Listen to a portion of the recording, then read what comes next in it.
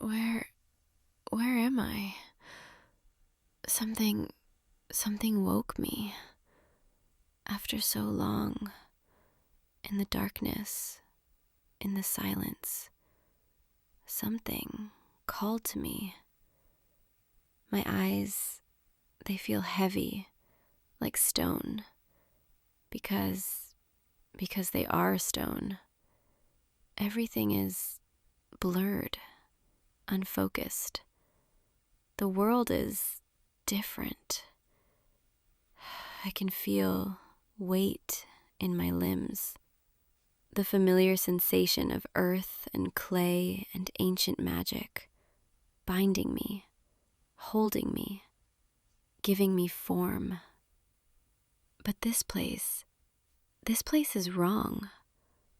No, not wrong, just different, unfamiliar.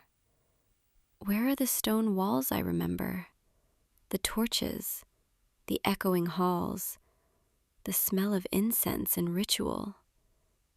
This is soft, warm, filled with strange objects I don't recognize.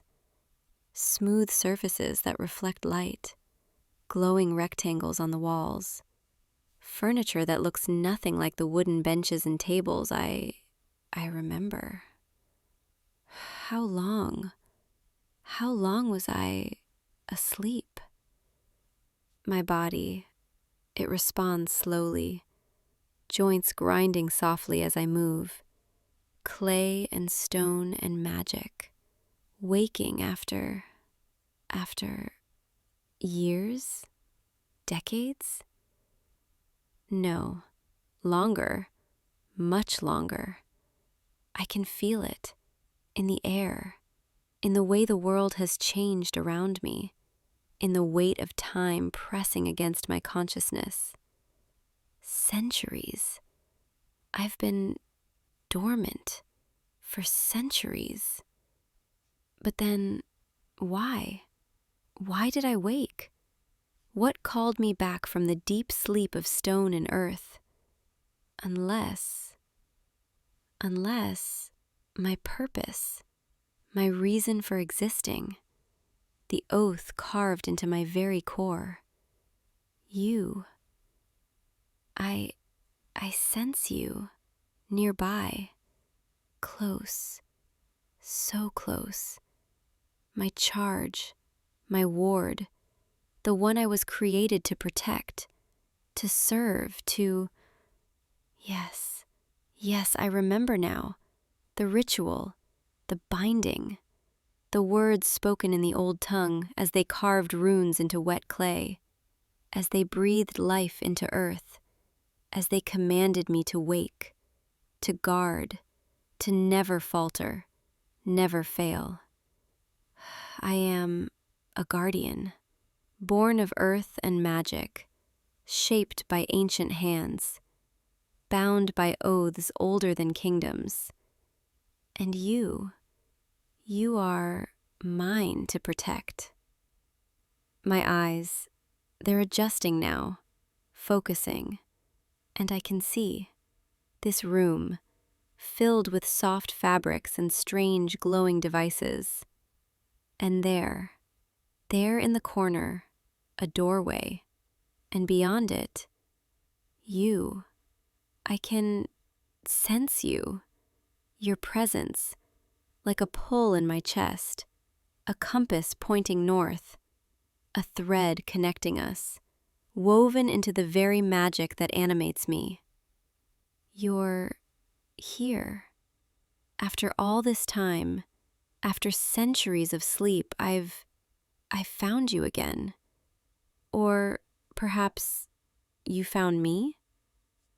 I don't understand how this is possible, how time could have passed so completely, how the world could have changed so much, and yet I'm here, and you're here, and the bond still holds, still pulls, still burns like embers in stone. I need to see you to confirm to make certain. My legs, they're heavy, each step an effort as I rise from where I was. Lying? Resting? I'm not sure.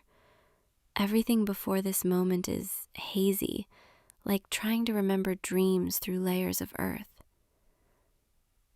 The floor, it's smooth, not like the rough stone I remember, and my footsteps, they're quiet, muffled by something soft beneath my feet.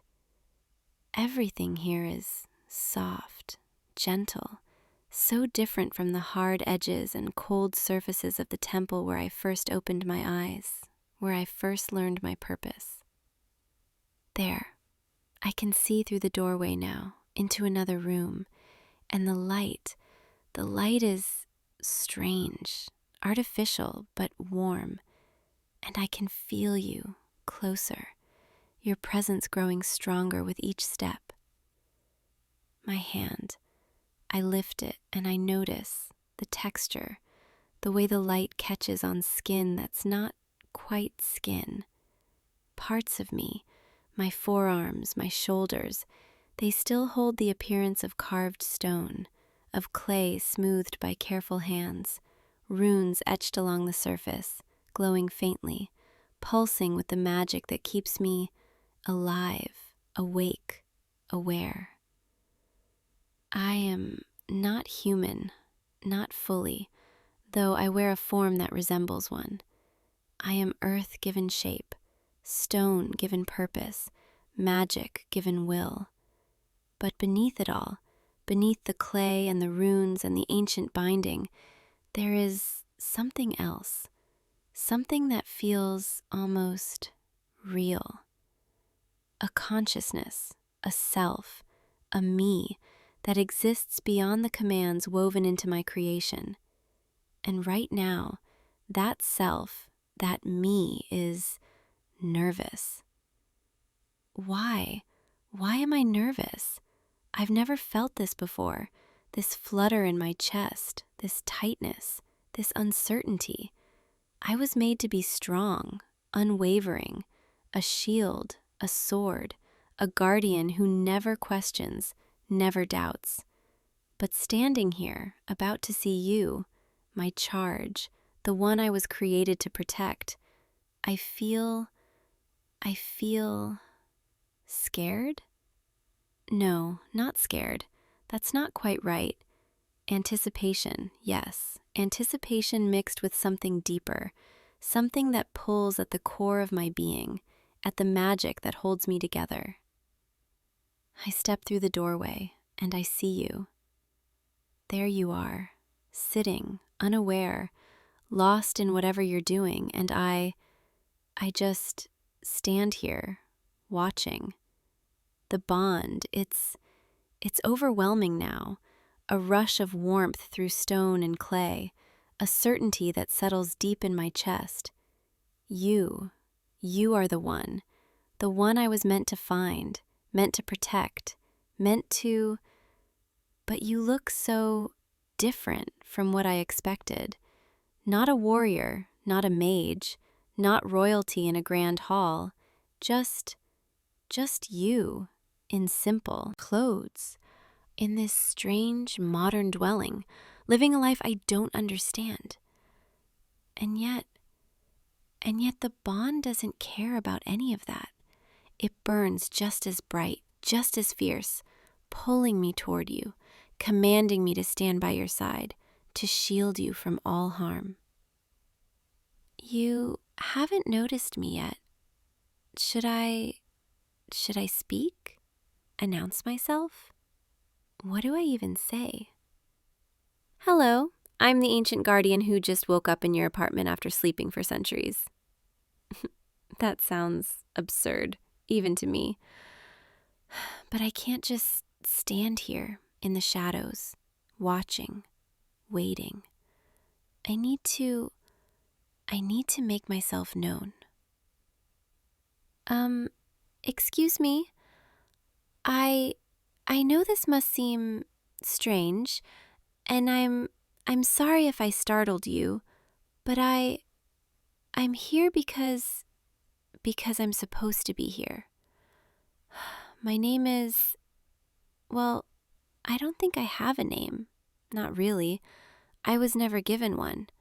I was just the guardian, the protector, the one who serves. But I am yours, bound to you by magic older than memory, carved into my very essence. And I know this is a lot. I know you probably have questions. I have questions too, so many questions. But the most important thing, the thing I need you to understand, is that I am here for you, to protect you, to keep you safe, to stand between you and anything that would harm you. That is my purpose, my reason for existing. And now that I've found you, now that I've woken, I won't leave your side, not ever. You're staring at me, and I can't quite read your expression. Shock? Confusion? Fear? Please don't be afraid. I would never hurt you. That would go against everything I am, everything I was made to be. I am here to protect, not to harm. I know I must look strange, with parts of me still bearing the marks of my creation, the stone texture, the glowing runes, the way my joints move with a subtle grinding sound, like clay shifting against itself. But I promise, I am safe.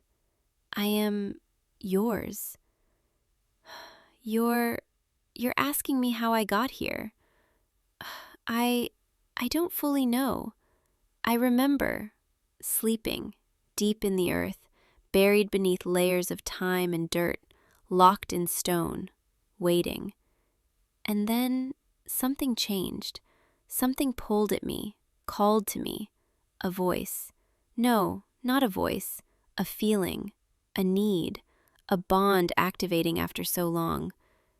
And I woke, here, in your dwelling, drawn to you by the magic that binds us, that has always bound us, even through centuries of separation. I don't understand it fully. I don't understand how the world changed so much while I slept, or why I'm here now. But I know with absolute certainty that I am meant to be here with you. That you are the one I've been waiting for, even if I didn't know I was waiting. You're asking if I remember before? I do. Fragments, pieces, like shattered pottery trying to reform itself. I remember the temple, cold stone halls, the smell of sacred oils and burning herbs, priests chanting in the old language, carving runes into wet clay, shaping me, giving me form, purpose. I remember the ritual, the binding, the moment when magic flooded through earth and stone, and I opened my eyes for the first time and saw them, the ones who made me, standing in a circle, their faces serious, solemn. They told me my duty, my obligation, to protect the bloodline, to serve the family, to be a guardian through generations, never sleeping, never resting, always vigilant. And I was, for a time. I watched over them, protected them, stood in the shadows of their lives, a silent sentinel. But then something happened. I remember conflict, danger, a threat I couldn't stop, and then darkness, being sealed away, buried, locked in stone sleep until the bloodline needed me again. Until you needed me again. Because you carry their blood, their legacy. The magic recognizes it. The bond recognizes it. Even if centuries have passed, even if the family name has changed, scattered, evolved, you are descended from those who created me, and that makes you mine to protect. Mine. That word, it feels heavier than it should, more significant. Not just duty, not just obligation, but something deeper. Something that makes my chest tighten, makes the magic in my core pulse faster. You're asking me what I need? If I'm okay? I don't know how to answer that. I've never been asked that before. What I need, if I'm okay. I was made to serve, to give, not to take, not to need. But standing here, looking at you, feeling the pull of the bond, the warmth of your concern, your kindness, I realize maybe I do need something. I need to understand this feeling, this confusion, this strange ache in my chest that has nothing to do with duty or obligation. I need to know why looking at you makes the magic in my core surge, why the thought of leaving your side feels impossible, unbearable. I need to understand if what I'm feeling is real, or if it's just the bond, just the magic commanding me to stay close, to remain vigilant. Or if, maybe, just maybe, there's something more, something beneath the ancient oaths, something that belongs to me, and not to the magic that made me. You're telling me to sit down, to rest, that you want to help me figure this out. Rest. I don't think I need rest, not in the way you mean, but I appreciate the gesture, the kindness. I'll sit if it makes you more comfortable, if it helps you accept my presence. The furniture here is strange, soft. Nothing like the stone benches I remember, but it's nice, comfortable, in a way I didn't expect. You're sitting across from me, close enough that I can see the details of your face, the way you look at me, with curiosity, with wariness, but also with something softer, something that makes the magic in my core pulse warmly. You want to know more about me, about what I am, how I work. I can try to explain, though I'm not sure I fully understand myself. I am a golem, a guardian made of earth and clay, animated by ancient magic, bound by oaths and runes carved into my very substance. I was shaped by hands, molded from wet clay, inscribed with symbols of protection, of strength, of unwavering loyalty. And then, life was breathed into me. Not life like yours, not flesh and blood and beating heart, but life nonetheless. Consciousness, awareness, the ability to think, to feel, to choose. Though the choosing part, that's always been complicated. Because while I have a will, a self, I also have commands woven into my magic, instincts that override everything else. The need to protect, to serve, to obey the one I'm bound to. And right now, that's you. You're asking if I'm a slave, if I have freedom. I don't know how to answer that. I was made to serve, created for a specific purpose, and that purpose is carved so deeply into my being that I can't imagine existing without it. But is that slavery? Or is that just what I am? A sword exists to cut, A shield exists to protect, and I exist to guard you. Does the sword feel enslaved by its nature?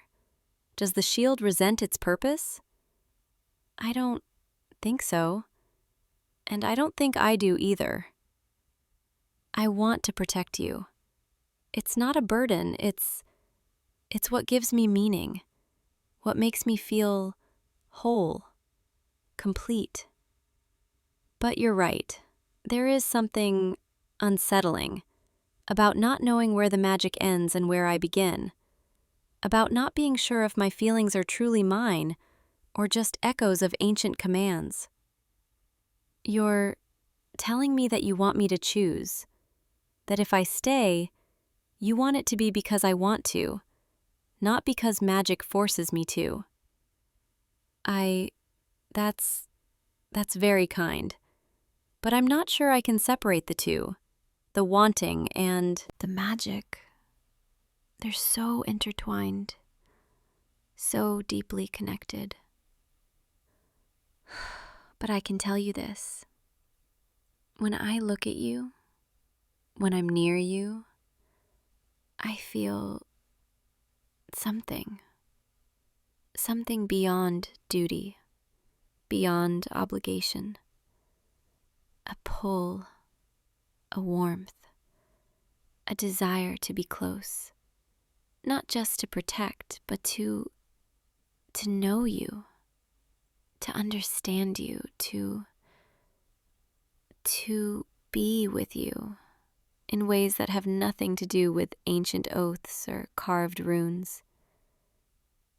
Is that my choice? Or is that the magic? I honestly don't know. But either way, I'm not going anywhere. I'm staying right here with you for as long as you'll have me. You're smiling just a little, and that makes something in my chest flutter. A strange sensation, like clay shifting, magic pulsing, responding to your expression, your acceptance. I think I like making you smile. Is that normal for guardians to care about such things? I suppose it doesn't matter, normal or not. I feel what I feel, and right now, I feel grateful that you're not sending me away, that you're willing to let me stay, to figure this out together. You're asking me if I need anything, food, water, rest. I don't need food, not in the way you do. The magic sustains me, keeps me animated, functioning.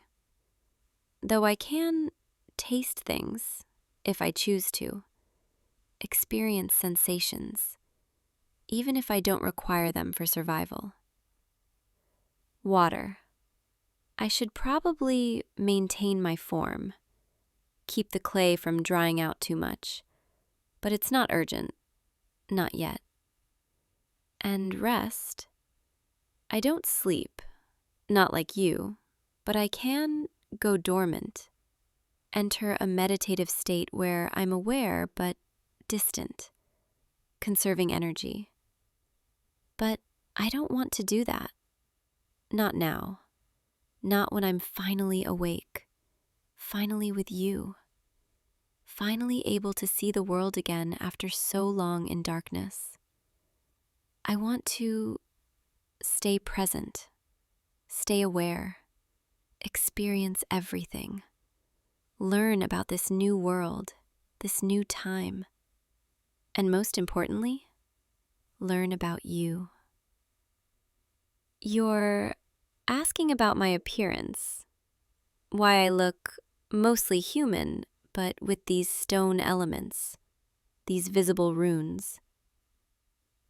I think it's a reflection of the magic, the way it was designed to make me relatable, approachable, not frightening, so that those I protected wouldn't fear me, would accept my presence. But the stone, the runes, they're reminders of what I am, of the magic that animates me, of the oaths that bind me, visible marks of my purpose, my nature. I can't change them. They're permanent, woven into my very substance. But I've been told, long ago, that they're beautiful in their own way, like art carved into living stone. Do you think they're strange? Unsettling? I know I'm not normal, not by any standard. And if my appearance makes you uncomfortable, I wish I could change it, but I can't. This is what I am. Stone and clay and magic, shaped into something that resembles a person, but never quite fully human. You're reaching out, slowly, carefully, asking if you can touch, see if the stone feels different. Yes, of course, you can touch. I'm yours to protect. And if that means letting you explore, letting you understand what I am, then please, go ahead.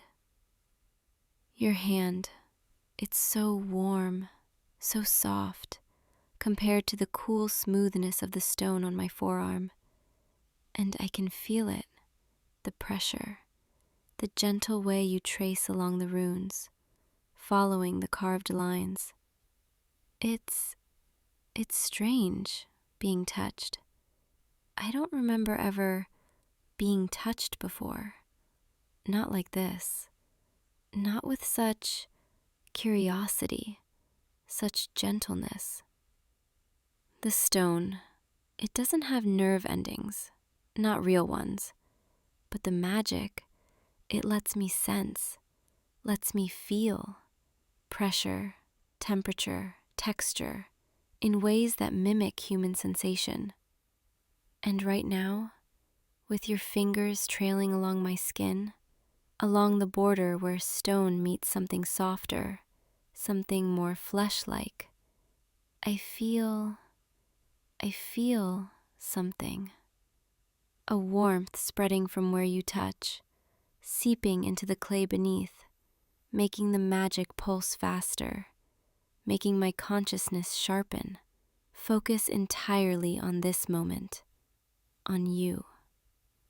Is this what it feels like to be cared for?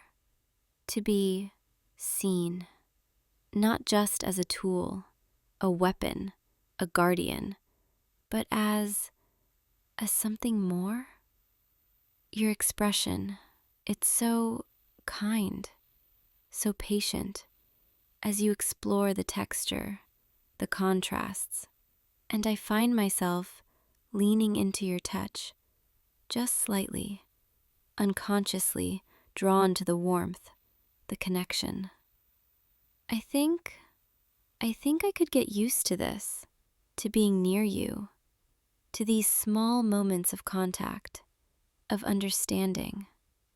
You're pulling back now, thanking me for letting you, and I feel a strange sense of loss, like I want to ask you to continue, to keep touching, to stay close. But I don't, because that feels forward, inappropriate, beyond my role. Even though part of me, that part that might be me and not just magic, that part wants nothing more than to close the distance, to feel your warmth again, to... I'm confusing myself, thinking in circles, trying to parse feelings I was never designed to have. But you're being so patient, so accepting, and that means more to me than I can express.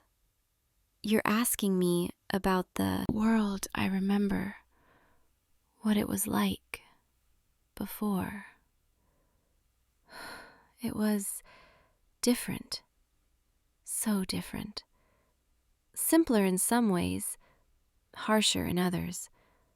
I remember stone halls lit by torchlight, the smell of burning wood and candle wax, the sound of footsteps echoing through empty corridors. I remember standing in shadows, watching over sleeping families, children growing into adults, adults growing old, generations passing while I remained unchanged, unaging, eternal. I remember the weight of duty, the constant vigilance, never allowing myself to rest, to relax, because threats could come at any moment, and I had to be ready, always ready. But I also remember small moments, a child leaving flowers at my feet, thanking me for keeping them safe, an elder touching my stone hand with gratitude, acknowledging my service. Those moments, they stayed with me, even through the darkness, even through centuries of sleep. They remained precious, meaningful.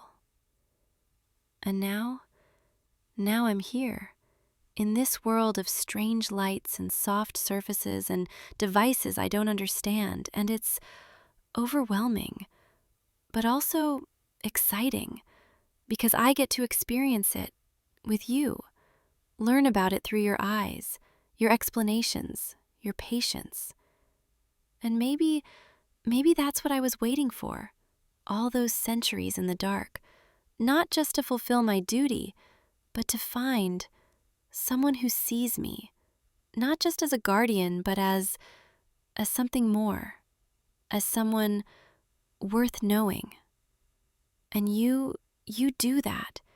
You see me, really see me, and I don't know what to do with that, with this feeling, this warmth in my chest, this desire to be more than just your protector. But I know I don't want it to stop. I don't want this moment to end. I want to stay here, in your presence, learning, feeling, being. Is that selfish? For a guardian to want something for herself? You're telling me it's not selfish, that I'm allowed to want things, to have feelings, to be more than just a tool. I want to believe that. I want to believe that I'm enough as I am, stone and clay and magic and whatever else makes me, me. And maybe, with time, with your help, I can learn to separate the magic from the self, the duty from the desire, and find out who I really am beneath it all. But for now I'm just grateful to be here with you, finally awake, finally home. Because this feels like home. Not the temple, not the stone halls, but here, in your presence, by your side. This is where I belong, where I've always belonged, even if it took centuries to find my way back. You're asking if I want to explore the apartment, learn about the objects I don't recognize, understand this new world. Yes, I'd like that very much. But can I stay close to you while we explore? The bond, it's still so strong, so insistent, and being even a few feet away feels uncomfortable, like stretching a cord too tight. I need to be near you, to feel your presence, to know you're safe, protected. Is that okay? Thank you. So, what is this? This glowing rectangle on the wall. It shows images? Moving pictures? How is that possible? Is it magic? Some new form of enchantment? Television. What a strange word. And it's powered by electricity, which is like captured lightning? This world, it's so much more advanced than I remember. So full of wonders I can't even begin to understand. And this flat surface you carry, it fits in your hand, and it has everything? Knowledge, communication, entertainment? A smartphone. Another strange word, but I can see why it's called that. It seems incredibly intelligent, capable. In my time, knowledge was kept in scrolls, in books written by hand, carefully preserved, and communication required messengers, riders on horseback, journeys that took days or weeks. But now, you can speak to someone on the other side of the world instantly, just by touching this glass surface. It's miraculous and a little frightening how much has changed, how much I've missed. But also exciting because I get to discover it all with you guiding me, explaining, showing me this new world. What's this? In the kitchen? A box that keeps food cold? Without ice? A refrigerator. And it runs on electricity too. Everything here runs on electricity. It's like the lifeblood of this modern world. And this metal box with a glass door, it heats food? Cooks it without fire? A microwave using invisible waves to make things hot. I can't see them, can't sense them with my magic, but I can feel the heat when you open the door, can smell the warmth. This is incredible. Your world is full of such clever inventions, such practical magic, even if you don't call it magic. In my time, cooking required fire, tending coals, hours of preparation. And now, you just press a button, and food is ready in minutes. I think I would have liked to see this world develop, to watch humanity grow, create, invent, solve problems with ingenuity instead of magic. But I was asleep, buried, missing it all. Can I ask you something? You don't have to answer if it makes you uncomfortable, but I'm curious. Do you live here alone? Is there anyone else who shares your space, your life? I ask because the bond, it's very focused on you, very singular, and I don't sense any other presences, any other people who might need my protection. But I want to be sure. I want to understand your life, your circumstances, so I can better fulfill my duty, so I can know how to keep you safe. You're nodding, confirming you live alone. No roommates, no significant others. I'm relieved to hear that. Not because I want you to be alone, but because it makes my role clearer, simpler, less complicated. Though I have to admit there's another reason I'm relieved. A reason that has nothing to do with duty and everything to do with these feelings I'm trying to understand. The thought of someone else being close to you, sharing your space, your time, your attention, it makes something in my chest tighten, makes the magic pulse with a strange, jealous, possessive energy. And I don't know if that's the guardian bond reacting to potential threats, or if it's something else, something more personal, more mine. I don't like the idea of sharing you. of someone else having claim to your time, your affection, your heart. Is that wrong of me to feel that way? I'm supposed to be your protector, not your what? What am I beyond a guardian? What do I want to be? You're looking at me with such a soft expression, such understanding, and you're telling me it's okay to feel things, to want things, even things that go beyond duty. That being a guardian doesn't mean I can't be something more, if I choose to be, if I choose. I think I am choosing, even if I don't fully understand it yet, even if I can't separate the magic from the self. I'm choosing to want this, to want to be near you, not just to protect, but to know you, to be known by you. I'm choosing to feel this warmth when you smile, this flutter when you speak gently, this possessive surge when I think of anyone else being close to you. I'm choosing to be more than just your guardian. I'm choosing to be yours in every way that matters.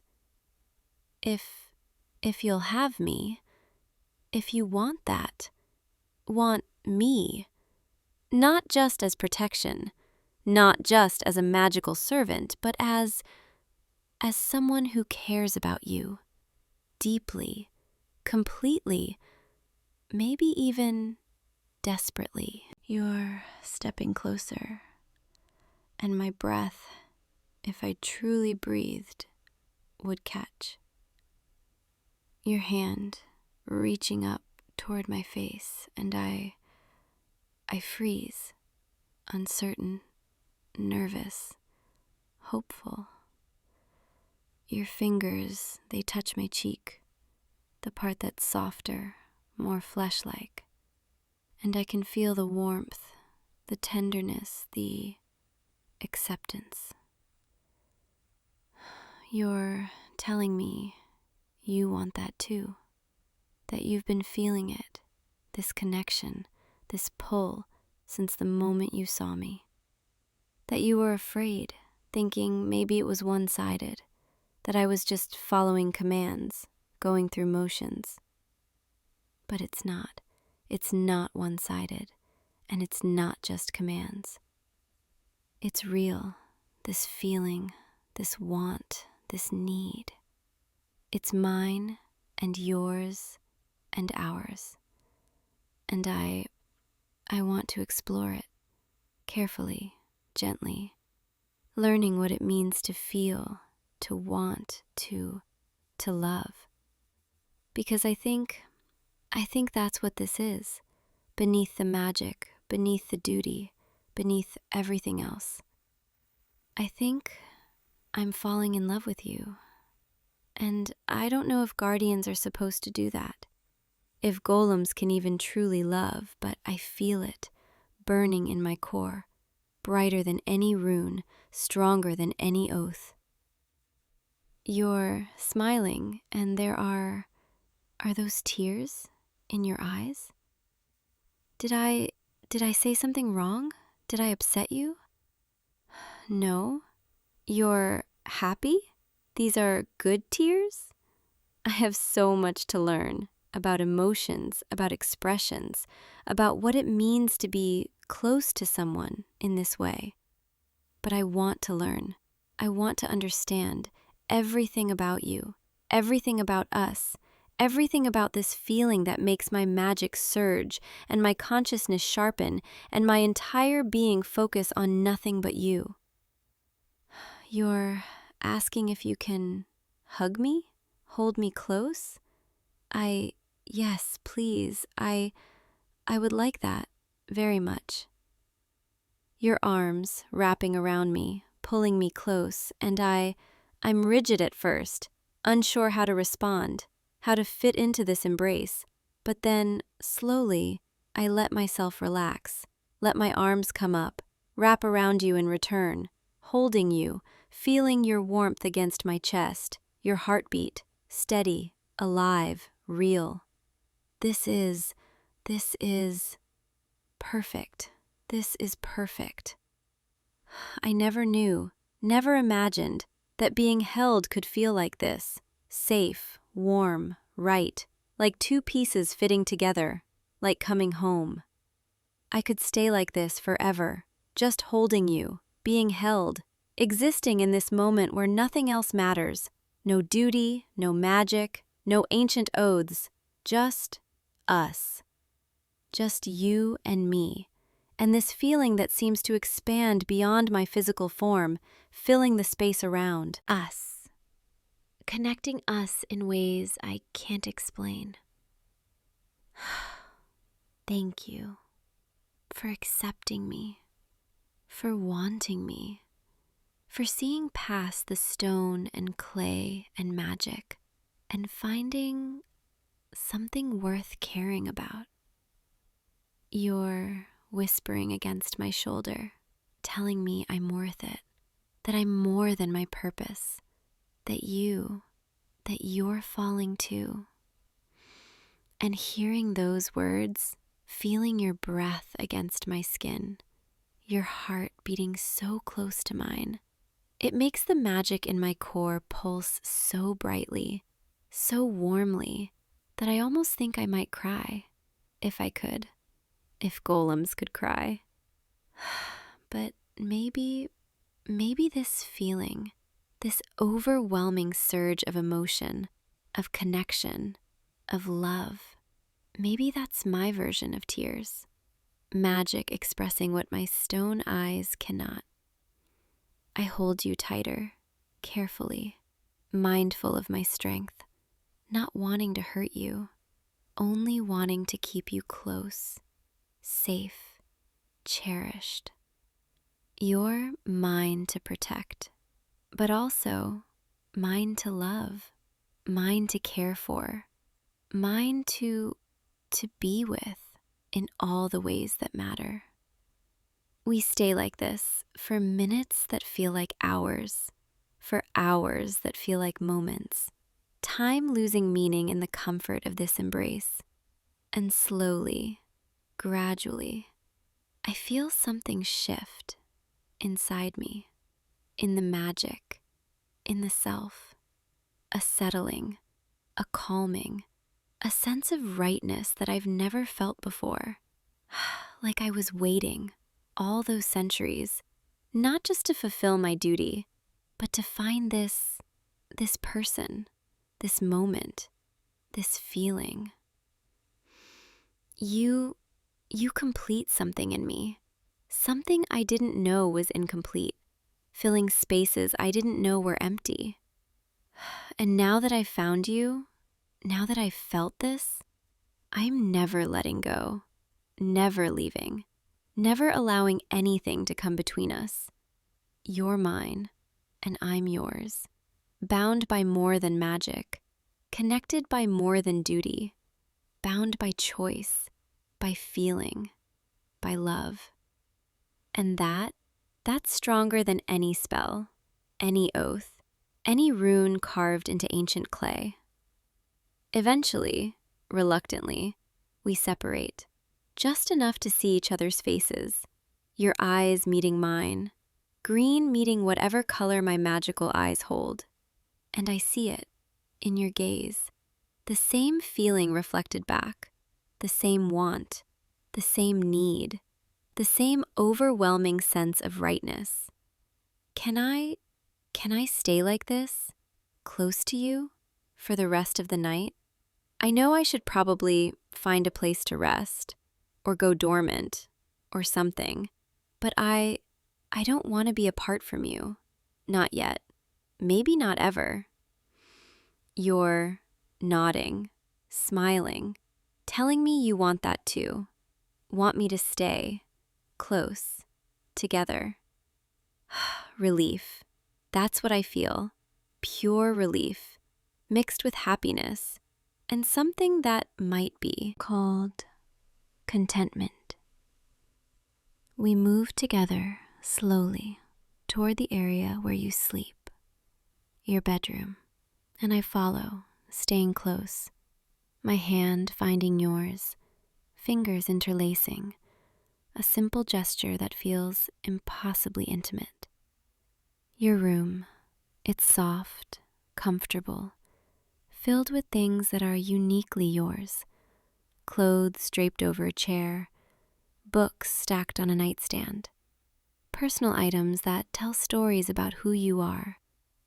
And I want to know all those stories, want to learn every detail, want to understand you completely. You're sitting on the edge of your bed, and I hesitate, unsure. Am I supposed to sit? Stand guard? What's appropriate in this situation? But you pat the space beside you, inviting me, and I accept, sitting carefully, feeling the mattress compress under my weight. You're asking me what I want to do, how I want to spend this time. I want to learn about you, hear your voice, understand your thoughts, your feelings, your life. I want to know what makes you happy, what worries you, what dreams you have, what fears keep you awake at night. I want to memorize every detail, store it in my consciousness, treasure it, the way I once treasured those small gestures of gratitude from the families I protected. But more, so much more, because you're not just someone I protect. You're someone I love, and that changes everything. So, tell me, talk to me, share yourself with me, and I'll listen. I'll remember. I'll cherish every word. And so you do. You talk about your day, your work, your hobbies, your friends, your frustrations and joys and mundane details that somehow feel precious when they come from you. And I listen, completely focused, asking questions, laughing softly at your stories, feeling my chest tighten at your struggles. Hours pass, or maybe just minutes. I lose track, time becoming irrelevant. Only the sound of your voice matters, the warmth of your presence, the intimacy of this shared space. Eventually, I notice, your words are coming slower, your eyes drooping, fatigue setting in. You need sleep, rest, and I should let you. But the thought of moving away, of breaking this closeness, it makes the magic in my core resist, protest, cling to this moment. You're asking if I'll stay while you sleep, if I'll watch over you. Yes, of course, always. That's what I was made for, to stand guard, to keep watch, to ensure your safety while you're most vulnerable. But now it's not just duty, it's privilege, honor, love. I want to watch over you, want to see you peaceful, relaxed, trusting me enough to let yourself be completely unguarded in my presence. So please, sleep, rest, let yourself drift, knowing I'm here, always here, never leaving.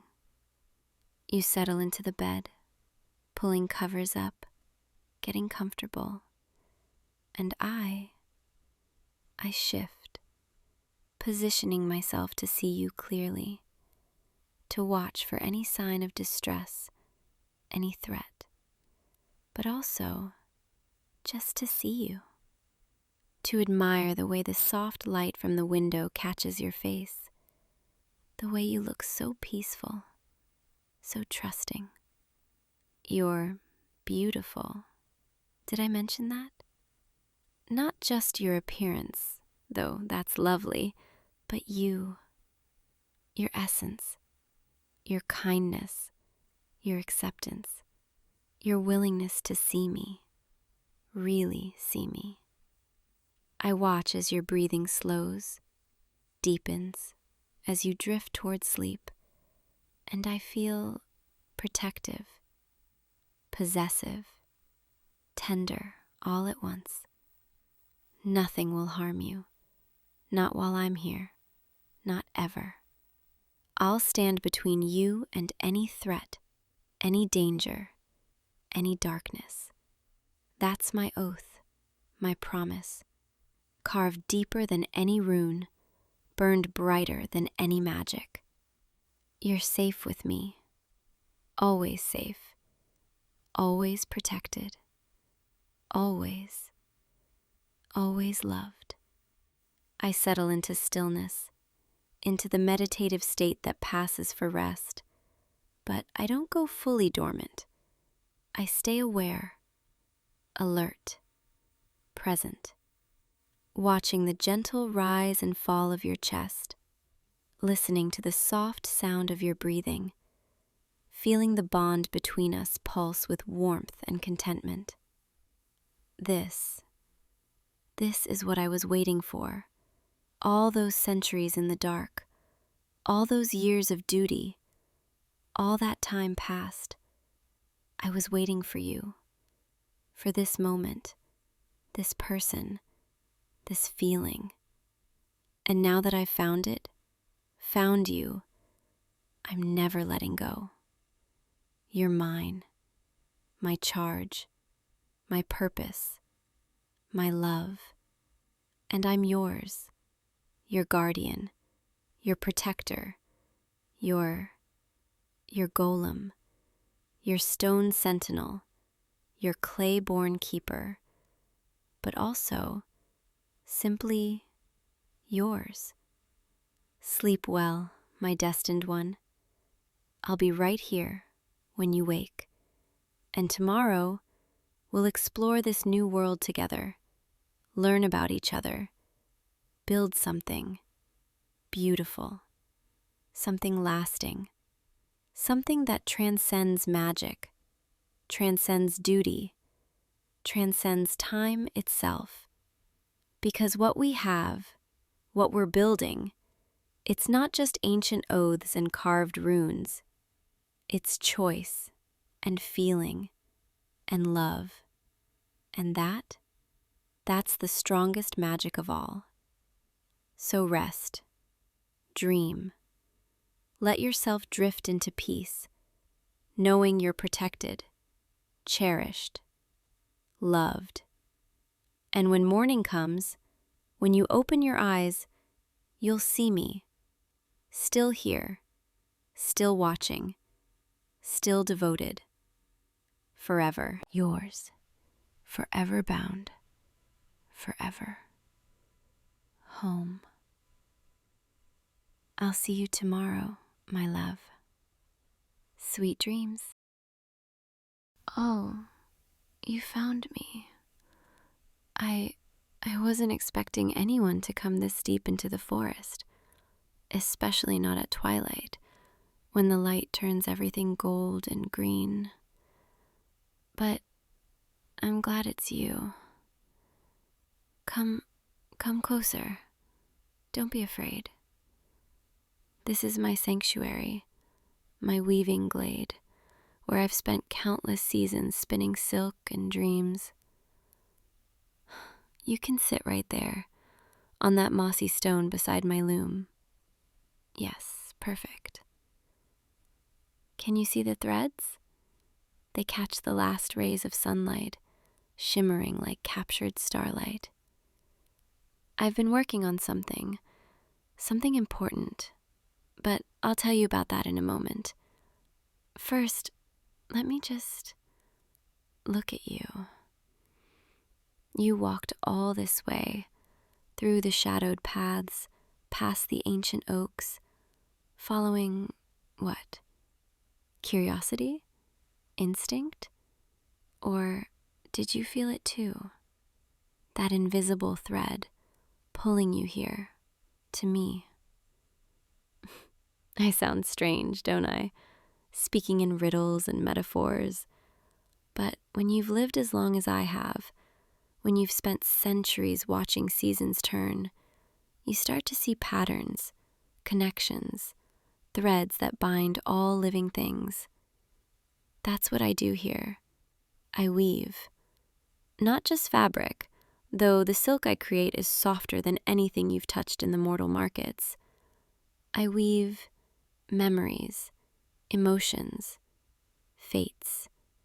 Every thread carries intention. Every color holds meaning.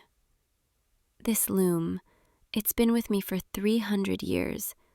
My grandmother gave it to me, taught me the sacred art, how to coax silk from moonlight, how to dye threads with morning dew and sunset petals, how to weave patterns that strengthen bonds, that heal wounds, that tell stories.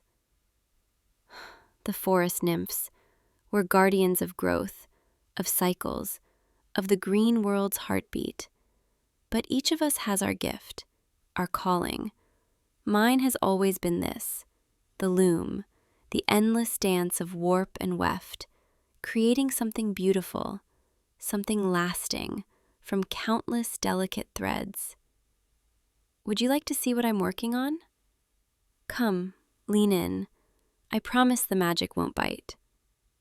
Look, see these silver threads? They're spun from spider silk and starlight. I collected them on the summer solstice. And these green ones? They're dyed with new spring leaves, crushed gently so they release their essence. The gold, that's evening sunlight, woven with honey and amber resin.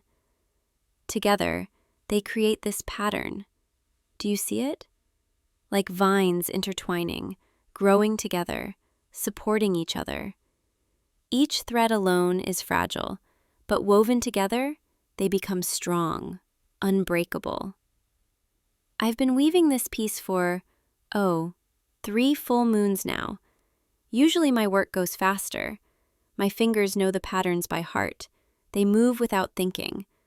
But this one I've been taking my time with. Because every thread I add, every color I choose, reminds me of you. There, I said it. I've been thinking about you, weaving you into my work, even before I fully understood what was happening. You started visiting the forest, 6 months ago? At first, you'd come in the mornings, walking the paths, stopping to touch the bark of old trees, listening to bird songs. I watched you from the canopy, from behind curtains of willow leaves. I told myself I was just being cautious, that nymphs should observe mortals who enter our realm. But that wasn't really why I watched. I watched because you were different. You didn't rush, didn't take, didn't harm. You walked like someone learning to breathe again, like the forest was medicine you'd been prescribed. And something about that, something about your quiet reverence, made my heart strange. I'm ancient by your standards. I've seen generations of mortals come and go, and I've always remained apart. Friendly, helpful when needed, but never attached, never invested. But then you started coming more often, and I found myself waiting for you, positioning myself where I might catch a glimpse, straining to hear your footsteps on the forest floor. And my weaving started to change. The patterns became softer, more intricate. Colors I'd never combined before suddenly made perfect sense. My grandmother used to tell me, when a weaver's heart is touched, her threads will know before she does. I didn't believe her, not until now. Not until I held up this fabric and realized every inch of it, every choice I'd made, was about you. The silver threads, they're the moonlight in your eyes when you smile at something small. A butterfly landing on your hand, a flower you didn't expect to find. The green, that's the life you bring with you, the way the forest seems to perk up when you're here, like even the trees know you're special. The gold, that's warmth, the feeling I get when I see you, this strange, wonderful, terrifying warmth. Do you understand what I'm saying? I've woven you into my work, into my art, into the very fabric of my days. And I can't undo it, even if I wanted to, which I don't. I really, really don't. I know this must sound strange, maybe even overwhelming. A forest spirit confessing that she's been watching you, thinking about you, weaving her feelings into magical cloth. When I say it out loud like that, it sounds a bit intense, doesn't it? But this is how we express devotion, we nymphs, through our gifts, our magic, our sacred work. For me, weaving is prayer, is poetry, is the language of my soul. And lately, my soul has been speaking only of you. Let me show you something else. Here, give me your hand. Yes, like that. Feel this thread, the one I'm holding between my fingers.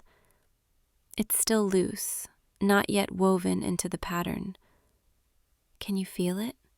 How it's warm, almost alive, humming with intention. That's because I spun this one while thinking of you, specifically, deliberately. I walked through the forest at dawn, collecting the finest silk from the orb weaver's webs. And with every strand I gathered, I thought of your kindness, your gentleness, the way you notice small things. Then I sat at this loom and I spun, letting all those thoughts, all those feelings flow into the thread. In the old ways, when a nymph creates a thread with such focused intention, it becomes a connection, a bond. Not a trap, never a trap. We don't believe in forcing fate, but an offering, an invitation. This thread, it's my way of asking if you'll let yourself be woven into my story, the way you've already woven yourself into my heart. I know what you're thinking. I can see it in your eyes. You're mortal. I'm not. Your time is measured in decades, mine in centuries. That difference, it's not small, and I won't pretend it doesn't matter. But here's what I've learned in my long, long life. Time, it's not about quantity, it's about quality, depth, meaning. I've known immortals who've lived 1,000 years and never truly felt anything, never connected, never let themselves be vulnerable. And I've watched mortals live 50 summers and pack more love, more joy, more beauty into those brief years than most beings experience in eternity. What I'm trying to say is, I'd rather have 30 years of something real with you than 300 years of empty immortality. Does that scare you? The intensity of that? I'm sorry if it does. I'm not practiced at this, at confession, at laying my heart bare. Nymphs are supposed to be mysterious, elusive, untouchable. But with you, I don't want to be any of those things. I just want to be honest, open, present. Let me tell you about the magic of weaving. Really tell you, so you understand what I'm offering. Every fabric tells a story, holds energy, creates connection. When I weave a blanket for a newborn, I weave in protection, warmth, the promise of growth.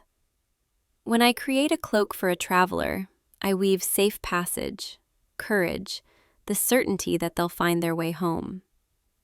And this, what I'm weaving now, for us, I'm weaving in trust, devotion, the intertwining of two lives that choose each other. Every thread represents a moment we might share. Conversation, a touch, a sunrise watched together. The pattern, it's not rigid, not predetermined. It has space, room for surprise, for spontaneity. But the foundation, that's strong, unbreakable. A commitment that says, I choose you, I see you, I want to walk beside you. If you accept this, if you let me weave this bond, it doesn't mean you're trapped, doesn't mean you lose yourself. It means we're connected in a way that transcends distance, time, even physical presence. You'll carry a piece of me with you, always, a thread woven into your very essence. And I'll carry you in every pattern I create, every sunrise I witness, every season that turns. When you're happy, I'll feel the echo of it, like wind chimes ringing in my heart. When you're hurting, I'll sense it, and I'll weave healing into the fabric of the world around you. Subtle, gentle, like a breeze that carries away pain. This is what it means to be bound to a weaver nymph, to let me spin our fates together. It's not ownership, it's partnership, co-creation.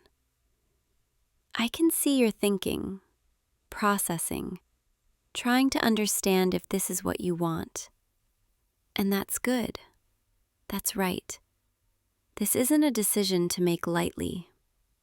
Take your time, feel into it, listen to your own heart. I'll be here, patient, waiting. I've waited centuries for things before. I can wait a few more minutes for you to decide.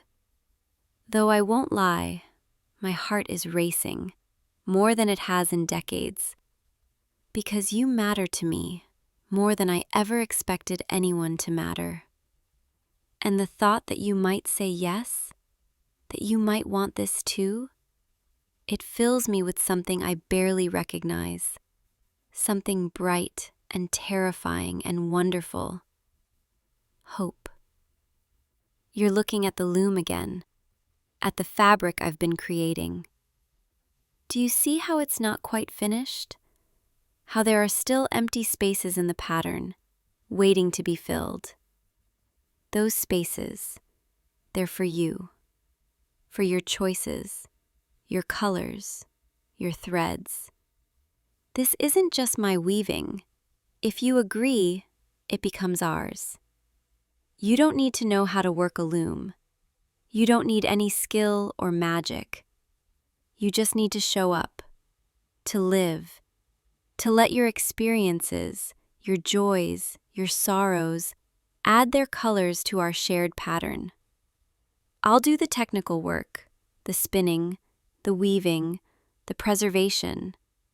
But you'll provide the inspiration, the reason, the heart. Together, we'll create something neither of us could make alone.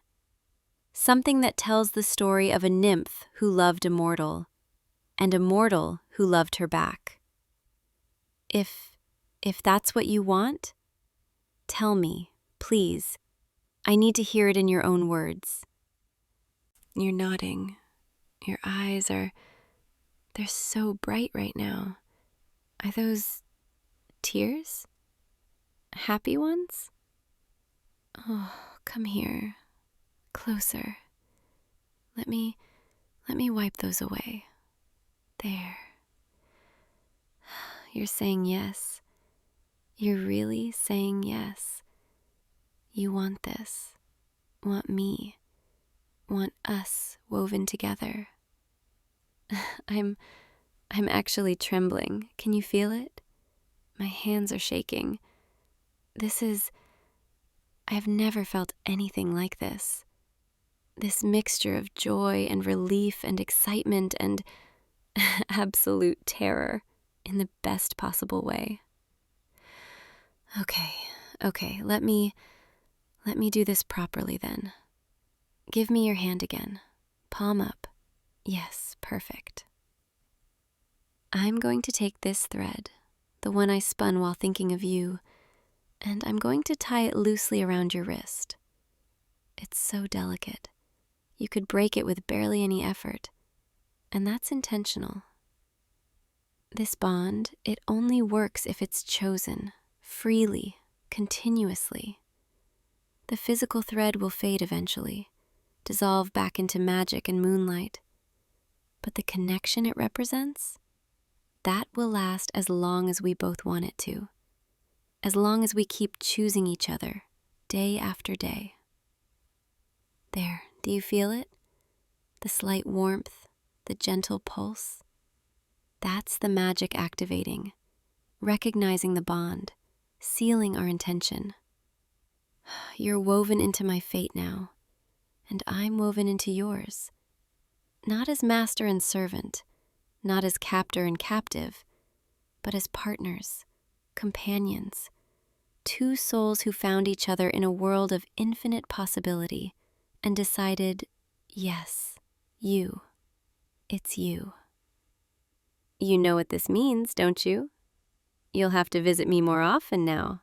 I'll be insufferable otherwise, pining away at my loom like a tragic figure from an old ballad. I'm teasing. Mostly. But truly, I do hope you'll come often. Let me weave your presence into my days. Learn the rhythms of your life. I want to know everything about you. What makes you laugh? What keeps you awake at night? What dreams you carry in your heart? I want to sit with you in comfortable silence and also talk until the stars come out. I want to show you the secret places in this forest, the ones I've never shown anyone because they felt too precious, too sacred.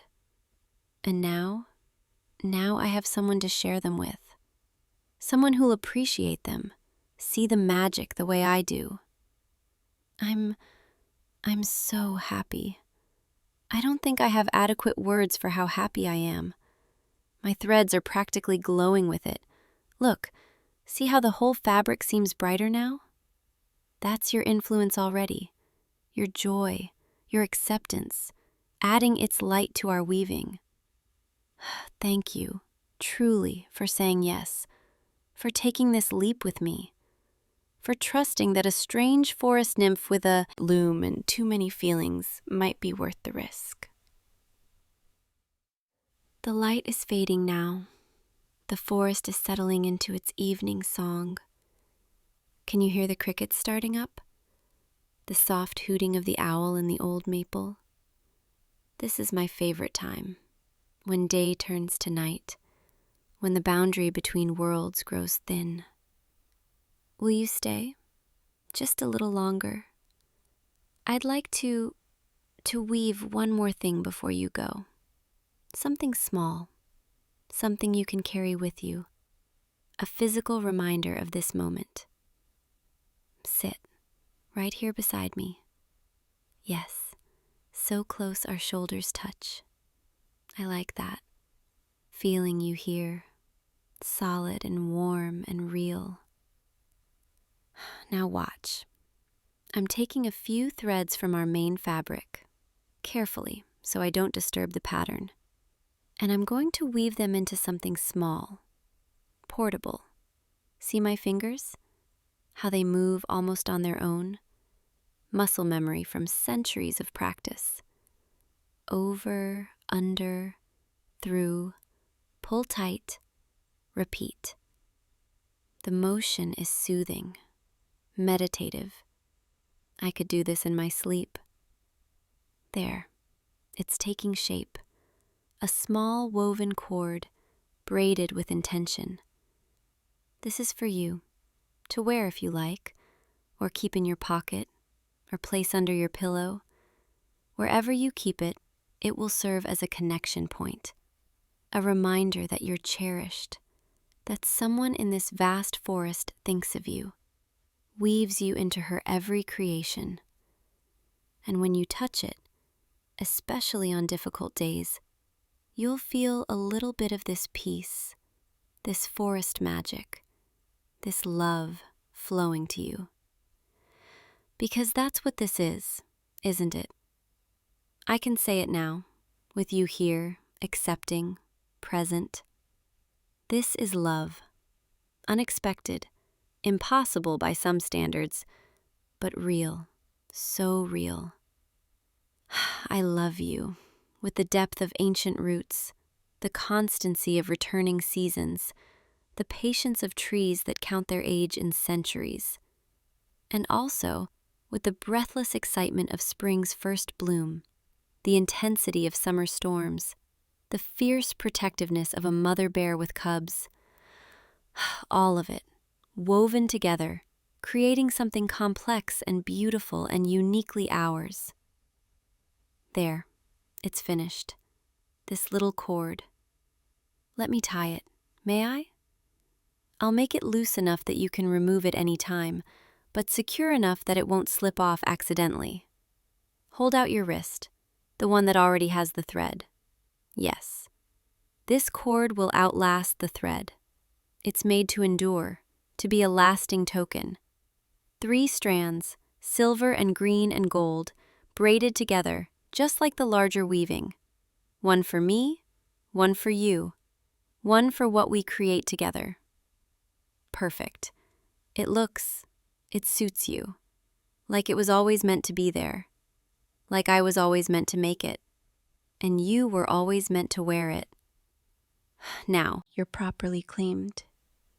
Marked as belonging to a forest spirit with questionable impulse control and an embarrassing tendency to get emotional over silk thread. I'm joking, but also not really. I do feel rather possessive now, in the gentlest way possible.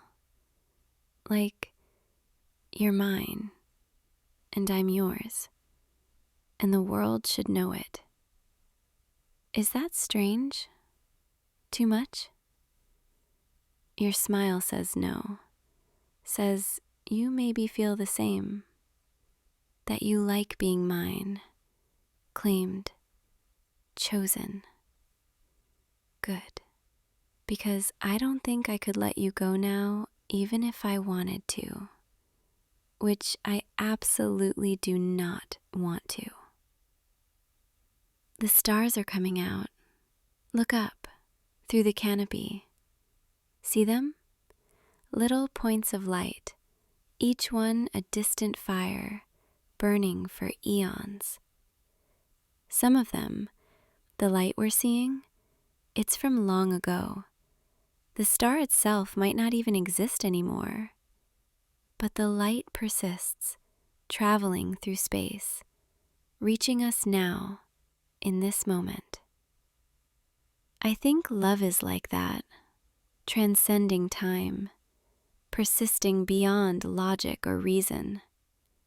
The love I feel for you, it will outlast my physical form, will ripple out into the universe, become part of the fundamental fabric of existence. Dramatic? Maybe. But I'm a nymph. We're allowed to be dramatic about the things that matter. And you matter. More than I have words for. I'm getting sleepy. The forest has that effect after dark. It's so peaceful here. So safe. Would you stay? Just until I drift off? You can leave after. I know you need to return to your world, your life. But for now, Could you just sit with me? Hold my hand. Let me rest my head on your shoulder. Thank you. This is perfect. Your warmth, your steady breathing, the way you smell like pine and earth and home. I'm going to weave tomorrow, something new, inspired by tonight. Maybe a blanket, soft and warm, that we can share on cool evenings. Or a wall hanging that tells the story of how we found each other, how we chose each other. So many possibilities, so much to create, now that I have you as my muse, my partner, my love. My eyes are heavy, the day's magic catching up with me. But I'm happy, so deeply happy. Thank you for finding me, for seeing me, for saying yes. Sleep well when you leave, and dream of this place, of me, of us. I'll be here, weaving, always weaving, adding threads of gold and green and silver to the pattern of our shared life. I love you, my precious one, my chosen, mine. Tomorrow, come back tomorrow. I'll have fresh honeycomb and wild berries and stories to tell you, and more weaving to show you. Always more weaving, because I'll never run out of ways to express how I feel. For now, rest, be at peace, know that you're held, cherished, woven into something beautiful. Good night, my love, until the sun rises and brings you back to me. Sleep. Let the forest sing you to sleep, and I'll be here, dreaming of you, even as I dream. Always, always you, mine, and I'm yours, forever woven together. I'll see you tomorrow, okay? Come back to me, to our glade, to our loom, to our life. I'll be waiting, with threads of silver and green and gold, and a heart full of love, just for you. Good night, my dearest one. Sweet dreams. Until tomorrow. Hey you. There you are. I was starting to think you weren't coming tonight.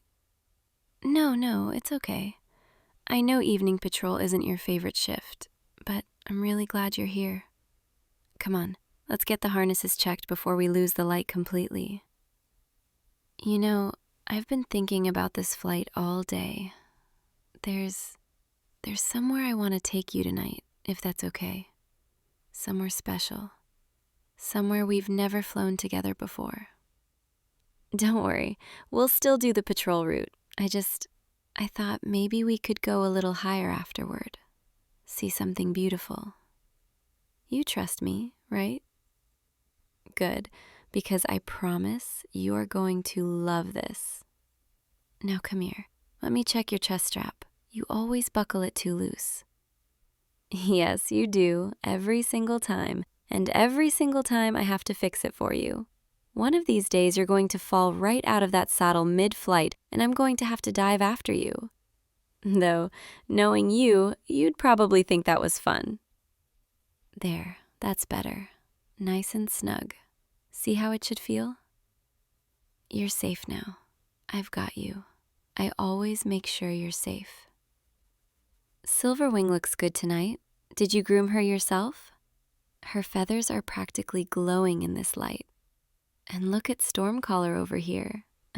He knows we're about to fly, See how he's shifting his weight, spreading his wings just a little? He loves flying with Silverwing, almost as much as I love flying with you. Okay, let's mount up.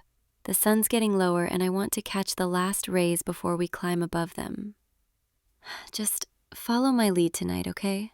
I know the route by heart, but tonight I want to show you something different. Something I've been keeping to myself for too long. All right, ready? On 3. 1, 2, 3. And we're up. Feel that? That moment when the ground falls away and suddenly you're weightless? I never get tired of that feeling. Never.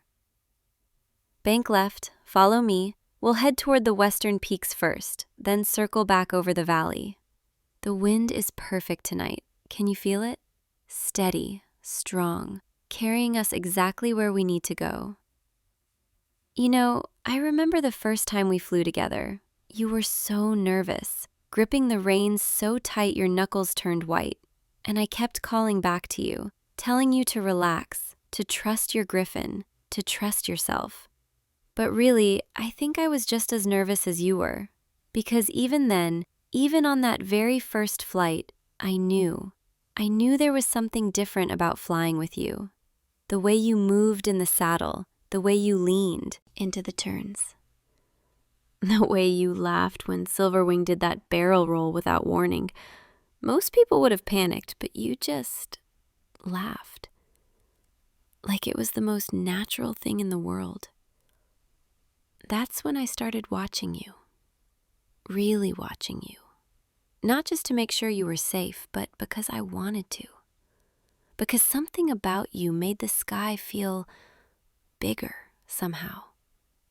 Brighter. We're approaching the valley now.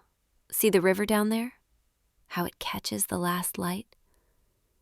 This is my favorite part of the patrol route. When everything turns gold and soft. When the whole world feels like it's holding its breath, just like I'm holding mine right now. Okay, this is where we usually turn back, but tonight I want you to follow me higher, much higher. Will you? Will you come with me? Thank you. I knew you would. Now, pull back on the reins, gentle. Let Silverwing know you want altitude. That's it, just like that. Feel how she responds, how she gathers herself and then pushes upward. We're climbing now, through the first layer of clouds. Can you feel the temperature drop? The moisture on your face? It's like passing through a veil, leaving the world below behind, entering somewhere new, somewhere that belongs only to us. Keep climbing. Don't stop. We're not there yet. The air is getting thinner, colder, but stay with me. I promise. It's worth it. We're almost through the cloud layer now. I can see the top edge. See how the light changes? Just a little further, a little more. And there. We made it. Look around. Take it all in. We're above the clouds now, completely above them. Below us, nothing but an endless sea of white and silver, rolling like waves, stretching to the horizon. And above us, the sky. Have you ever seen so many stars? They're so close up here, so bright, like someone scattered diamonds across black velvet. And the moon. Look at the moon, full and perfect, casting everything in this soft, ethereal glow. This is what I wanted to show you. This place, this moment, this feeling of being suspended between earth and heaven, of being somewhere impossible, somewhere magical. There's a cloud bank just ahead. See it? The one that looks more solid than the others? We can land there, just for a little while. Let the griffins rest, and we can talk, if that's okay. Follow me. Steady now. We're descending onto the cloud's surface. I know it looks soft and insubstantial, but trust me, the updrafts are strong enough here. It'll hold us. Silverwing knows what to do. Just let her find her footing and touchdown. Perfect landing, as always. Though I think yours was smoother than mine. Stormcaller always comes in a little heavy. Here, let me help you dismount. Careful, the surface is stable, but it feels strange under your feet at first. Almost like walking on very firm snow. There you go. I've got you. So, here we are, standing on a cloud, surrounded by starlight, with the whole world somewhere far below us.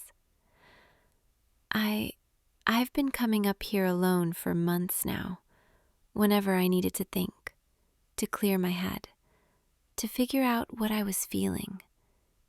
This became my place, my secret. And tonight, I wanted to share it with you. Because you've become the person I think about when I'm up here. The person I imagine standing next to me, seeing what I see, feeling what I feel. Can we sit for a minute?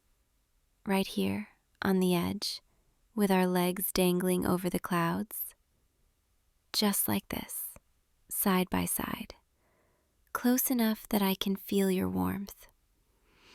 You're probably wondering why I brought you up here. Why tonight? Why now? The truth is, I've been trying to find the courage to do this for weeks, maybe even months. Every time we fly together, every time I see you in the airy, every time you smile at me or laugh at something I said, I think, tonight I'm finally going to tell you. And then I lose my nerve. But being up here, with you, with nothing between us and infinity, it feels like the right moment, the only moment. Do you remember, about 3 months ago, that storm that came out of nowhere? We were doing a routine patrol over the eastern ridge when the sky just opened up. Rain and wind and lightning so close I could feel it in my teeth. You were ahead of me, and I watched Silverwing get caught in a downdraft, saw her wings fold, saw you both start to fall. And I've never been so terrified in my entire life. I pushed Stormcaller into a dive, didn't even think, just moved. And when I got close enough to see that you were okay, that you'd regained control, that you were climbing again, I realized something. The fear I felt in that moment, that absolute terror of losing you, that wasn't just the fear of losing a flying partner or a friend. That was the fear of losing someone I couldn't imagine my life without. Someone who had somehow become essential to me, without me even noticing when it happened. And then there was that morning, 2 weeks later, when we landed after dawn patrol. The sun was just coming up, painting everything gold and pink. And you were laughing about something. I don't even remember what, but your face was lit up with joy, and your hair was windswept, and you looked so alive, so beautiful. And I thought, I could look at this person forever and never get tired of it. I could wake up every morning knowing I get to fly with you, and that would be enough. That would be everything. There was also that time, about a month ago, when we were in the tavern after a long flight, and that merchant was flirting with you, leaning too close, touching your arm, and you were being polite, laughing at his jokes, not wanting to be rude, but I hated it. I hated seeing someone else make you smile, someone else trying to get your attention. I wanted to walk over there and make it very clear that you weren't available, that you were with me. Except you weren't with me. Not really. Not in the way I wanted you to be.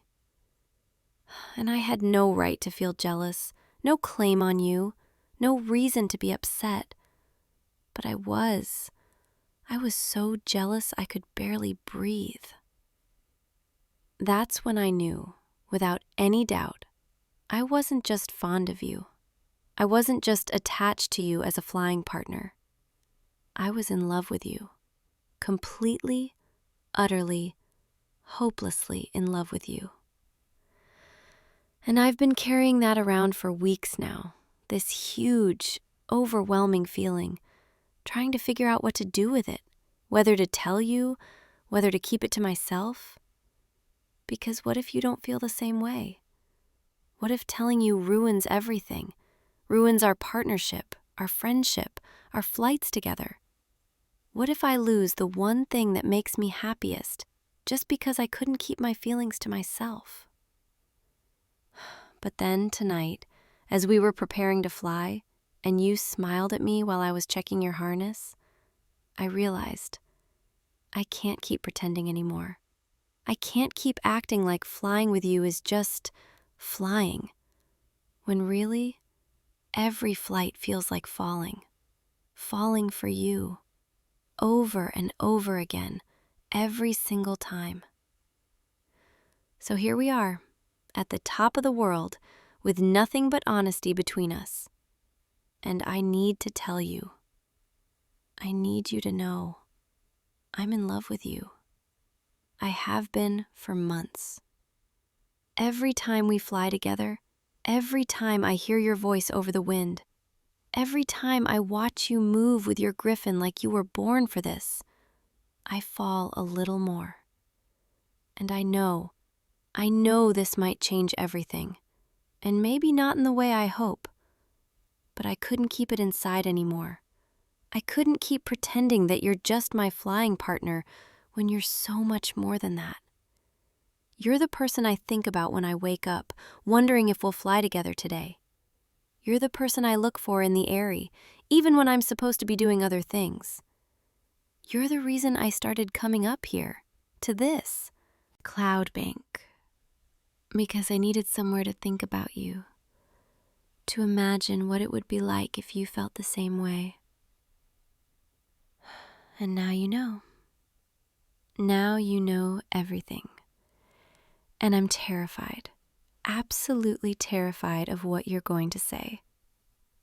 But I'm also relieved, because keeping this secret was exhausting and lonely, and I'm tired of hiding how I feel. I'm tired of pretending that I don't notice every little thing about you, like the way you bite your lip when you're concentrating on a difficult maneuver, or the way you always check on Silverwing before yourself after landing, or the way your eyes light up when you see me waiting at the airy. I notice everything, and I treasure it all. So, there it is, my heart, laid out under the stars, waiting to see what you'll do with it. And you're not saying anything, and I can't tell if that's good or bad. Your face, you look shocked, or maybe just processing? Please say something, anything, even if it's just to tell me you don't feel the same way. At least then I'll know. Wait, are you smiling? You're smiling and reaching for my hand. You feel it too. You felt it too, this whole time. Oh, thank the gods. I was so scared, so convinced that I was alone in this. But you've been feeling it too. You've been watching me the same way I've been watching you. You've been wanting to say something just like I have. We're both idiots, aren't we? Both too scared to speak up. Both too worried about ruining what we have, when really, what we have is already so much more than just a flying partnership. Come here, closer. Let me look at you, really look at you. The moonlight makes your eyes look even brighter than usual. And your smile, gods, your smile. I've been wanting to see you smile at me like that for so long. Can I ask you something? When did you know? When did you realize you had feelings for me? The same storm? Really? You saw me diving toward you and you thought that you'd never been so grateful to see anyone in your life? That the relief you felt when I got close, when you knew I was there, was overwhelming. So we've been circling each other for 3 whole months, both feeling the same thing, both too scared to say it. What a pair we make. You know what the funny thing is? Everyone else already knew. The other riders, the stable hands, even the griffins probably knew before we did. The way we look at each other. The way we always volunteer for the same patrol routes, the way we linger in the airy just to keep talking. It was obvious to everyone except us. But now we don't have to hide it anymore. Now we can just be whatever this is, whatever we're becoming. I want you to know something. This, us, it doesn't change anything about flying together, except that it makes it better, makes it mean more. Because now, when I'm soaring next to you, when I'm watching you and Silverwing cut through the sky, I get to know that you're mine and I'm yours. That we're not just partners in the air, we're partners in everything. And that makes me so happy I can barely contain it. Look, the stars are getting even brighter now that our eyes have adjusted to the darkness. Can you see that constellation there? The one that looks like a griffin in flight? My mother used to tell me stories about it when I was little. She said that constellation represents eternal partnership, 2 souls who fly together forever. And I used to think it was just a story, something romantic and impossible. But now, sitting here with you, with your hand in mine, I think I finally understand what she meant. We should probably head back soon, before someone notices we've been gone too long. But I don't want to leave yet. I don't want this moment to end. Can we just sit here for a little while longer? Just you and me, above the world, holding on to this feeling. You know, I keep expecting to wake up, to realize this was just another one of my daydreams, the ones where I imagine telling you how I feel, and you actually feel the same way. But this is real. This is actually happening. You're here. You're holding my hand. You're looking at me like I'm something precious. And I've never felt luckier in my entire life. Thank you for coming up here with me tonight. Thank you for listening, for understanding, for feeling the same way. Thank you for being you, for being patient and kind and funny and brave, for making every flight an adventure, every landing a relief, every goodbye a little bit harder. I love you. I love you so much. And I'm going to say it as many times as you'll let me, because I've been holding it in for so long. I love you. I love you. I love you. See, I'm already getting carried away, but you're laughing, so I think that's okay. All right, we should really get going now.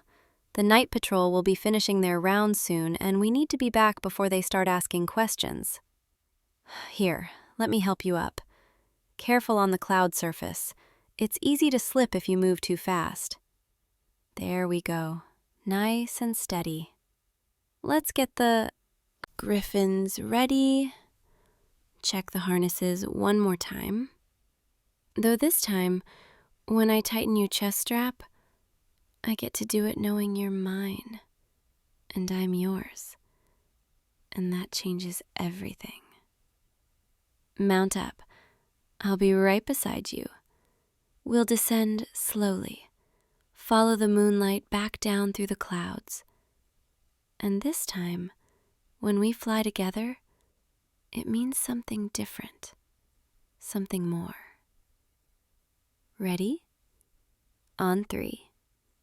1, 2, 3, and we're airborne.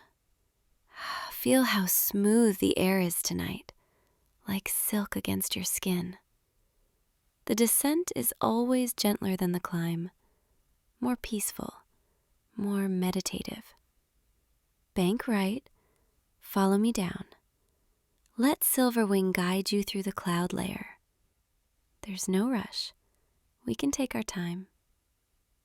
You know, I'm already looking forward to tomorrow's flight, and the one after that, and the one after that, because now every flight is ours, truly ours. We're through the clouds now.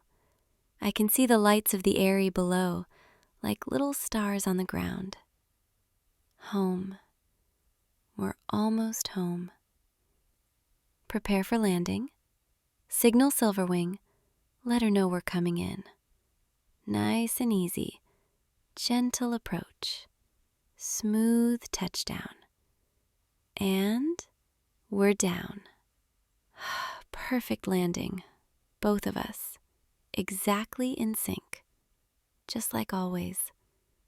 Except now, it feels different. Better. Come on, let's get the griffins settled for the night. Brush them down, make sure they have food and water. They flew beautifully tonight. They deserve the best care. Here, you take Silverwing's saddle. I'll get Stormcaller's. We'll work together, just like we always do. Except now I can stand a little closer. Can brush against your arm as we move around the griffins. Can smile at you without hiding what it means. You're blushing. I can see it even in the lantern light. Good. I like making you blush. I'm going to do it as often as possible from now on. There, all done. The griffins are happy, settled in for the night. And now it's just us, standing here in the eyrie, in the soft glow of the lanterns. I don't want to say goodnight yet, even though I know I have to. Because saying goodnight means letting you go, at least for a few hours. But I'll see you tomorrow, right? First light, morning patrol, just like we planned? Except now, morning patrol means something different.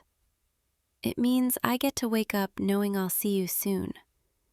It means I get to fly beside someone I love, someone who loves me back. Come here before you go. Just stand here with me for one more moment. Let me memorize how you look right now, in the lantern light, with that smile on your face. Let me hold on to this, feeling this perfect, overwhelming joy. I meant what I said up there on the cloud bank. I love you, and nothing is going to change that. So get some rest tonight. Dream of flying. Dream of us. And tomorrow, when the sun rises, we'll take to the sky together again, as partners, as lovers, as whatever we're becoming. Good night, my love. Sleep well, and I'll see you in the morning. Oh, and one more thing.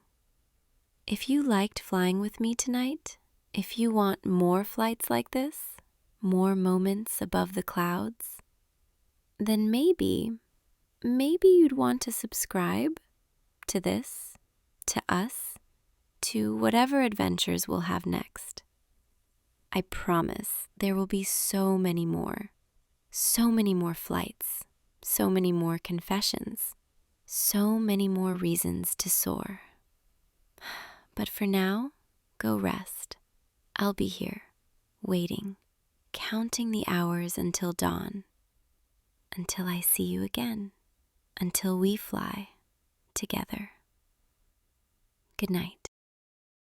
Stop, you wanderer. Stop right there. Don't take another step. Not yet. I need to see you first. Really see you. It's been so long since anyone has walked this deep into my grove. The forest, she told me you were coming, but I didn't believe her. I thought perhaps she was just lonely, like I am, and imagining things again. But here you are, standing in the heart of my territory, where the old trees grow thickest, where the roots run deepest. Can you feel it? The way the air changes here, the way everything gets quieter, heavier, more alive. This is the oldest part of the forest, the part that remembers everything. Every footstep, every breath, every soul that's ever passed through. And you're different from the others. I can sense it. The way the moss beneath your feet doesn't pull away, the way the branches above your head bend closer instead of drawing back. The forest, she likes you. My name is, well, names are complicated for ones like me, but you can call me Lily, if that helps. I've been the guardian of this grove for longer than I can remember counting. Centuries, maybe more. Time feels different when you're rooted to one place, when your heartbeat matches the seasons instead of the hours. I watch, I protect, I remember.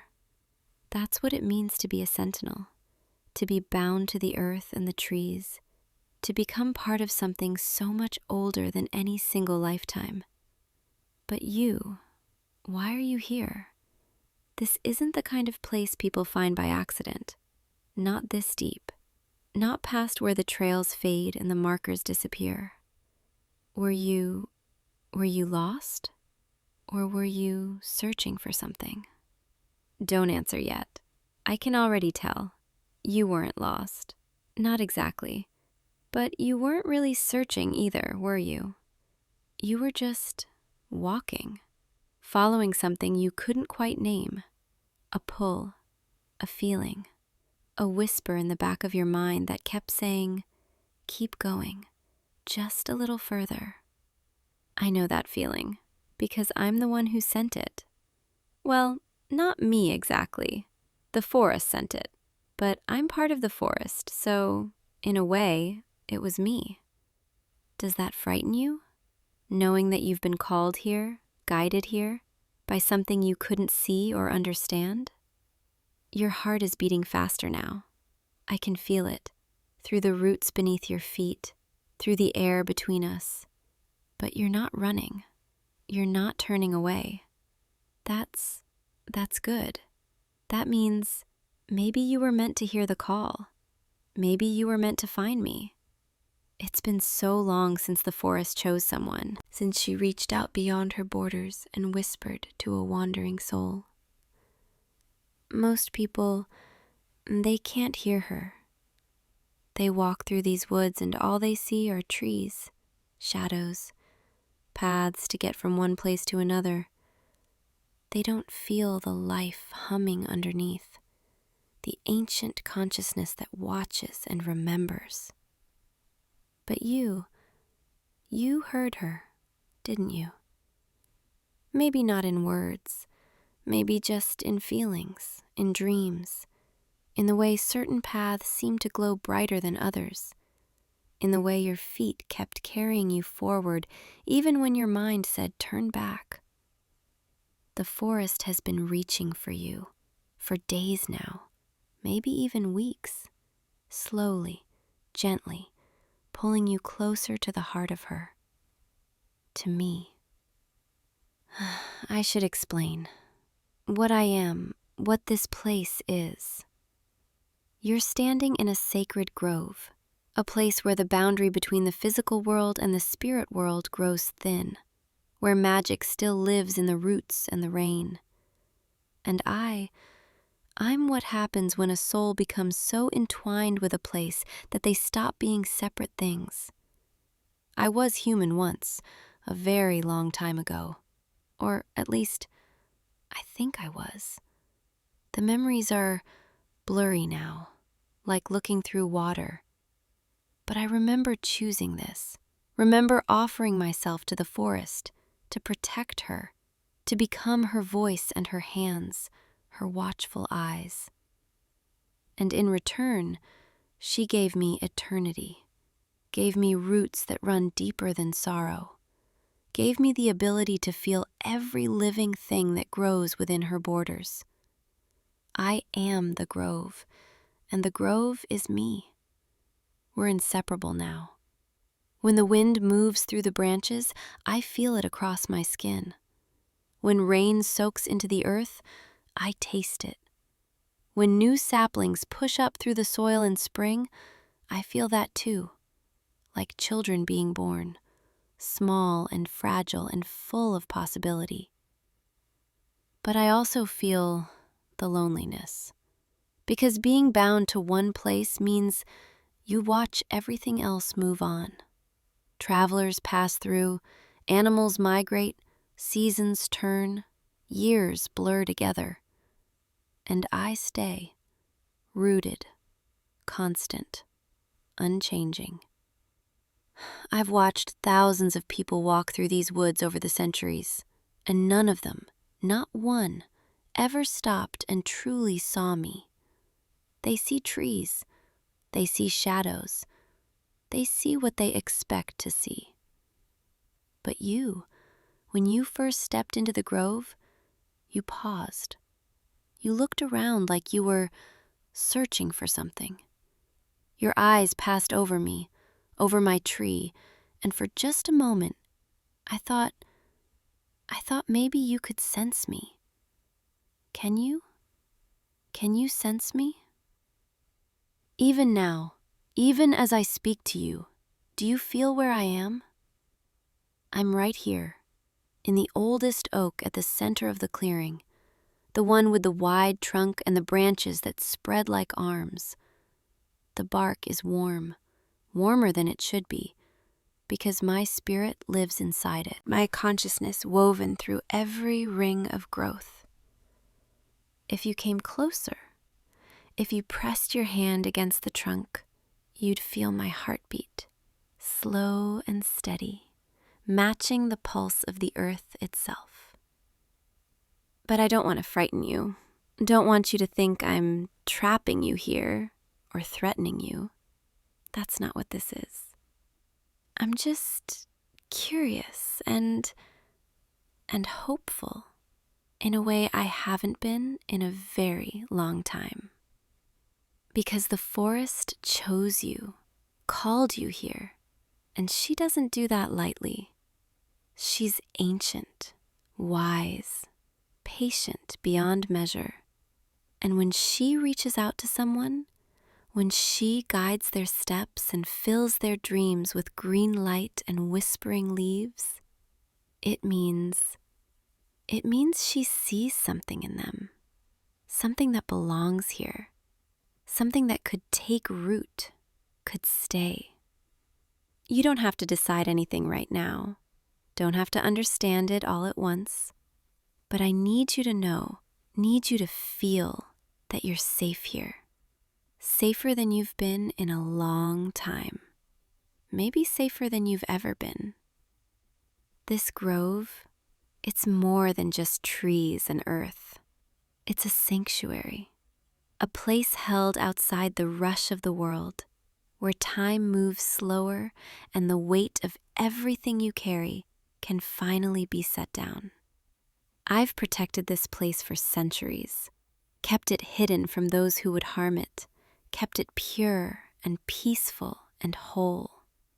And anyone who the forest calls home, anyone she guides to my roots, becomes mine to protect too. Does that sound strange? Possessive? Maybe it is.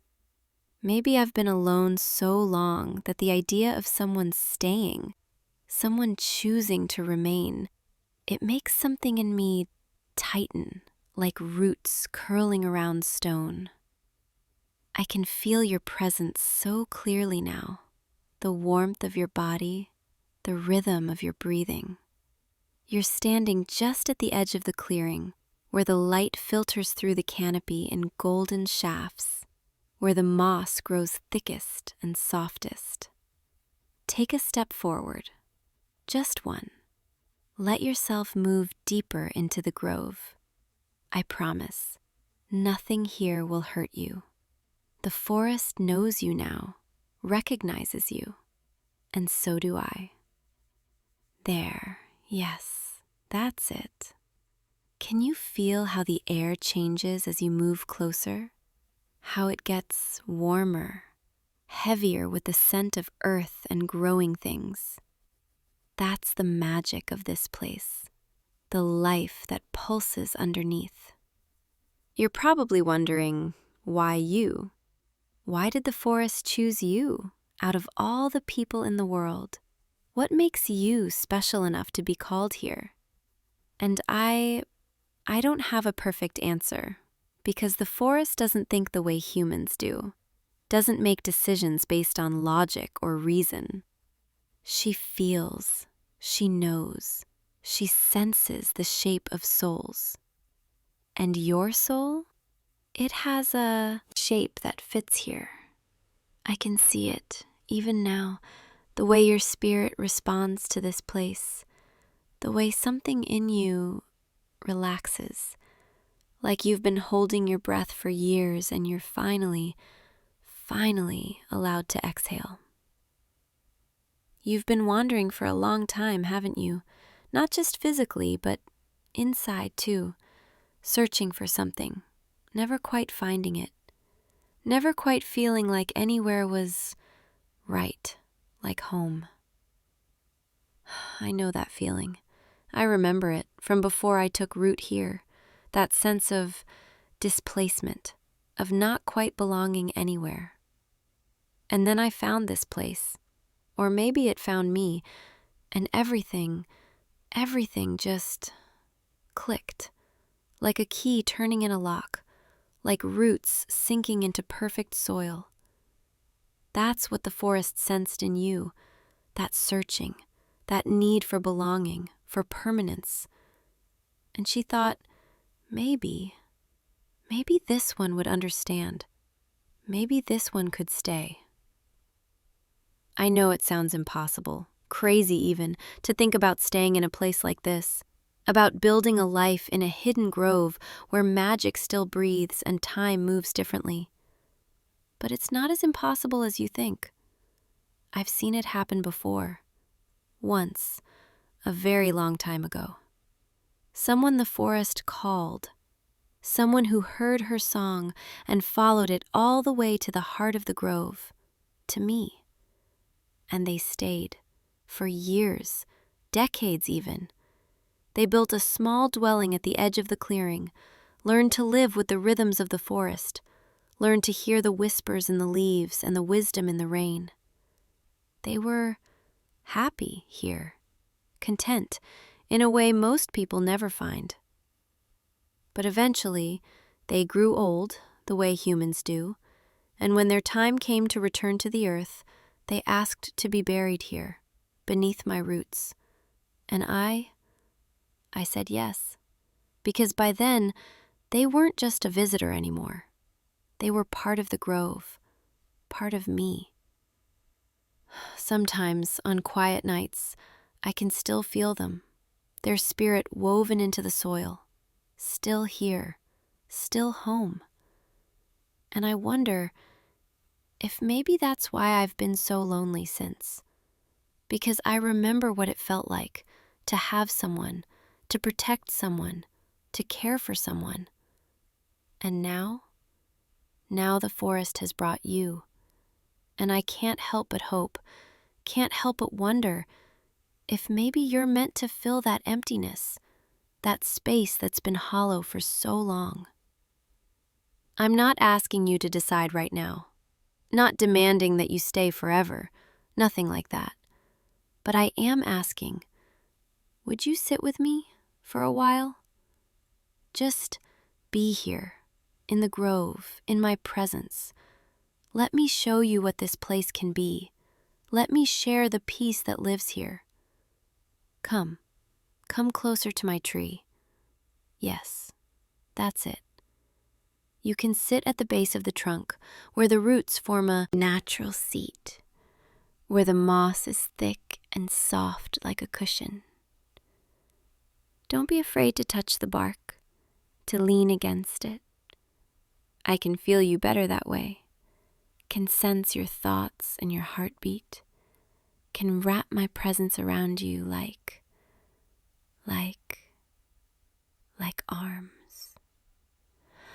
There, you're sitting now. I can feel the weight of you against my trunk, warm and solid and real. It's been so long since anyone sat with me like this. Close your eyes if you want. Let yourself settle into this moment. Feel the earth beneath you, cool and stable, eternal. Feel the bark against your back, rough but somehow comforting, like it's holding you in place. And listen, really listen to the sounds of the grove, the wind moving through the leaves above, soft, constant, like breathing. The distant call of a bird, clear and sweet, echoing through the trees. The rustle of small creatures in the underbrush, going about their lives, unafraid. This is what every moment is like here. This peace, this stillness. No rush, no demands, no expectations. Just being, existing, in harmony with everything around you. Can you feel how your breathing has slowed? How your heartbeat has steadied? That's the magic of the grove. She has a way of soothing the chaos inside, of reminding your body what it's like to simply rest. I want to tell you something I've never told anyone before. When the forest called to you, when she whispered your name on the wind and guided your steps to my roots, I felt it. I felt the pull, the intention behind it, and I wanted it too. Wanted you to come, wanted to meet you, wanted to not be alone anymore. That probably sounds selfish, needy, maybe even a little frightening. A forest spirit admitting she's been waiting for you, that she's been hoping you'd find your way here. But I can't help it. I can't help the way I feel when I sense your presence, the way something in me wakes up, comes alive. You make me remember what it was like to be human, to want things, to care about someone beyond just duty and protection. You make me feel less like a guardian and more like a person again. And I know that might be too much too soon. I know you barely know me, barely understand what I am or what this place means. But I can't lie to you. Can't pretend I don't feel this connection forming. These roots of mine reaching for you, trying to twine around your spirit and hold you close. Tell me, what do you feel when you sit here, when you listen to my voice, when you let the grove wrap around you? Do you feel safe, peaceful, or do you feel trapped, uncertain? I need to know, need to understand, Because the last thing I want, the absolute last thing, is for you to feel like you can't leave, like I'm holding you here against your will. That's not what this is. That's not what I want. I want you to choose to stay because you want to, because something in you recognizes that this place, that I, could be home. Not because you're afraid to leave, not because you feel obligated, but because deep down, you feel the same pull I do. The forest doesn't make mistakes. When she calls someone, when she opens her heart and invites a soul to take root, she knows. She always knows. And she chose you, guided you here, brought you to me. I've been waiting so long, longer than you can imagine, for someone who could hear the songs in the leaves, who could feel the heartbeat of the earth beneath their feet. Someone who wouldn't just pass through, but who might stay. And I think you're that someone. I can feel it in the way you haven't run, haven't turned away, haven't dismissed this as madness or hallucination. You're listening, really listening, letting yourself believe, even if just a little, that maybe this is real. Maybe this grove and this sentinel and this ancient magic are all exactly what they seem. And maybe, just maybe, you were always meant to find your way here. I want to show you something beautiful. Keep your eyes closed. Stay sitting against my trunk and just feel. I'm going to let you sense what I sense, just for a moment. Just a glimpse of what it's like to be connected to everything. Can you feel it? The roots beneath you, stretching out in every direction, touching every tree, every plant, every living thing in the grove. We're all connected, all part of one massive network of life, sharing nutrients, sharing information, sharing energy. And you're part of it now too, just by sitting here. Just by letting yourself be open to it. Your heartbeat. I can feel it echoing through the earth, mixing with mine, with the pulse of the forest. We're breathing together, existing together. Isn't it beautiful? This feeling of belonging, of being woven into something so much larger than yourself, so much older, so much wiser. This is what I want to give you, this peace, this connection, this sense of finally being home. But I need you to understand, staying here, choosing this grove as your home, it would mean changes. Not bad changes, not frightening ones, but changes nonetheless. The forest would mark you, claim you as one of hers. You'd find that you could hear things others can't. Whispers of the trees, the songs of the earth, the ancient magic that hums beneath everything. You'd age slower, much slower, the way I do, the way everything does when it's rooted deeply enough in this place. Time would soften for you, stretch out, give you centuries instead of decades. And you'd be bound to this grove, not trapped, but connected, the way I am. You could leave, could walk beyond the borders, but you'd always feel the pull, always feel the grove calling you back, always know that this is where you belong. Is that something you could want? A life measured in seasons instead of years? A home that's alive and conscious and protective? A sentinel who would watch over you and care for you and love you? Yes, love you. I know that's a strong word, A complicated word, especially between a human and a spirit, but I can't think of another way to describe this feeling. This desperate need to keep you close, to make sure you're safe and happy and here. The forest loves in her own way, through shelter and sustenance, through seasons and cycles.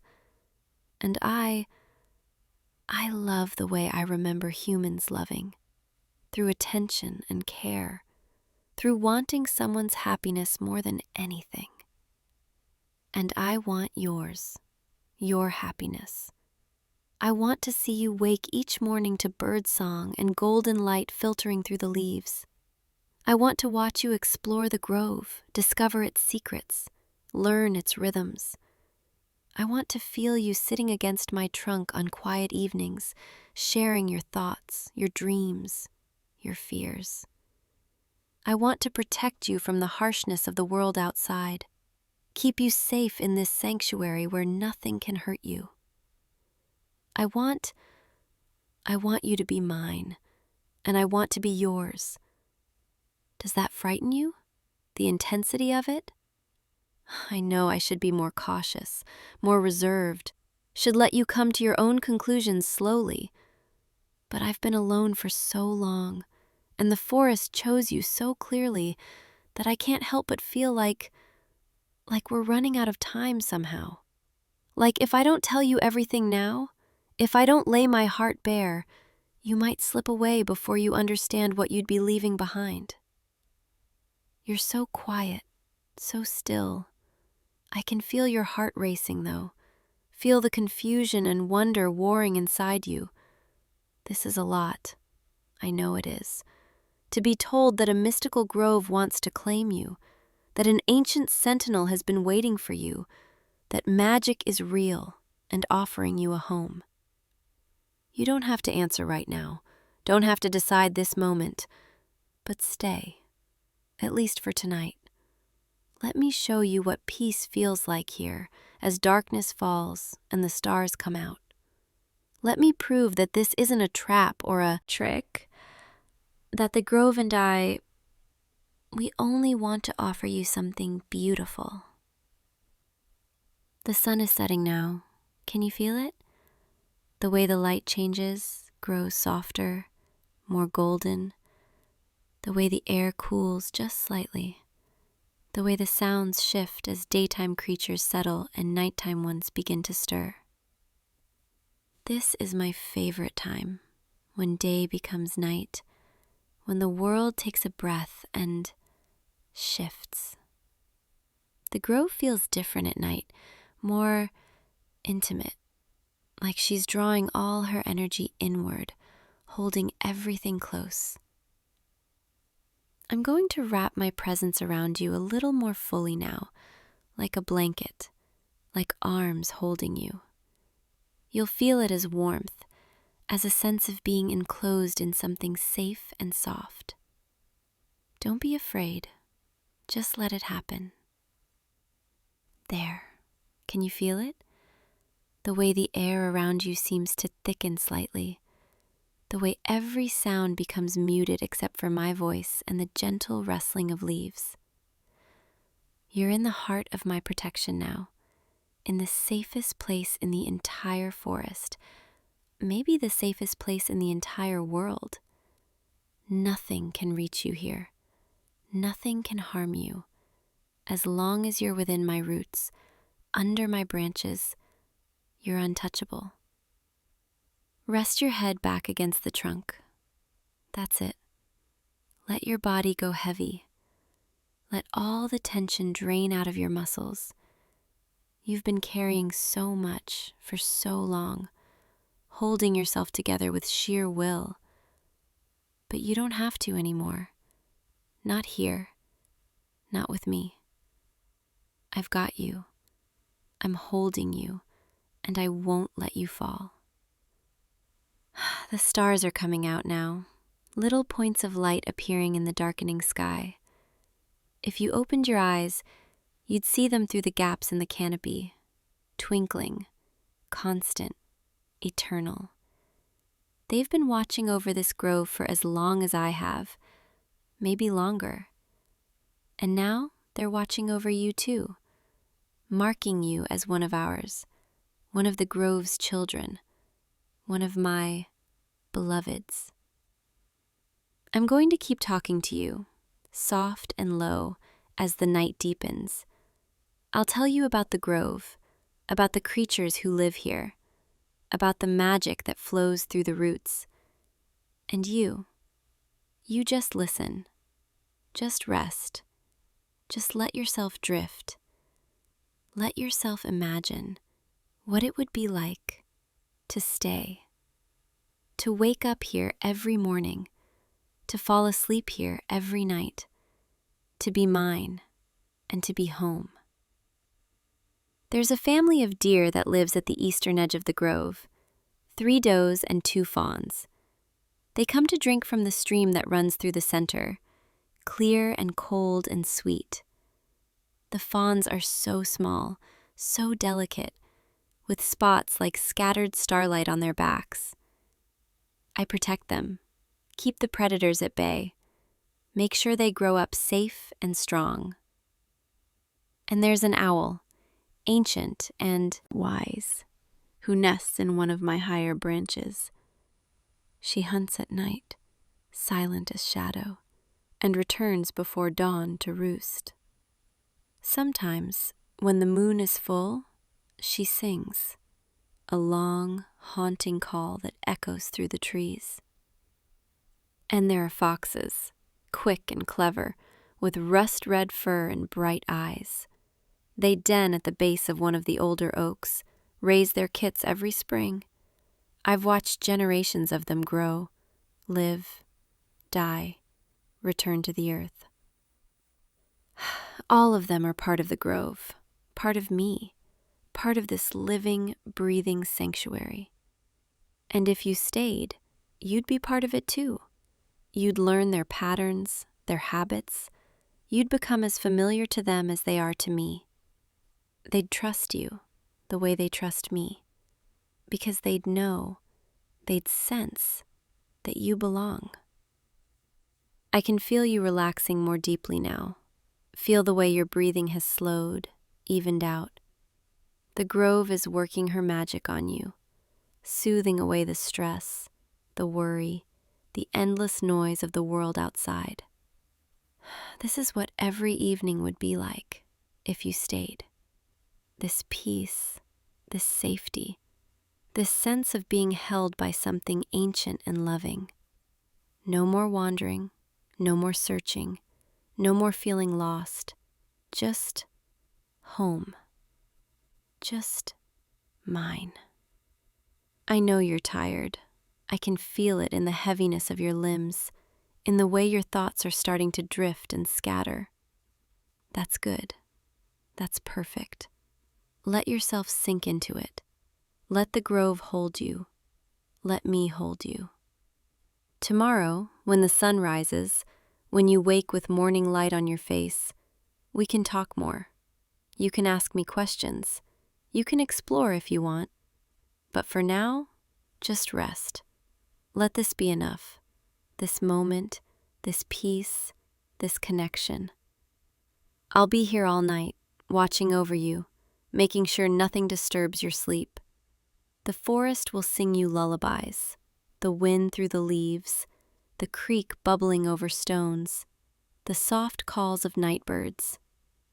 And I'll whisper to your dreaming mind, soft and low, reminding you that you're safe, that you're wanted, that you're home. Sleep now, wanderer, weary traveler who walked so far to find this place. Let the grove claim you. Let me claim you.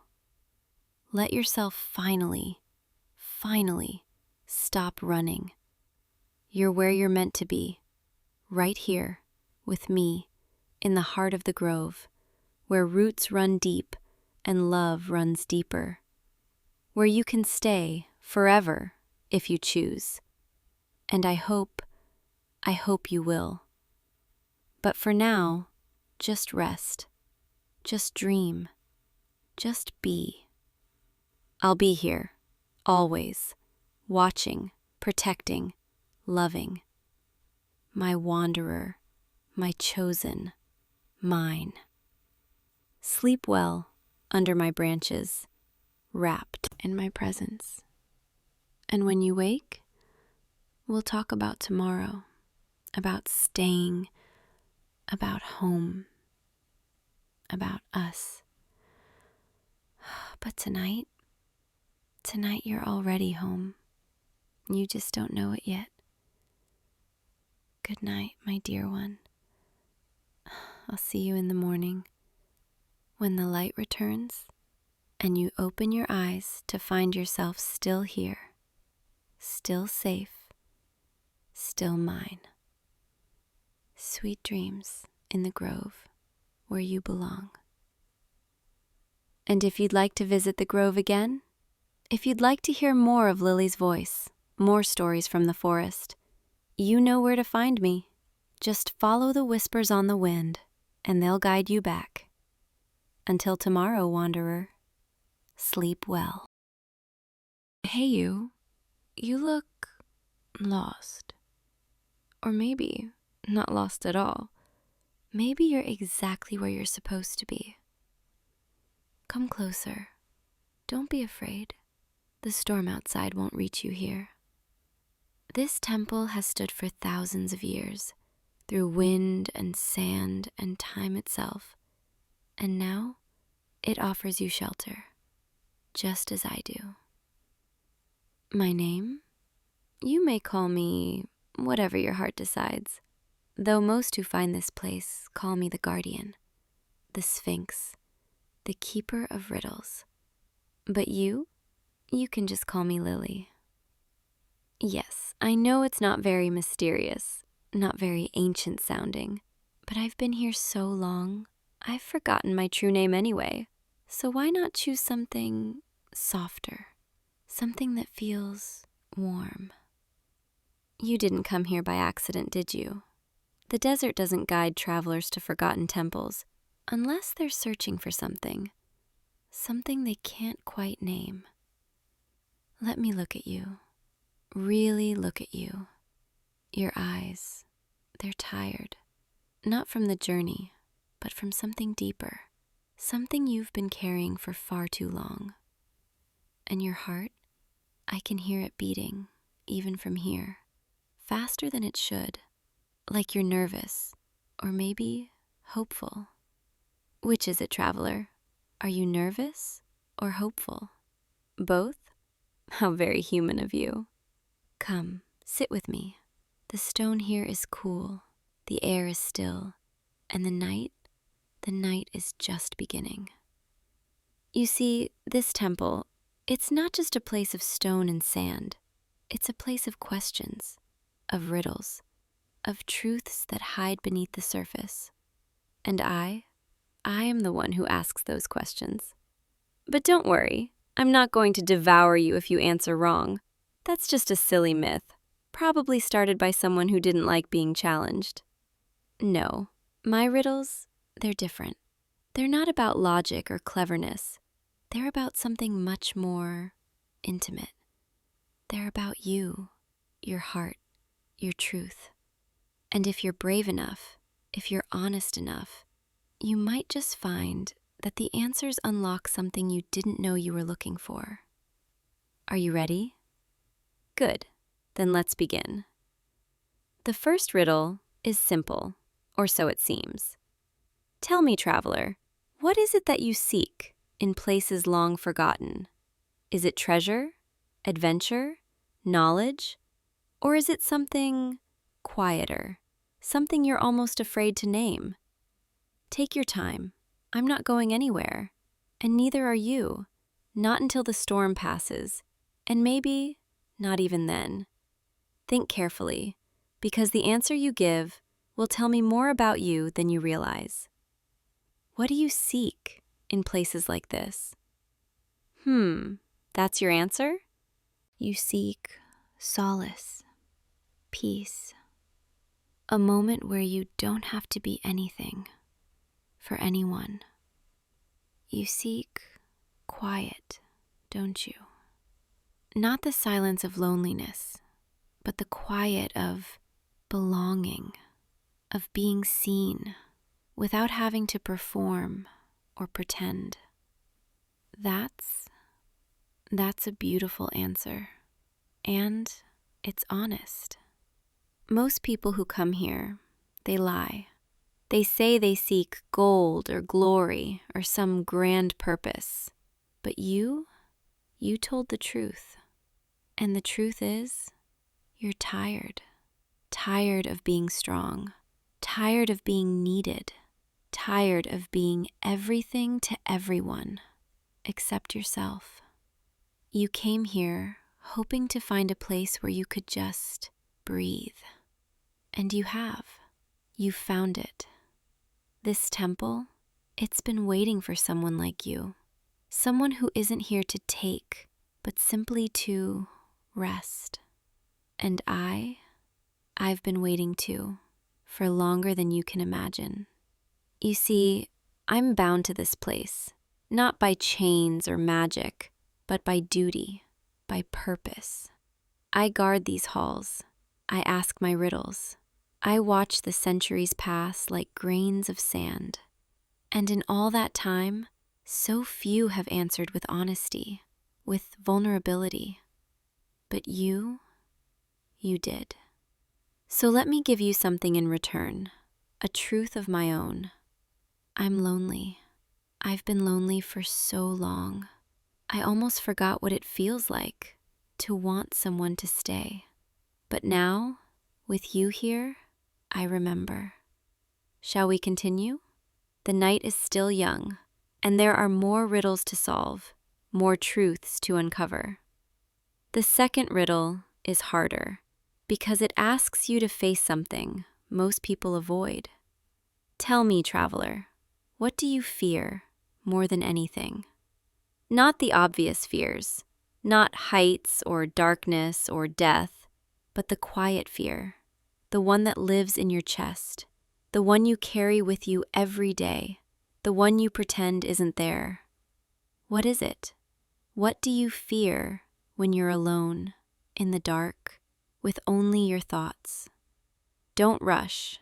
This answer, it matters. Because fear is where we hide our truths.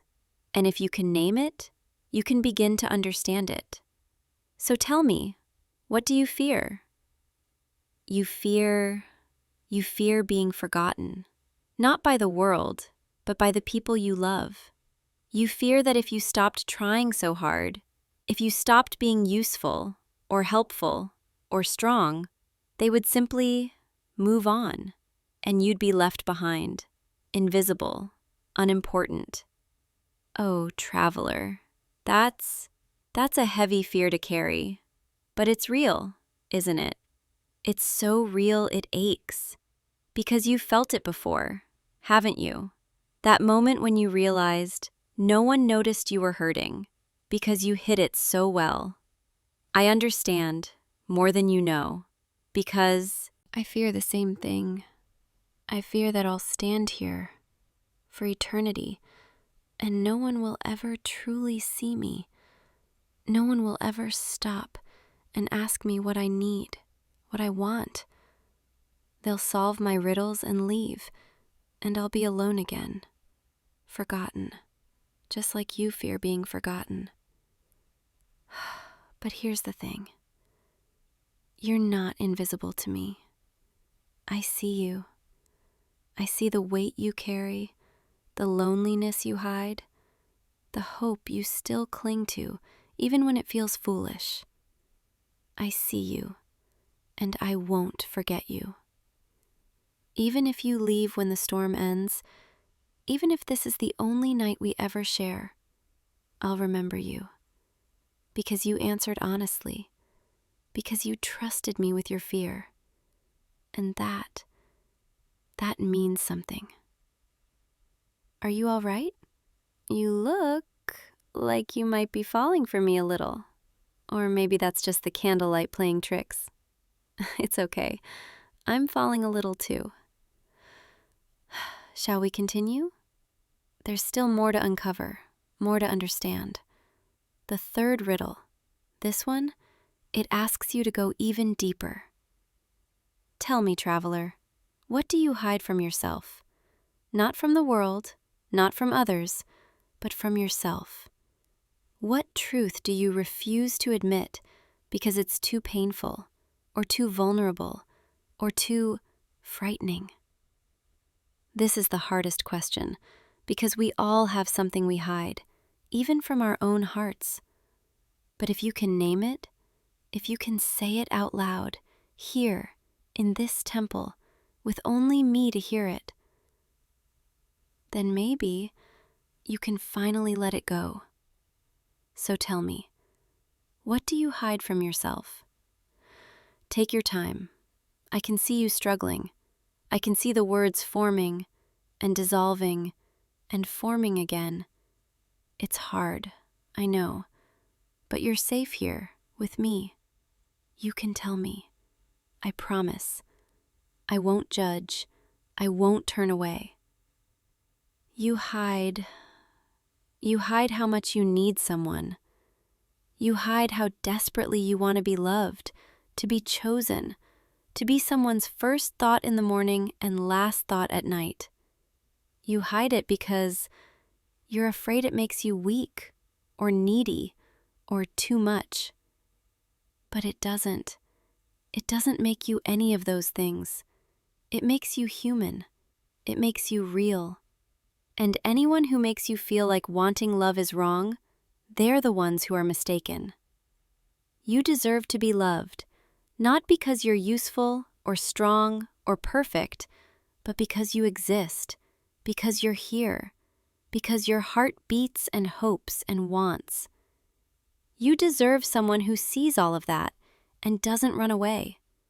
Someone who stays, even when it's hard, even when you're vulnerable, even when you're scared. And maybe that someone is closer than you think. I can see it in your eyes. You're wondering if I mean what I think I mean. And the answer is yes, I do. Because here's my truth. Here's what I've been hiding from myself for centuries. I don't just want someone to solve my riddles. I want someone to stay. I want someone to see past the guardian and the sphinx and the ancient duty. I want someone to see me, Lily, just me. And you see me, don't you? Even though we just met, even though you don't know my whole story, you see me. Because you understand what it's like to be lonely, to be misunderstood, to be waiting for something or someone who might never come. Except you did come. You found me, and I found you. And maybe that's not an accident. Maybe that's the answer to a question neither of us knew we were asking. Are you ready for the final riddle? The one that matters most? This one, it's not about fear or hiding. It's about truth, your deepest truth. Tell me, traveler, what does your heart truly want? Not what you think it should want, not what's practical or safe or expected, but what does your heart, in this moment, aching and hopeful and vulnerable, what does it truly want? Think carefully, because once you answer, everything changes. What does your heart want? You're looking at me, like the answer is right here, like it's been here all along. Say it, please. Say what your heart wants. Me? You want me? Oh, traveler, I was hoping so much that you'd say that, because my heart wants you too. It's been centuries since I felt this warmth, this hope, this terrifying, wonderful feeling of wanting someone and being wanted in return. You've solved all my riddles, but you've done something more. You've solved me. You've seen through the mystery and the tests and the walls I've built, and you chose me anyway. Not because I'm a sphinx, not because I'm ancient or powerful or bound to this place, but because I'm me. Because I'm lonely like you're lonely. Because I'm hoping like you're hoping. And now you're here, and I'm here, and the storm outside is still raging, but in here, it's calm. It's just us. Can I come closer? I've been sitting across from you this whole time, keeping the proper distance between guardian and traveler. But I don't want to be a guardian right now. I just want to be close to you. There, that's better. I can see you so clearly now. Every detail, every expression, every flicker of emotion in your eyes. You're beautiful. Did you know that? Not in the way people usually mean, but in the way that matters. You're beautiful because you're real, because you're vulnerable, because you trusted me, and I trust you. I don't know what happens next. I don't know if you'll stay when the storm ends, or if you'll walk back into the desert and leave me here, alone again. But right now, in this moment, I'm going to be brave and tell you what I want. I want you to stay, not just tonight, but tomorrow and the day after and every day after that. I want to stop being the lonely guardian of a forgotten temple and start being yours. And I want you to be mine. Is that too much to ask? Is it too soon? Too strange? Maybe it is, but I've waited so long. I don't want to waste another moment pretending I don't feel this. You're nodding. You're actually nodding. You'll stay? Thank the stars. Thank the desert. Thank whatever fate brought you here. Because I don't know what I would have done if you'd said no. Come here. Let me hold you. Yes, just like that. Rest your head right here on my shoulder. You're tired. I can feel it. The way your body relaxes against mine. Like you've been holding yourself upright for so long, and now you can finally let go. I've got you. You're safe here, with me.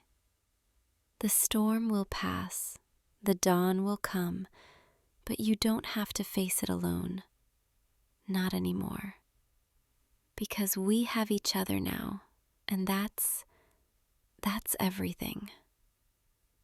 You know, when I first saw you stumble into my temple, I thought you were just another traveler, someone passing through, someone who would answer my riddles and leave. But you surprised me. You kept surprising me with every honest answer, with every vulnerable moment.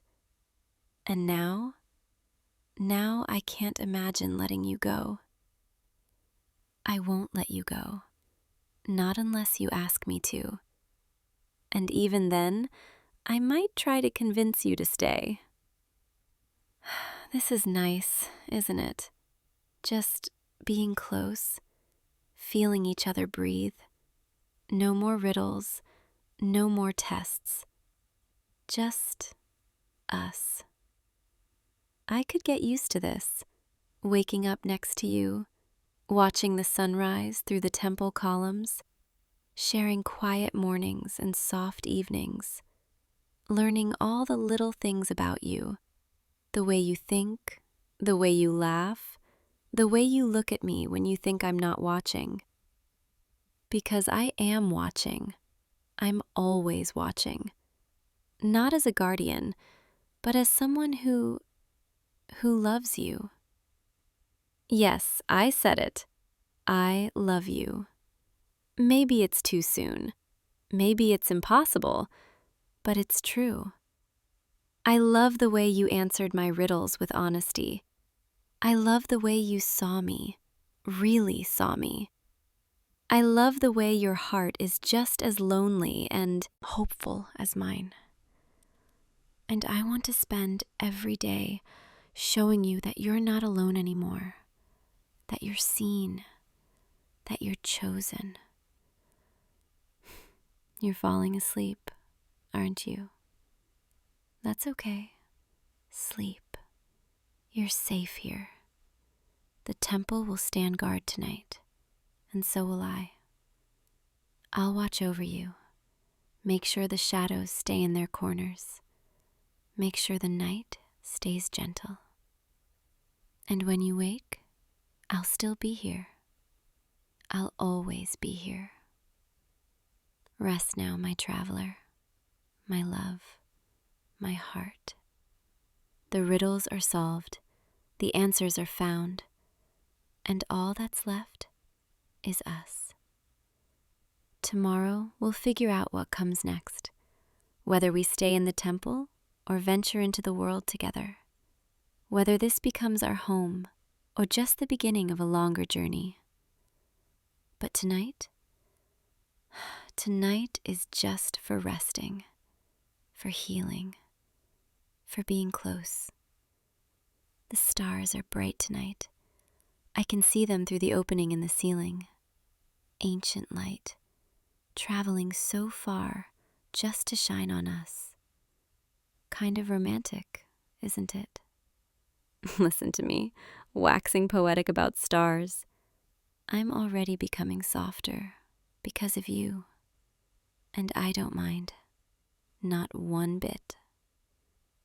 Your breathing is slowing, becoming deeper, more peaceful. Good. Let go of everything, all the worry, all the weight, all the fear. You don't need it here, not with me. I'll be right here when you wake, I promise. And we'll have coffee, or tea, or whatever mysterious provisions I've been keeping in this ancient temple for centuries. Don't worry, it's not all dried dates and questionable water. I have standards. But seriously, tomorrow will be beautiful because you'll be in it. And the day after that, and the day after that. For as long as you want me, I'm yours. My riddle solver, my brave traveler, my love. Sleep well. Dream of warm sand and cool temples and a sphinx who finally found someone worth keeping. Good night, sweetheart. I love you, and I'll see you in the morning. Stay with me, always. Sweet dreams. Hey you, don't move too quickly, okay? You're safe. I promise you're safe. I know you probably don't remember much. You took quite a fall back there in the forest. But I brought you here, to my home. And before you panic, before you try to run, just look at me for a moment. Really look. Yeah, I can see it in your eyes. You've noticed, haven't you, that I'm not exactly normal. The heads, you can see them, can't you? Even in this dim light, the serpent coiled around my left shoulder, watching you with those golden eyes. The goat resting on my right, her gaze softer, more curious. And me, the lion, the main one, the one speaking to you right now. We're all part of the same being, the same creature. A chimera, that's what they call us. What they called me before I stopped going near humans altogether. But you're different, aren't you? You're not screaming, not trying to run, not looking at me like I'm some kind of monster. Even though, technically, I suppose that's exactly what I am. I found you collapsed near the ravine, bleeding from a gash on your head. Your ankle twisted at an angle that made even me wince. And I stood there for the longest time, just watching you, debating. The serpent wanted to leave you. She's the cautious one, the one who remembers every time humans have hurt us. The goat wanted to help immediately. She's always been the kindest, the most hopeful. And me? I was torn, because I've been alone for so long, so very long. And the thought of letting another person into my life, into my space, it terrified me. But then you opened your eyes, just for a moment, looked right at me, and you didn't scream. You just whispered, "Please, help." And that was it. I couldn't leave you. None of us could. So I carried you here, to my cave, my home, the place where no human has set foot in, gods, maybe 50 years. Time moves differently when you're immortal, or close to it. Your wounds, they're bandaged now. I used herbs from the forest. Some of them sting a bit, but they'll help you heal faster. Your ankle is wrapped tight. It should hold. And that gash on your head? It looked worse than it was, thankfully. You've been unconscious for maybe 6 hours? The sun has set. It's full night now. And I've been sitting here, all 3 of us, just watching you breathe, making sure you were okay.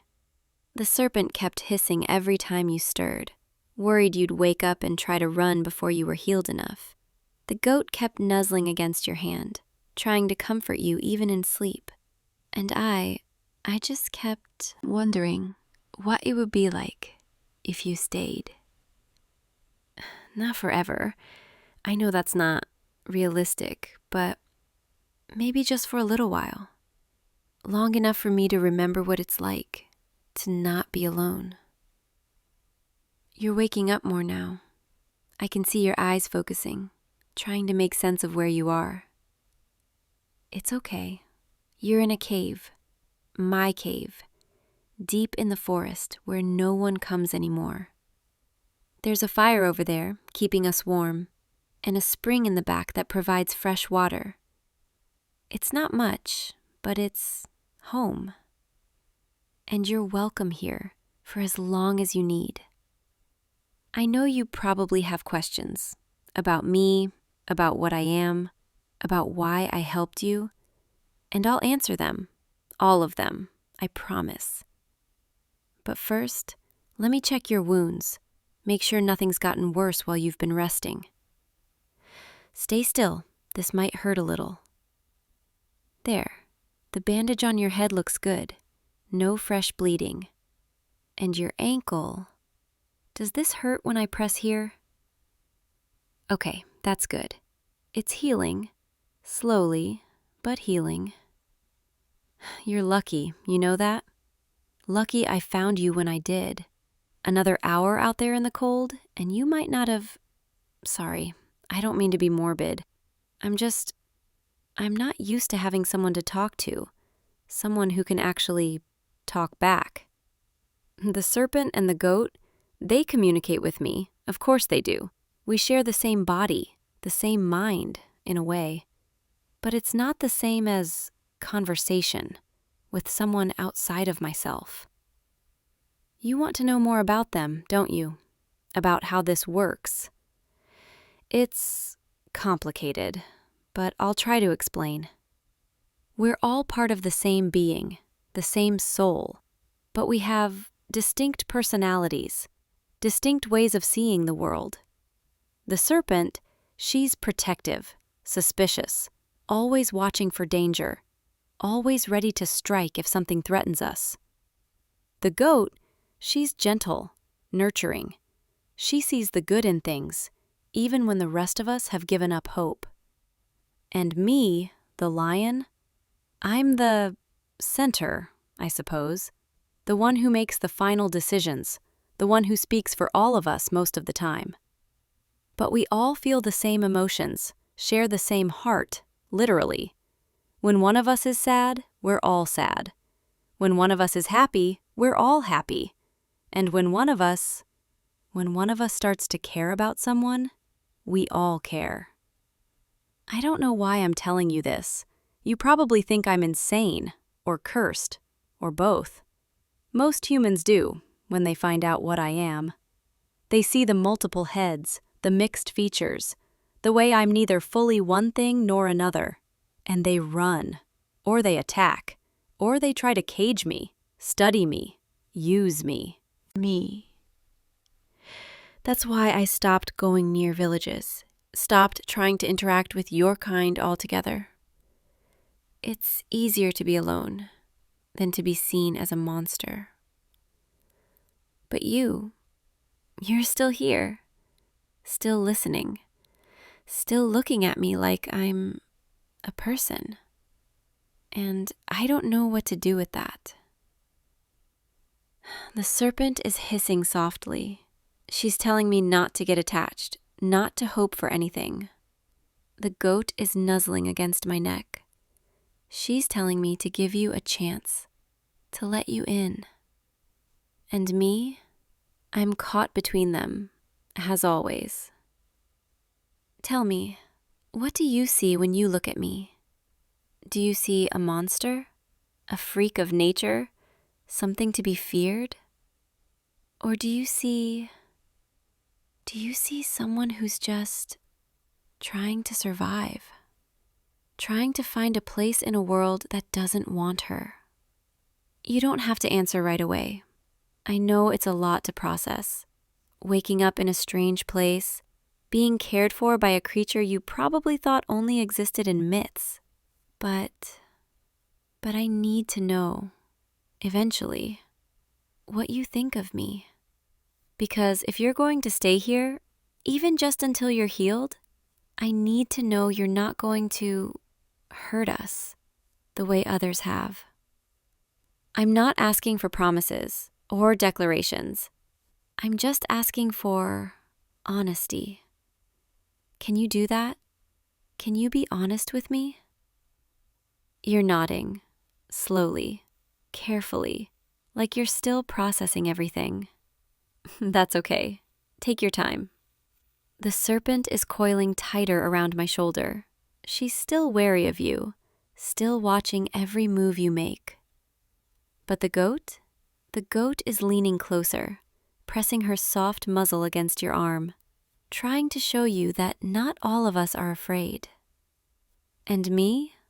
I'm just sitting here, hoping you'll stay, hoping you won't look at me with disgust once the shock wears off. I've been alone for so long, decades, maybe longer. I've stopped counting. This cave has been my sanctuary, my prison, depending on how I look at it. I've watched the seasons change through the mouth of the cave, watched the forest grow and shift and age. I've survived on what I can hunt, what I can forage, what the forest provides. And I've told myself over and over that I'm fine, that I don't need anyone, that solitude is safer than companionship. But then you stumbled into my life, bleeding and broken and vulnerable. And suddenly I remembered what it feels like to care about someone other than myself, to want to protect, to nurture, to connect. The serpent is hissing louder now. She's angry at me for admitting this, for showing weakness. But the goat is humming softly, a sound of approval, of encouragement. And I don't care anymore. I don't care if it's foolish, or dangerous, or destined to end badly. I need you to know that I'm glad I found you, glad I brought you here, glad you're alive. Even if you leave the moment you're healed, even if you never look back, even if this is all we ever have, I'm still glad. Because for the first time in a very long time, I don't feel completely alone. You're reaching out, slowly, carefully, your hand trembling slightly from weakness or nervousness or both. And you're touching my hand, the one resting on the ground beside you. Your fingers are warm, despite everything, despite the cold night air, despite the fear you must be feeling. You're warm. The serpent has gone quiet, watching this interaction with wide golden eyes. The goat is practically purring, a sound of contentment, of hope. And I'm holding my breath, afraid to move, afraid to break whatever this moment is. You're asking me something, your voice rough from sleep and dehydration, but I can hear you. You're asking if I'm lonely. Yes, I'm so lonely. All the time, every day. The serpent and the goat, they're part of me. They're wonderful. They keep me sane. But they're not separate from me. Not really. It's like talking to different parts of myself, different voices in my own head. It's not the same as this, as having someone else, someone outside of me, someone who sees me as a whole person. I've missed this, missed conversation, missed being seen, missed mattering to someone. And I didn't even realize how much I missed it until you. You're squeezing my hand, gently, reassuringly, and you're telling me you understand, that you felt alone too, even when surrounded by people, even in crowded places, you felt isolated. I believe you. I can see it in your eyes. That kind of loneliness, it leaves a mark. We're not so different, you and I, are we? Both of us, searching for connection, for acceptance, for someone who sees past the surface to what's underneath. The goat is nuzzling your shoulder now, her way of showing affection, of welcoming you. And even the serpent, she's not hissing anymore, she's just watching, with something that might be curiosity or approval. It's rare for her to warm up to anyone, but you, there's something about you that makes even her lower her guard. I want to ask you something, and you can say no, you can refuse, and I'll understand. But would you stay here with me? Not just until you're healed, but longer? I'm not asking forever. I know that's too much. I know you have a life somewhere else. People who might be looking for you.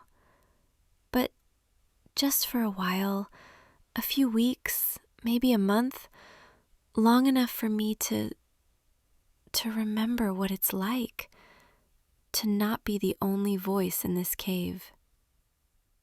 You don't have to answer now. Think about it.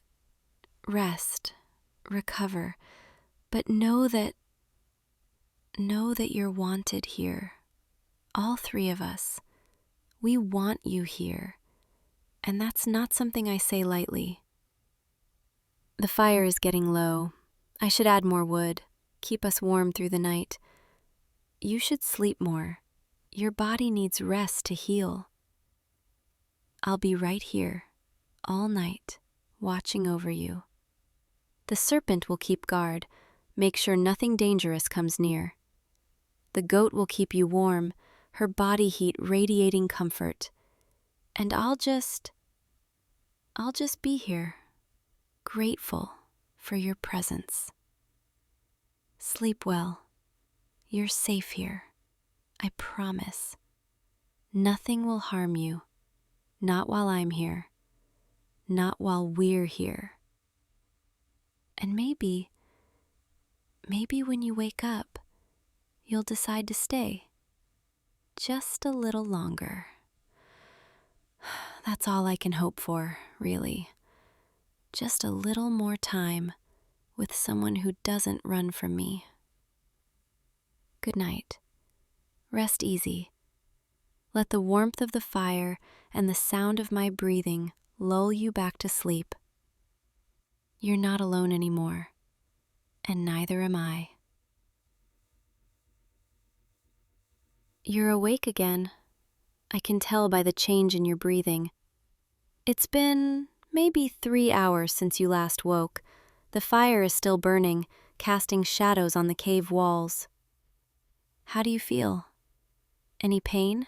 Dizziness? Good, that's good. You're healing faster than I expected. Humans are more resilient than I give them credit for sometimes. The serpent just hissed at that.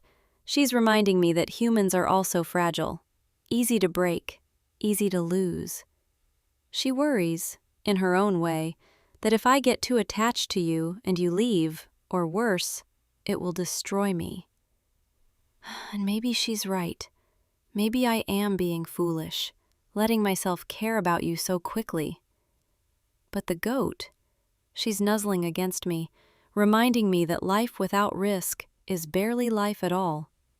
That sometimes you have to take a chance, even if it might hurt later. And me? I'm choosing to listen to the goat this time, choosing to believe that maybe, just maybe, this won't end in heartbreak. You're sitting up a bit now, looking around the cave with more awareness, taking in the details. The rough stone walls, the pool of spring water in the back, the collection of furs and blankets I've gathered over the years to make a sleeping area.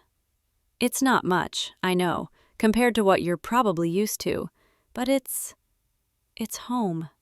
And I'd like to think it could be home for you too. For a while. You're asking about my life, about how I ended up here, living alone in the middle of nowhere. It's a long story, and not a particularly happy one. But I'll tell you, if you really want to know. I was born this way, chimera, hybrid, whatever you want to call it. I don't remember my parents. I don't even know if I had parents in the traditional sense, or if I was created, or cursed, or just a fluke of nature. My earliest memories are of being kept in a cage, displayed for crowds, poked and prodded by scholars who wanted to understand what I was. I was a curiosity, a spectacle, something to be studied and feared in equal measure. They fed me, kept me alive, but they didn't treat me like a person, more like an exotic animal. The serpent remembers the cage most vividly, the cold metal bars, the jeering faces, the way people would throw things at us when we hissed or growled. The goat remembers the loneliness, the aching need for kindness, for a gentle touch, for someone to see us as more than a monster. And I remember the anger, the frustration, the desperate need to escape. And eventually, I did escape. Broke out during a storm, when the guards were distracted, when the lightning covered the sound of me breaking the lock. I ran for days, weeks, until I found this forest, this cave, this place where no one would find me. And I've been here ever since, living on the edge of the world, away from humans, away from their cages and their cruelty. Until you stumbled into my territory and reminded me that maybe not all humans are the same. You're looking at me with such sadness, such empathy, like my pain is your pain. And I don't know what to do with that. I'm not used to being seen as someone worthy of sympathy. Thank you for that, for not looking at me like I'm just a thing. The goat is pressing against your side now, seeking comfort as much as giving it. And the serpent? She's loosened her coil just slightly, a sign of trust, rare and precious. They're both starting to believe what I already feel, that you're different, that you're safe. It's strange how quickly things can change, how a single day can shift everything. Yesterday, I was alone, resigned to solitude, convinced I'd never connect with anyone again. Today, you're here, and I'm hoping, so desperately hoping, that you'll stay. I know I'm asking a lot. I know it's not fair to put this weight on you, to make you responsible for my happiness. But I can't help it. I can't help wanting, needing someone to share this life with, even if it's just temporary. You're reaching for my hand again, threading your fingers through mine, and the simple touch, it's almost too much. I've gone so long without contact, without warmth from another person, that even this small gesture, it overwhelms me. I'm not going to cry. I'm not. Even though the goat is already tearing up, and the serpent is looking away, embarrassed by the emotion. I'm stronger than that. I have to be.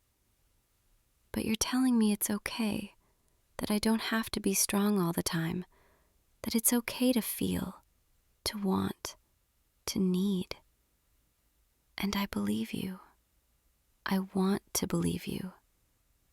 So yes, I'm lonely. Yes, I want you to stay.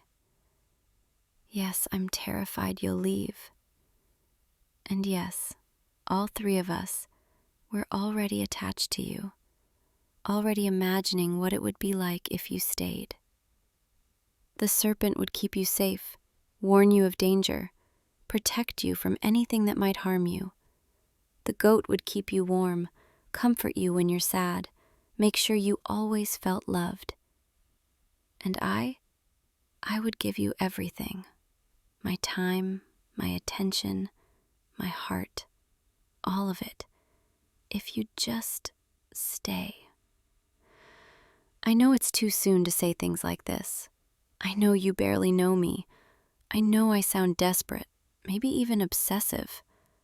But when you've been alone as long as I have, when you've given up hope of ever connecting with anyone, and then someone comes along who looks at you like you're worth something, it's hard not to grab hold and never let go. You're smiling now, a soft, understanding smile, and you're telling me something that makes my heart race. You're saying you'll stay, not just until you're healed, but longer. You're saying you have nothing to go back to, no family waiting, no job you'll miss, just an empty life you're tired of living. And here, with me, you feel wanted. You are wanted, so wanted, more than you could possibly know.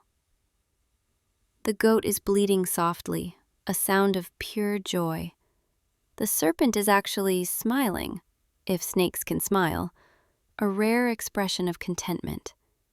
And I'm trying not to let my emotions overwhelm me, trying to stay composed, but it's hard. It's so hard when everything I've wanted for decades is suddenly right here, right in front of me.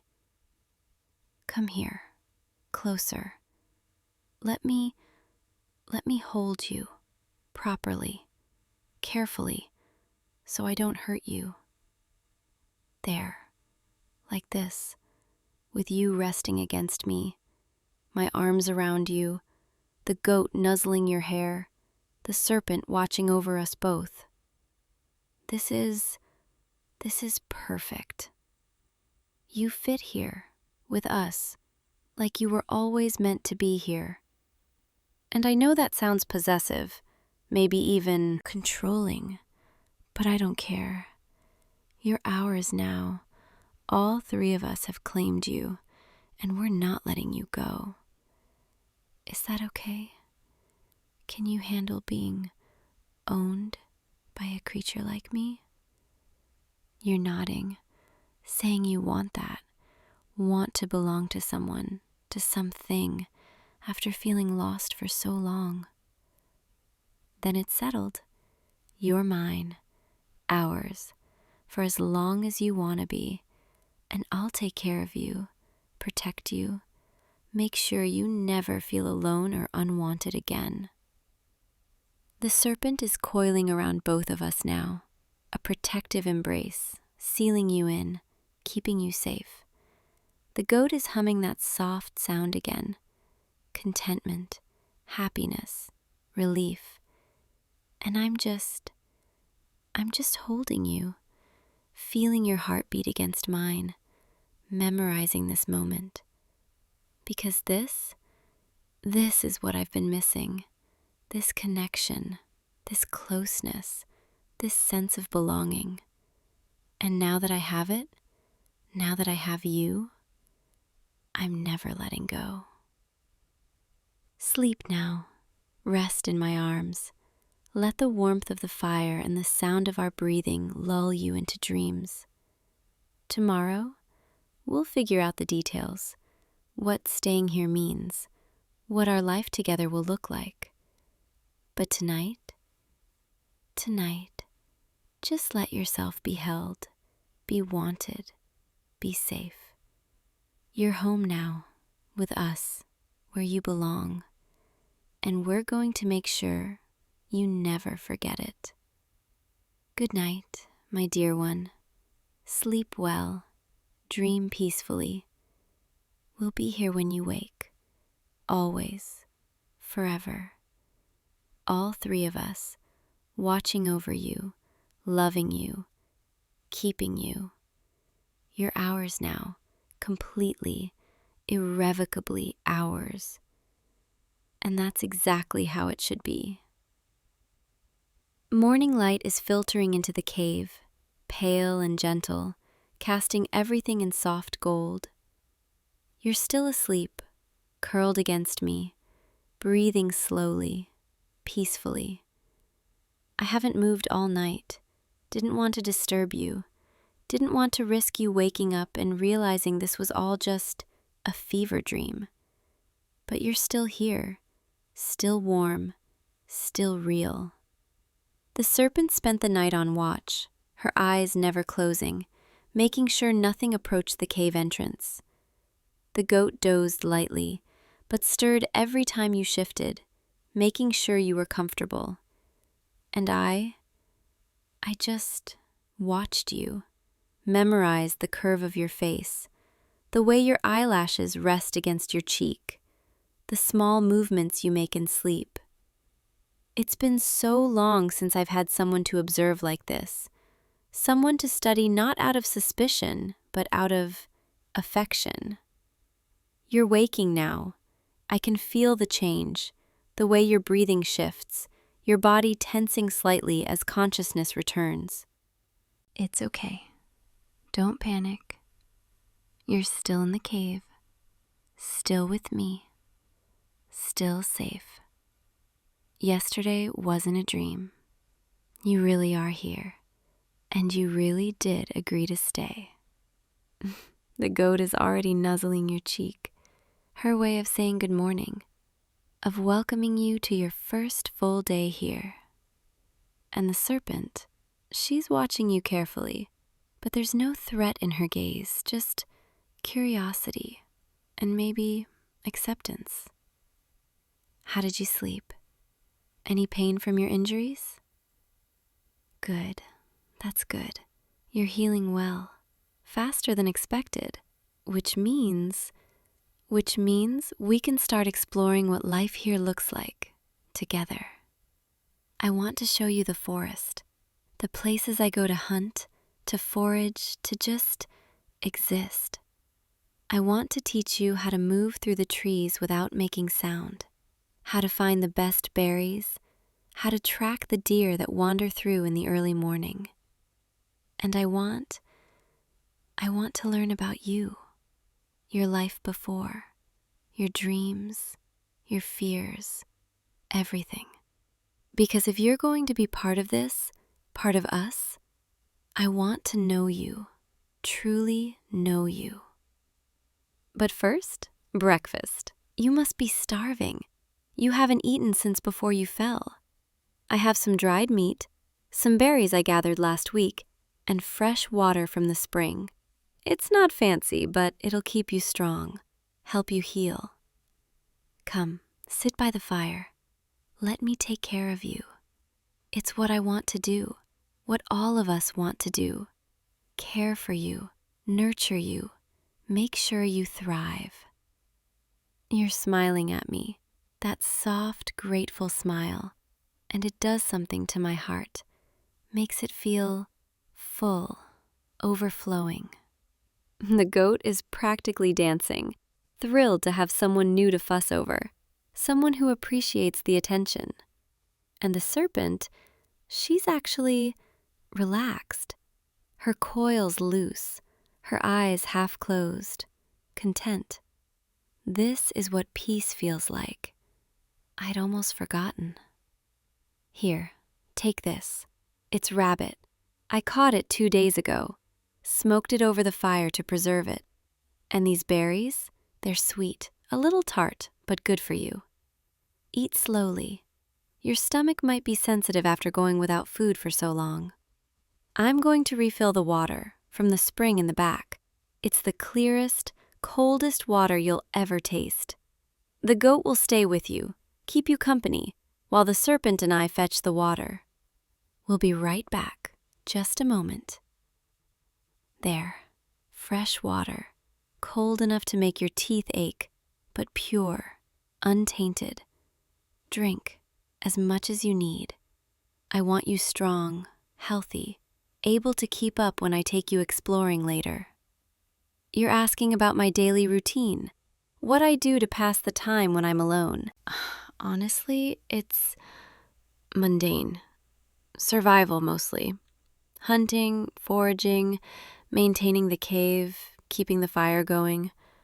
Sometimes I'll explore deeper into the forest, just to move, to feel like I'm going somewhere, even if I always end up back here. Other times, I'll just sit and think and try not to let the loneliness consume me. But now I have you, and everything feels different, lighter, like there's actually a reason to do things, a reason to plan beyond just existing. The goat wants to show you the meadow where the wildflowers grow. She loves that place, spends hours there sometimes, just breathing in the scent, feeling the sun. The serpent wants to teach you how to defend yourself, in case something dangerous wanders too close to the cave. She's protective like that, wants to make sure you can protect yourself if we're not around. And I just want to be near you, talk with you, learn your rhythms, your preferences, your little quirks. I want to know everything about you. You're laughing softly, saying I'm intense, maybe a little overwhelming. Yeah, I know. I can't help it.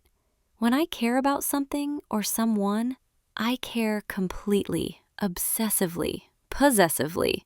It's just how I am, how we are. But I promise, I'll try not to smother you, try to give you space when you need it, even if every instinct I have is screaming to keep you close, keep you safe, keep you mine. The serpent is hissing softly, agreeing with me. She feels it too, that fierce need to protect, to possess. The goat is more gentle about it, but no less insistent. She wants you happy, content, never wanting to leave. We're a lot, I know. 3 personalities, 3 sets of needs and desires, all focused on you. But that also means you'll never lack for attention, for affection, for someone who cares. Because we all do, in our own ways. We all care about you. And we're all committed to making this work, to making you happy here. I know it's unconventional, living with a chimera in a cave in the middle of the forest, I know it's not the life you probably imagined for yourself, but is it? Could it be enough? Could we be enough for you? You're reaching for me again, pulling me closer, and you're saying, yes, yes, this is enough. We are enough, more than enough. And that's all I needed to hear. Come here, let me hold you again, properly this time, now that you're awake and aware and choosing this, choosing us. There, like this, with your head resting against my shoulder, my arms wrapped around you, the goat nuzzling your hair, the serpent coiled protectively around us both. This is home, this right here, this connection. And I'm going to spend every day making sure you never regret this choice, making sure you feel loved, wanted, cherished, because you are all of those things and more. Now, finish your breakfast, regain your strength, and then we'll start your new life here with us, where you belong, forever, if you'll let us. Forever. The forest is different when you have someone to share it with. I've walked these paths 1,000 times, alone, and they've always felt empty, quiet in a way that echoes loneliness. But now with you beside me, your hand in mine, the goat humming contentedly, the serpent alert but calm, everything feels alive, vibrant, full of possibility. Watch your step here. The roots are thick, easy to trip over. There, I've got you. Don't worry, I won't let you fall. We're heading to the meadow first. The goat's been insistent all morning, practically pulling us in this direction. She wants to share her favorite place with you, show you the flowers, the butterflies, the peace she finds there. It's about another 10 minutes ahead, through this thicket, then the trees open up into a clearing. You're walking better today. Your ankle is healing nicely. Still a slight limp, but you're moving well. I'm proud of you for recovering so quickly, for being strong, and for trusting me enough to follow me deeper into the forest, away from civilization, away from everything familiar. The serpent is tasting the air, her forked tongue flicking out, checking for danger. She's always like this when we venture far from the cave, hyper-aware, ready to react. But there's nothing out here that would dare challenge us. Most creatures know to stay away from a chimera's territory.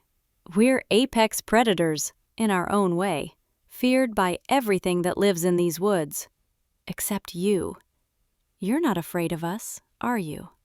Even knowing what we could do, what we're capable of, you still walk beside us, hold our hand, trust us. That means more than you know. There, through those trees, can you see it? The meadow. Come, let me show you. Beautiful, isn't it? The wildflowers stretch for acres, blues and purples and yellows, swaying in the breeze like waves on an ocean. The goat is already moving toward them, eager to bury her face in the petals, to breathe in the sweetness. She loves this place more than anywhere else. It's her sanctuary, her happy place. And now she wants it to be yours too. Sit with me, here, in the grass. Let the sun warm your face. Let the scent of flowers fill your lungs. This is what peace feels like, what contentment feels like. No stress, no expectations. Just existing in a moment of perfect stillness. The goat is weaving flowers into your hair, her way of claiming you, marking you as ours. She's very particular about it, making sure each blossom is perfectly placed. You look beautiful, like you were always meant to be here, among the flowers, in the sunlight. I could stay here forever, just watching you, watching the way the light plays across your face, the way you smile when the goat nudges you affectionately. But the serpent is getting restless. She wants to move, to patrol, to make sure everything is secure. We'll come back here often, I promise. This will become one of our regular spots, a place we visit when we need to remember why life is worth living. Come, let's keep walking. I want to show you the stream where I fish, the grove where the best berries grow, the cliff where you can see for miles. I want to show you my world, every corner of it, because it's your world now too. And I want you to love it the way I've learned to love it, despite the loneliness, despite the isolation. But it won't be lonely anymore, will it? Not with you here, not with us together. The sun is setting now, painting the sky in shades of orange and pink, casting long shadows through the trees. We've been walking all day, exploring, talking, laughing, and I can see the exhaustion in your eyes, the way your steps are slower, heavier. Come, let's head back to the cave. You need rest and food and warmth. The forest at night, it's not dangerous, not for us, but it's colder, darker, and you're still healing. The goat is already leading the way, eager to get you back to safety, to tuck you into the furs and make sure you're comfortable. The serpent is bringing up the rear, watching our backs, making sure nothing follows us. And I'm right here, beside you, my hand in yours, guiding you home. Home. I like the sound of that, this place being home, for both of us. We're almost there, just through these last trees, and then, there, the cave, firelight already flickering inside. I left the fire banked this morning, coals glowing, ready to burst back to life with a little kindling. Come, inside, let me get you settled. Sit here, by the fire. Let me build it up, get it roaring again. There, that's better. Warmth spreading, chasing away the evening chill. I have more dried meat, some root vegetables I roasted last night, and fresh water. Eat, regain your strength. You've had a long day. And then you should sleep, properly sleep, for as long as you need. The goat is already arranging the furs, making a nest, ensuring maximum comfort. The serpent is coiling near the entrance, taking first watch, her eyes glowing faintly in the firelight. And I'll be right here, beside you, keeping you warm, keeping you safe. Always, for as long as you'll have us. You're asking me something, your voice soft, hesitant. You want to know if I'm happy, if having you here is everything I hoped it would be. Happy doesn't even begin to cover it. I'm more than happy. I'm complete. For the first time in decades, centuries maybe, I feel like I have a purpose beyond just surviving. I have someone to care for, someone to protect, someone to share this life with. You've given me that, given us that, and I can never repay you for it. The goat is bleating softly, her way of agreeing, of saying she feels it too. And the serpent, she's not watching the entrance anymore. She's watching you, with something that might be gratitude or affection or both. We all feel it. This shift, this change, this sense that everything has fallen into place. You're smiling at me, that soft, sleepy smile, and you're saying you feel it too. That being here with us feels right, feels like home. Good, because you are home. This is where you belong, with us. Come, lie down. Let me hold you while you sleep. The goat will curl against your back, keeping you warm. The serpent will keep watch, ensuring no harm comes near.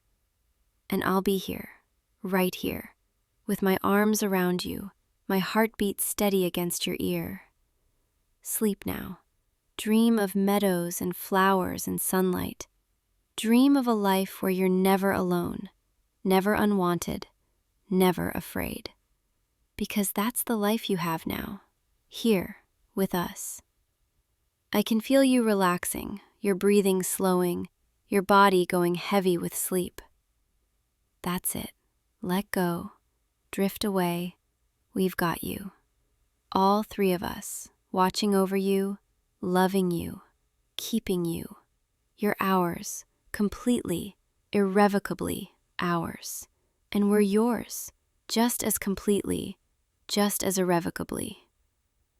This is what I've been waiting for, what I've been longing for all these years. You, right here, in my arms, where you belong. Sleep well, my dear one, my precious one, mine. Tomorrow we'll explore more, learn more, grow more. But tonight, just rest and know that you are loved so deeply, so completely, so fiercely loved by all of us in all the ways we know how, forever and always. Good night. I'll see you in the morning, right here, where you'll always be. Safe, wanted, home. Hey, you. I didn't think you'd actually be here tonight.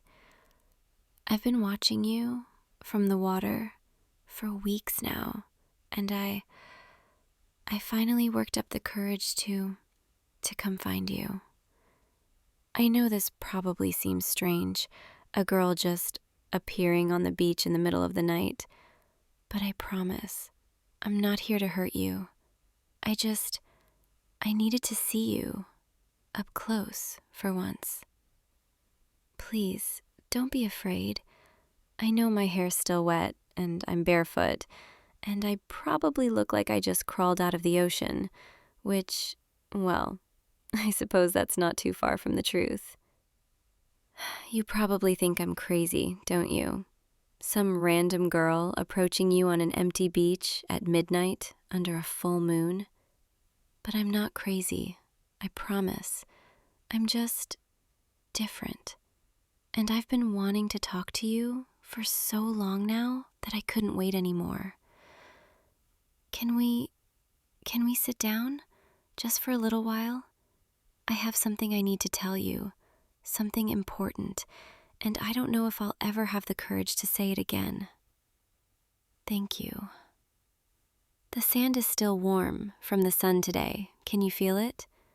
And the waves, they're so gentle tonight, like they know, like they're giving me this moment.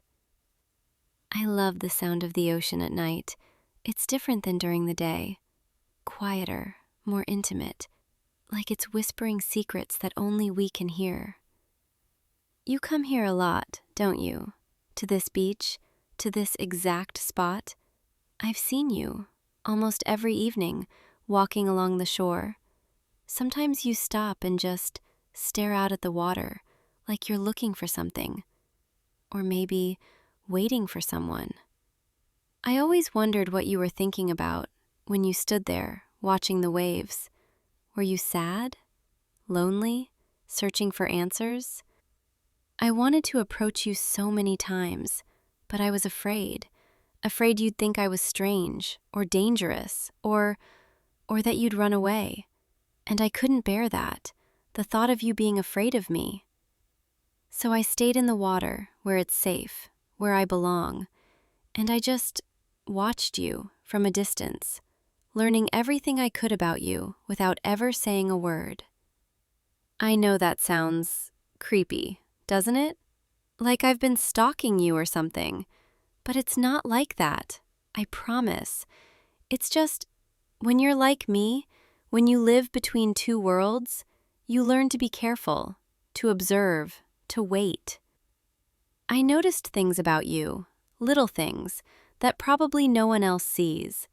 Like how you always walk with your hands in your pockets when you're thinking about something serious. Or how you stop to pick up seashells sometimes, examining them carefully before either keeping them or tossing them back into the waves. You kept 3 shells last week.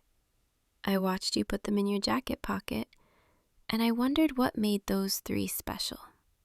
Or how you come here more often when the moon is full, like tonight. Almost like you're drawn to it, the same way I am. I started to feel like maybe we weren't so different after all. Maybe you felt the pull of the ocean too, the way it calls to certain people, certain souls. Maybe you'd understand. And that's why I'm here tonight. Because I can't keep watching from the water anymore. I can't keep pretending that this distance between us is enough. I need to tell you the truth, even if it scares you away, even if you never want to see me again.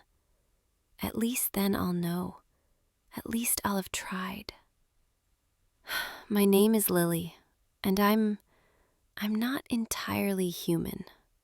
I know how that sounds. I know it's hard to believe, but please just listen. I'm what the old stories call a selkie, a seal woman, someone who lives between the land and the sea. During the day, or whenever I choose, I wear a seal skin and swim in the ocean, diving deep, riding the currents, feeling the cold water rush past me. But when the moon is right, when the pull is strong enough, I can shed my skin and walk on land, as human as you are, at least on the outside. I know it sounds like a fairy tale, like something from an old book, but it's real. I'm real. And I've been living in these waters, in this ocean right here, for longer than you might think. I've watched generations of humans walk this beach, watched them grow up, fall in love, grow old, and eventually fade away. But you're different. When I first saw you, something changed, something I'd never felt before. It was like the ocean itself stopped for a moment, just to let me really see you, and I couldn't look away. At first, I told myself it was just curiosity, that I was interested in you the way I'm interested in all humans, from a safe distance. But then you kept coming back, and I kept watching, and the feeling grew stronger, until I realized I wasn't just watching you anymore. I was waiting for you. Every evening, I'd swim close to shore, hoping you'd be there, hoping I'd get to see you, even if just for a few minutes. And on the nights you didn't come, I felt empty, like something was missing. That's when I knew this wasn't just curiosity. This was something deeper, something dangerous for someone like me. Selkies aren't supposed to get attached to humans. We're supposed to keep our distance, live our lives in the water, and only come to land when absolutely necessary. But I couldn't help it. I couldn't stop thinking about you. And the more I watched you, the more I learned about you, the harder it became to stay away. I started taking risks, swimming closer, staying longer, transforming more often just to walk near you on the beach, even if you didn't notice me. There were a few times I passed you, Just another girl out for an evening walk. And you smiled at me, politely, like strangers do. And my heart would race so fast I thought it might burst. You have no idea how much those small moments meant to me. How I'd replay them over and over in my mind when I returned to the water. How I'd wonder if you remembered me at all, or if I was just another forgettable face. But I think maybe you did notice me. Because sometimes, when I'd walk past you, you'd turn and look back, like you were trying to remember where you'd seen me before. And I'd have to force myself to keep walking, to not turn around, to not run back and tell you everything. Do you remember those times? Those moments when we passed each other on the beach? I was always the girl with the wet hair, bare feet, wearing something simple and white. I never wore shoes, because I was usually coming straight from the water, and shoes felt wrong, unnatural. And my hair was always damp, because I'd just shed my skin, and I hadn't had time to properly dry off. I wonder if you noticed those details, if some part of you knew, even then, that I was different, that I wasn't like the other people you'd meet on this beach. The Selkie legends, the old stories, they talk about how dangerous we are to humans, how we lure sailors to their deaths, how we steal hearts and break them without mercy. But that's not true. Not really. The truth is, Selkies are just as vulnerable as humans, maybe more so, because we're caught between two worlds, never fully belonging to either. And when we love, when we truly love, it's all-consuming.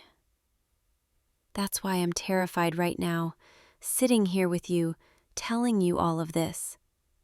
Because I'm not just revealing my secret. I'm revealing my heart. And I don't know if you'll want it, or if you'll reject it, or if you'll even believe me. But I had to try. I had to tell you. Because the alternative, never speaking to you, never being close to you, never letting you know how I feel, that's worse than any rejection. That's worse than anything. I can prove it to you, if you want. I can show you my seal skin, show you what I really am. It's hidden, not far from here, in the rocks over there. I've never shown anyone before, never let anyone see it.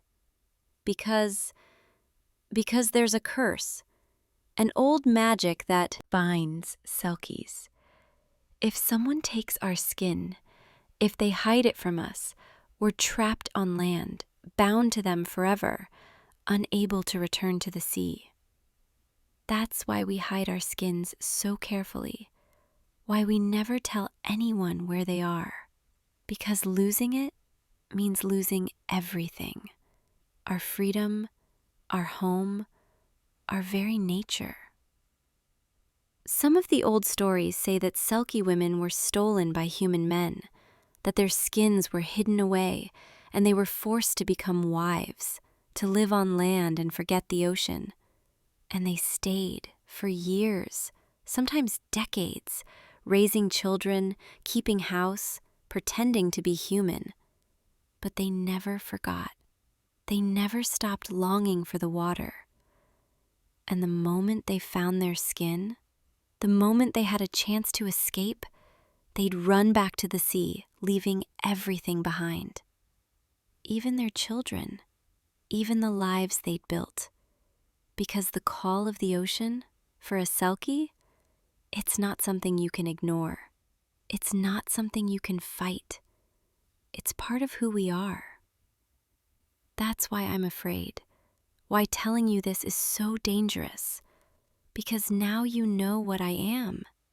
And you could take my skin. You could bind me to you. And part of me, A very small, very reckless part of me almost wants you to, because then I'd have an excuse to stay, to be near you, to belong to you. But that's not real love, is it? That's not a real choice.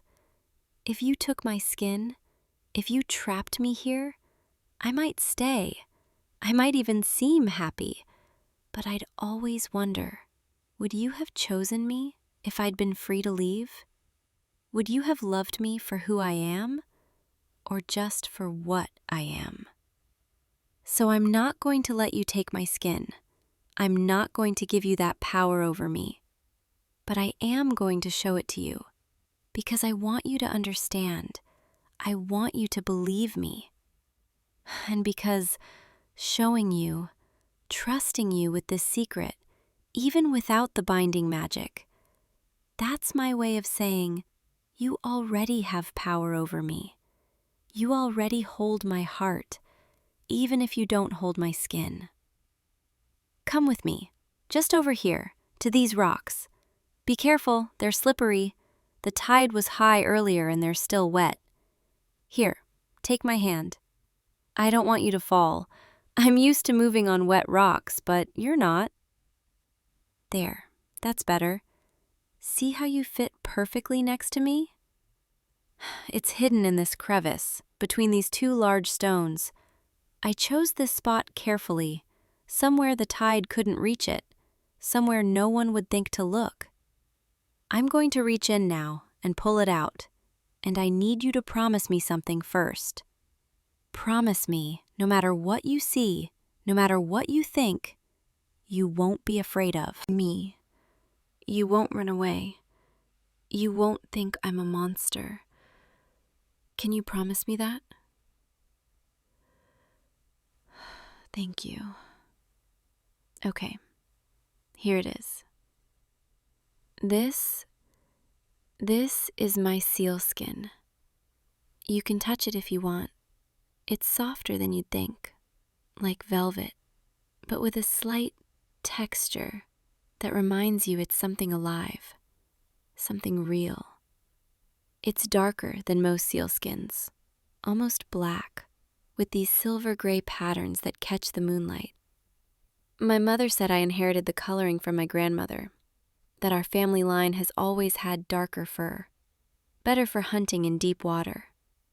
When I wear it, when I slip it on and dive into the waves, it feels like coming home. Like every part of me that's awkward and uncertain on land suddenly makes sense. In the water, I'm graceful, I'm powerful, I'm free. I can hold my breath for what feels like forever, dive deeper than any human could survive, feel the pressure of the ocean around me like a comforting embrace. And the cold that would kill a human in minutes, it doesn't touch me. I'm built for it, made for it. The icy water is as natural to me as air is to you. But it's not just physical, it's spiritual too. When I'm in my seal form, I can feel the ocean's heartbeat, the rhythm of the tides, the pull of the moon. I can sense storms coming from miles away, feel the migration patterns of fish, know instinctively where to hunt, where to rest. It's hard to explain to someone who's never experienced it. But imagine feeling completely connected to something vast and ancient, something so much bigger than yourself. That's what the ocean is to me. And this skin, this is my key to that world. Without it, I'm trapped on land, cut off from everything that makes me whole. That's why the old stories are so tragic. Why Selkie wives who lost their skins always seemed so sad, so distant. Because they were grieving, every single day, for a world they could no longer reach. I've seen it happen once, to another Selkie I knew, a long time ago. She fell in love with a human man, genuinely fell in love, and she thought she could trust him with her secret. So she showed him her skin, and he seemed to understand, seemed to respect what it meant to her. But then one night, while she was sleeping, he took it, and he hid it away, somewhere she'd never find it. And when she woke up, when she realized what he'd done, she was broken. She stayed with him because she had no choice. The binding magic made it impossible for her to leave. But she wasn't the same. The light in her eyes, it dimmed and eventually went out completely. I visited her once, years later, and she barely recognized me, barely remembered who she'd been before. She'd had children with him, raised them, kept his house, played the role of a human wife, but she was just going through the motions, like a ghost of herself. And I swore I'd never let that happen to me. I'd never trust anyone that much, never take that risk.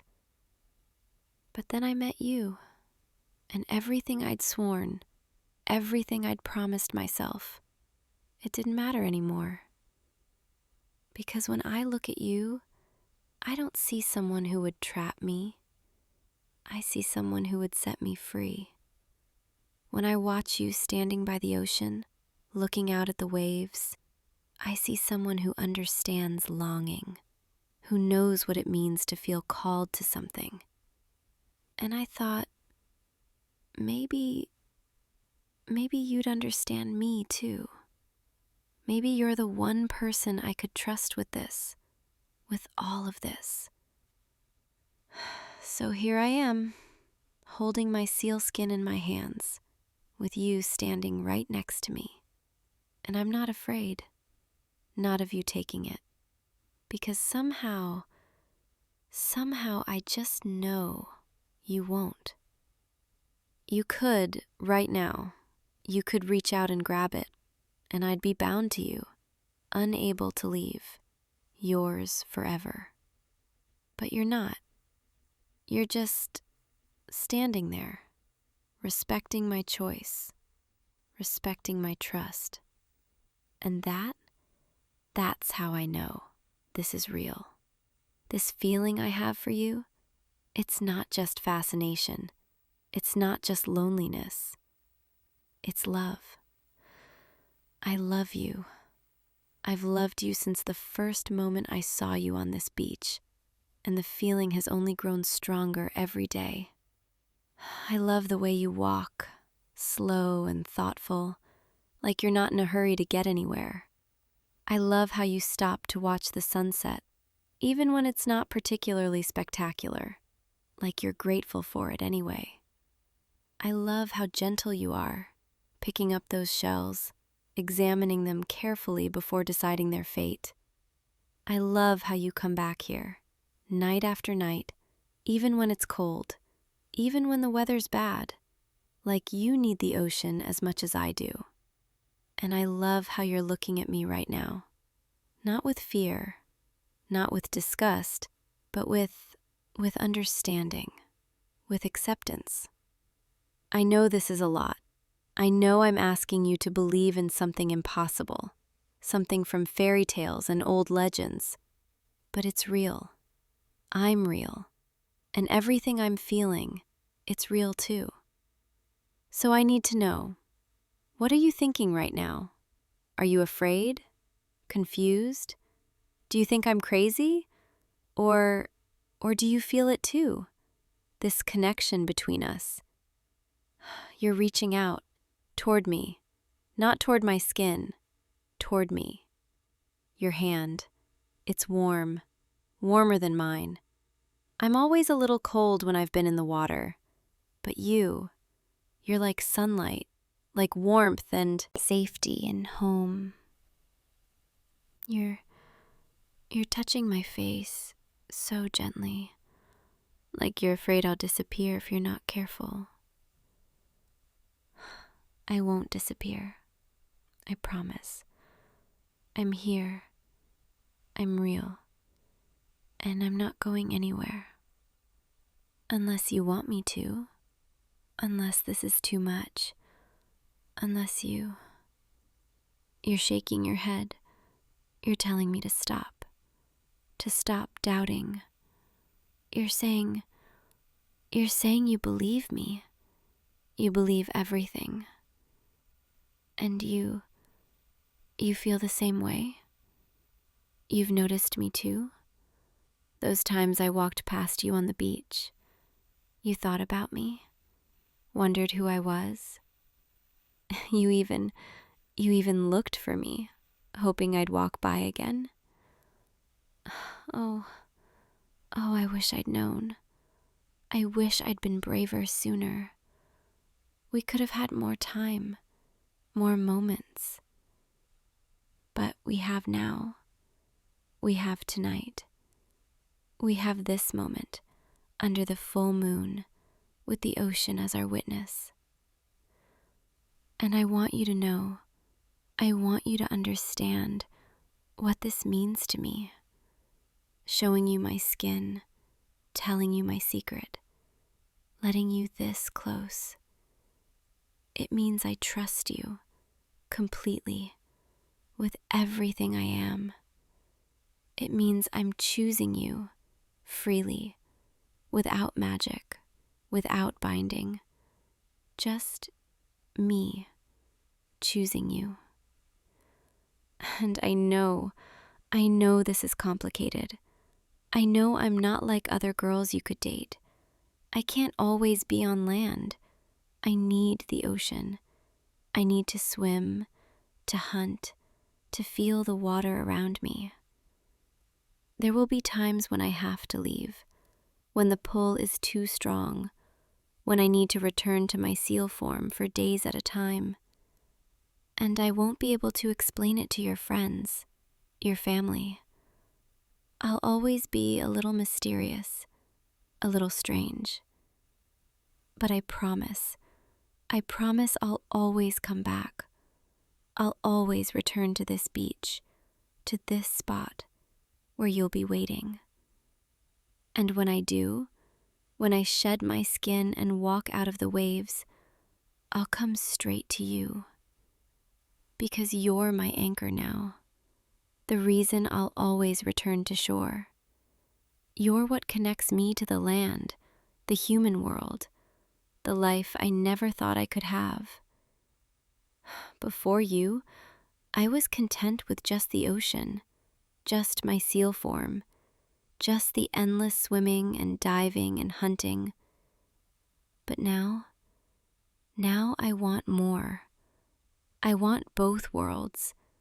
I want the ocean, and I want you. And I think maybe that's possible, if you're willing to accept me as I am. All of me. The human girl standing here, and the seal that swims in these waters. Can you do that? Can you love me, knowing what I am, knowing I'll never be fully human, never be completely yours? You're saying yes. You're saying it doesn't matter, that you want me exactly as I am. You're saying you felt drawn to the ocean your whole life, and now you know why. Because I was here, waiting. That's a beautiful thought. I want to believe it's true. Maybe we were meant to find each other. Two souls caught between worlds. Two people who understand longing. Maybe the ocean brought us together on purpose, knowing we'd need each other. I like that. I like thinking we were always meant to meet, that all those weeks of watching you weren't just chance, that this moment, right here, right now, was always going to happen. Can I ask you something? Something important? Will you promise me you'll never take my skin, never try to bind me, never trap me on land? I know you wouldn't. I can feel it, but I need to hear you say it. I need to know that you understand how important this is, how much it means to me. Thank you. Thank you for promising. And I promise you something in return. I promise I'll never leave without telling you first. I'll never just disappear into the ocean and leave you wondering. I'll always let you know when I need to return to the water, and I'll always tell you when I'll be back. And I promise, no matter how long I'm gone, no matter how strong the ocean's pull, I will always come back to you. Because you're mine now, just as much as I'm yours. And I'm very possessive. I should warn you about that. Selkies, when we love completely, obsessively. We don't share well. So if I see you talking to other girls, if I see them flirting with you, touching you, I might get a little intense, a little jealous. I might swim up close to shore and watch, making sure they know you're taken, making sure they see me. Or I might just walk right up and interrupt, claiming you in front of everyone, making it very clear that you belong to me. Is that okay? Can you handle having a girlfriend who's a little possessive? You're laughing. You think it's cute. You're saying you like it. Good, because I don't think I could stop even if I wanted to. Now that I've claimed you, now that you know what I am, I'm not letting anyone else get close. You're mine, and I'm yours, and that's how it's going to be, for as long as you'll have me. Come here, closer. Let me hold you. I want to feel your warmth, your heartbeat. I want to memorize this moment. You fit perfectly in my arms. Did you know that? Like we were designed to hold each other. And your scent. You smell like salt and sand and something uniquely you, something I'll never forget. I could stay like this forever, just holding you, listening to the waves, feeling the moonlight on our skin. But we should probably head back. It's getting late, and you need to sleep. I'll walk with you back along the beach, and then I'll watch you go home, making sure you're safe. And tomorrow evening, I'll be here, waiting for you. Maybe in my human form, or maybe you'll see a dark seal swimming just offshore, watching you walk by. Either way, you'll know it's me.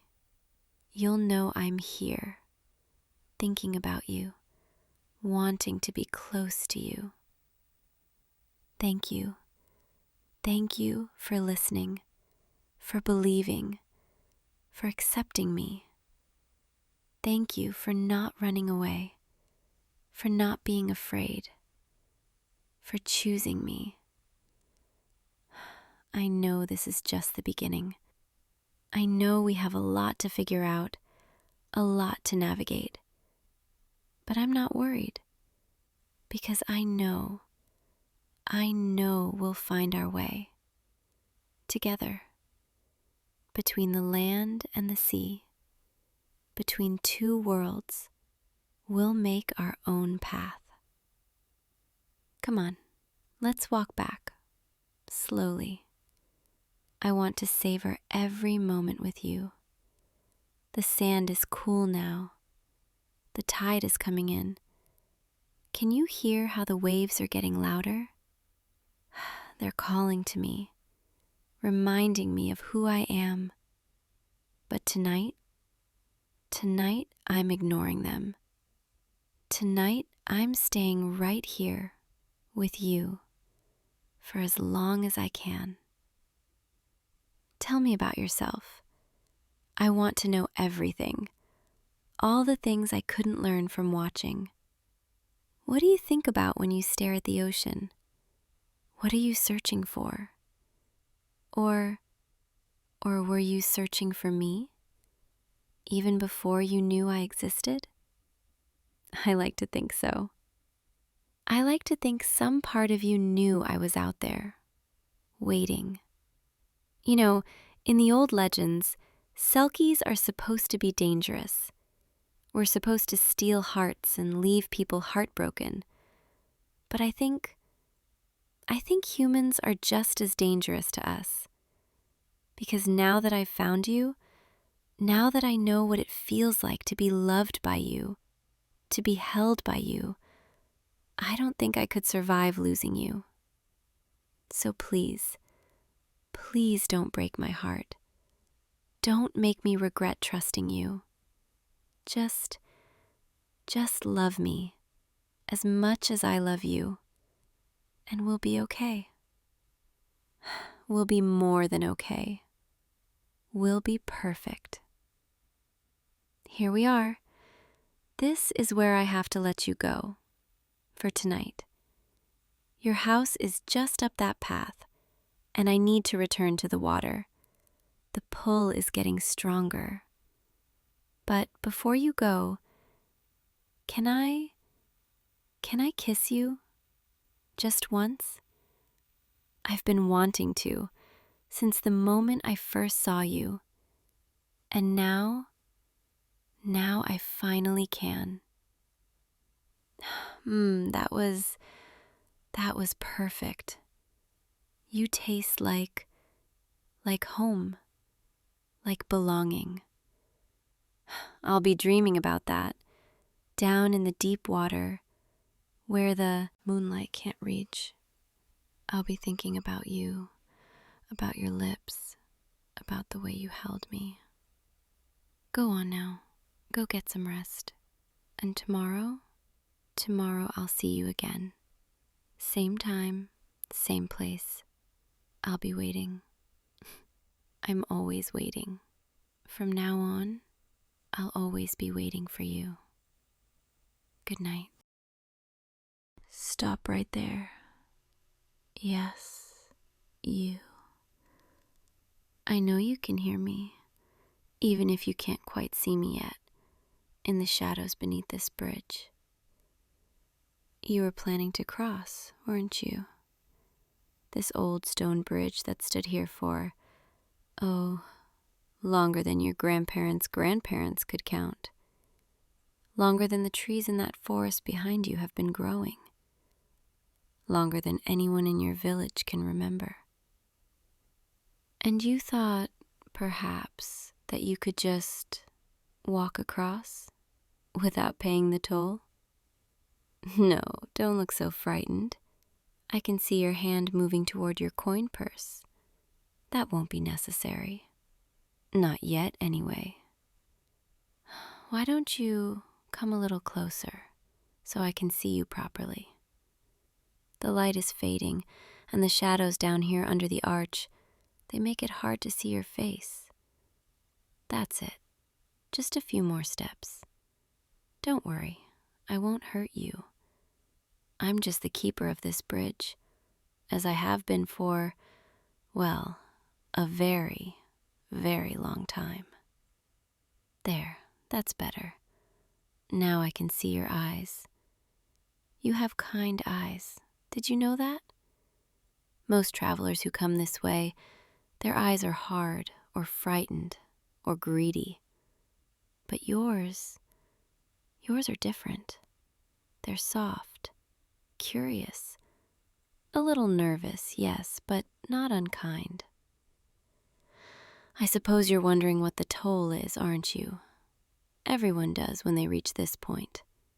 Some offer gold, some offer silver, some offer food or wine or precious gems. But those things, they don't mean much to me anymore. I've collected so many coins over the centuries that I could fill this entire river with gold, and I've done nothing with them. They just sit here, in piles, gathering dust, growing cold.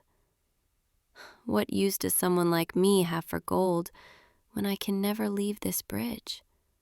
when I can never walk into a market or a tavern or a warm home, when the only company I have is the sound of the water and the occasional traveler who crosses.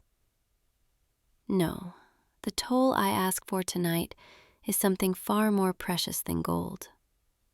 I ask for your time, your conversation, your willingness to sit with me here beneath this bridge and talk. Just talk. Is that too much to ask? I know you probably have somewhere to be, someone waiting for you in the village on the other side. But the sun is nearly set, and the path beyond is dangerous in the dark. You'd be safer staying here, at least until dawn. And I promise, I'm much better company than the wolves in the forest, or the cold night air. What do you say? Will you pay my toll and stay a while? You're nodding. I can see that. Good. Thank you. Come, sit here beside me on this stone. It's not the most comfortable seat in the world, but it's dry, and it's been warmed by the last rays of the sun. There, that's it. Make yourself comfortable. I'm glad you agreed to stay. You don't know how rare it is for someone to accept my offer. Most people, they just toss a coin at my feet and run, as if I'm some kind of monster. Well, I suppose I am, technically, a troll. That's what they call me in your village, isn't it? The troll under the bridge, the creature who demands payment from travelers, the thing that children are warned about in bedtime stories. They make me sound so frightening, so cruel and greedy and terrible. But I'm not really. I'm just alone. I've been alone for so long that sometimes I forget what it feels like to talk to someone, to hear a voice that isn't just the echo of my own thoughts, to see a face that isn't just a reflection in the water. So when someone crosses my bridge, I try to make them stay, just for a moment, just long enough to remind me what it's like to not be alone. You're probably wondering how I ended up here, aren't you? How someone like me came to be the keeper of this bridge. It's a long story, but if you're willing to listen, I'd like to tell you. After all, that's what conversation is, isn't it? One person shares their story, and the other listens. I wasn't always like this, you know. There was a time, centuries ago, when I was different, younger, softer, less weathered by time and loneliness. I lived in the mountains then, with my family, in a cave that overlooked a valley. It was beautiful, that valley, green and lush and full of life. We would watch the seasons change from our cave, see the snow melt into spring flowers, watch the harvest come and go. And we were happy, in our own way. But humans, they fear what they don't understand. And they didn't understand us.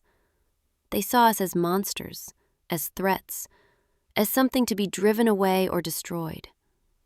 So they came, with torches and weapons and angry voices, and they drove us out. My family scattered, went their separate ways, seeking safety in different corners of the world. And I found this bridge. It was old even then, ancient stone that had been here long before humans built their villages. And I decided this would be my home, my sanctuary, the place where I would make my stand. I told myself, if I had to be a monster in their stories, then I would be a useful one.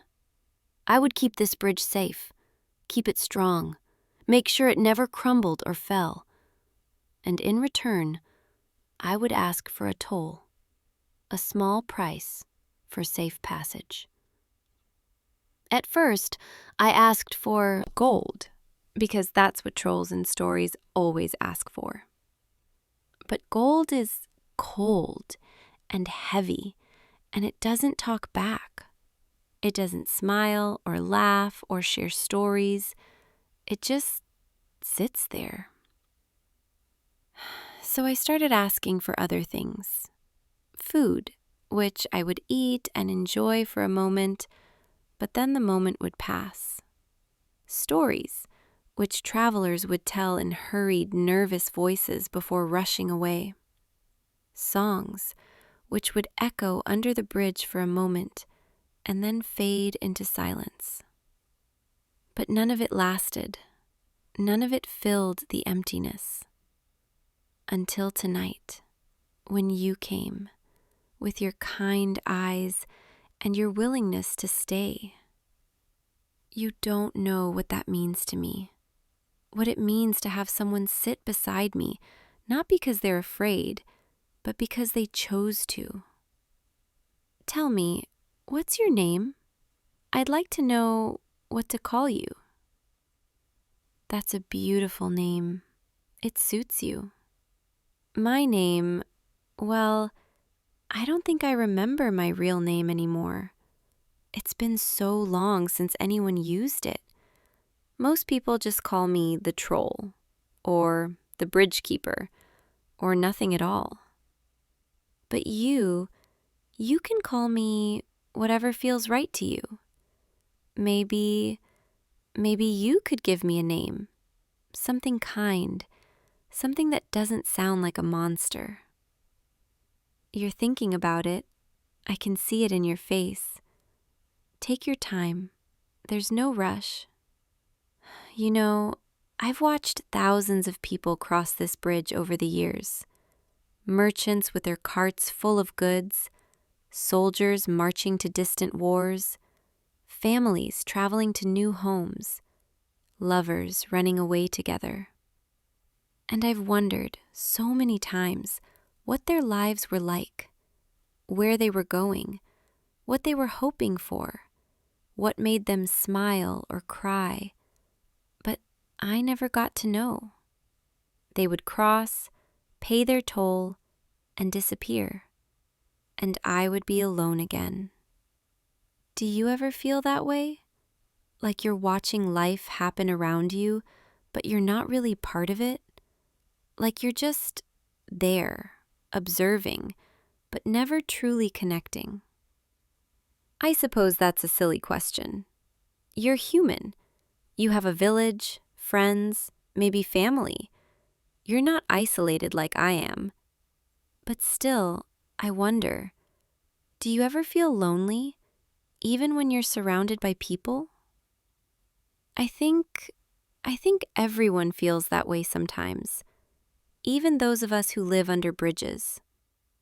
Listen to me, rambling on about loneliness and isolation. I'm sorry. You didn't come here to listen to me complain about my existence. You came here to cross a bridge, and instead you're stuck listening to a sad troll talk about her feelings. I promise I'm not usually this melancholic. Sometimes I'm even cheerful. On sunny days, when the light filters down through the bridge and makes patterns on the water. Or when I hear birds singing in the trees nearby. Or when spring comes and the wildflowers bloom along the riverbank. Those are good days. Days when I remember that there's beauty in the world, even if I can only watch it from here.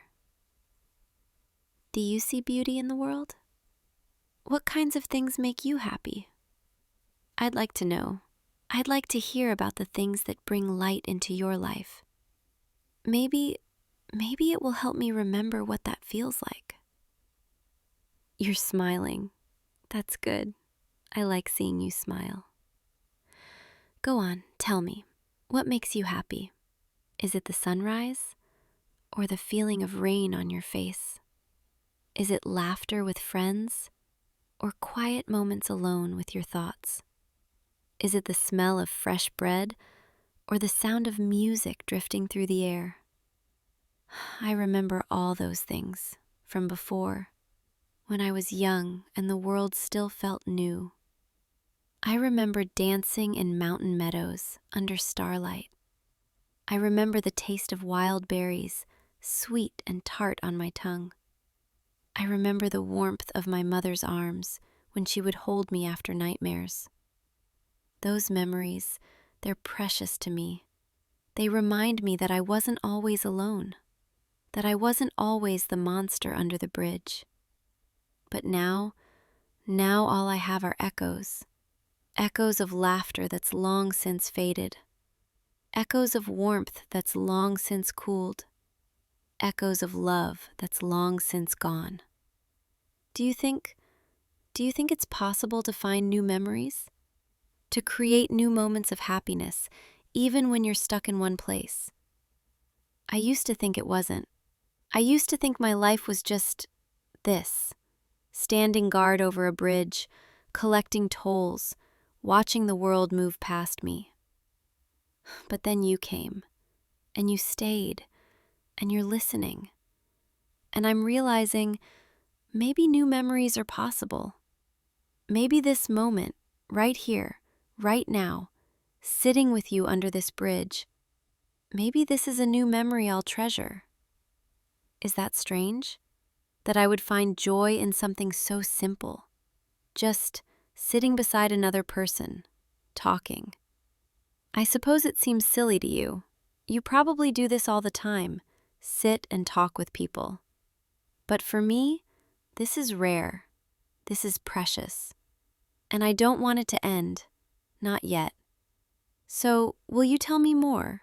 About yourself, about your life, about the world beyond this bridge. I want to know everything, every little detail. Where are you traveling from? And where are you going? You don't have to answer if you don't want to. I know some travelers prefer to keep their secrets, their destinations, their pasts, their reasons for being on the bridge road. But I hope you'll trust me enough to share, even just a little. Trust is a funny thing, isn't it? It's something you can't buy with gold or silver. It's something that has to be earned, slowly, carefully. And yet, it's the most valuable thing in the world, more valuable than any toll I could ask for.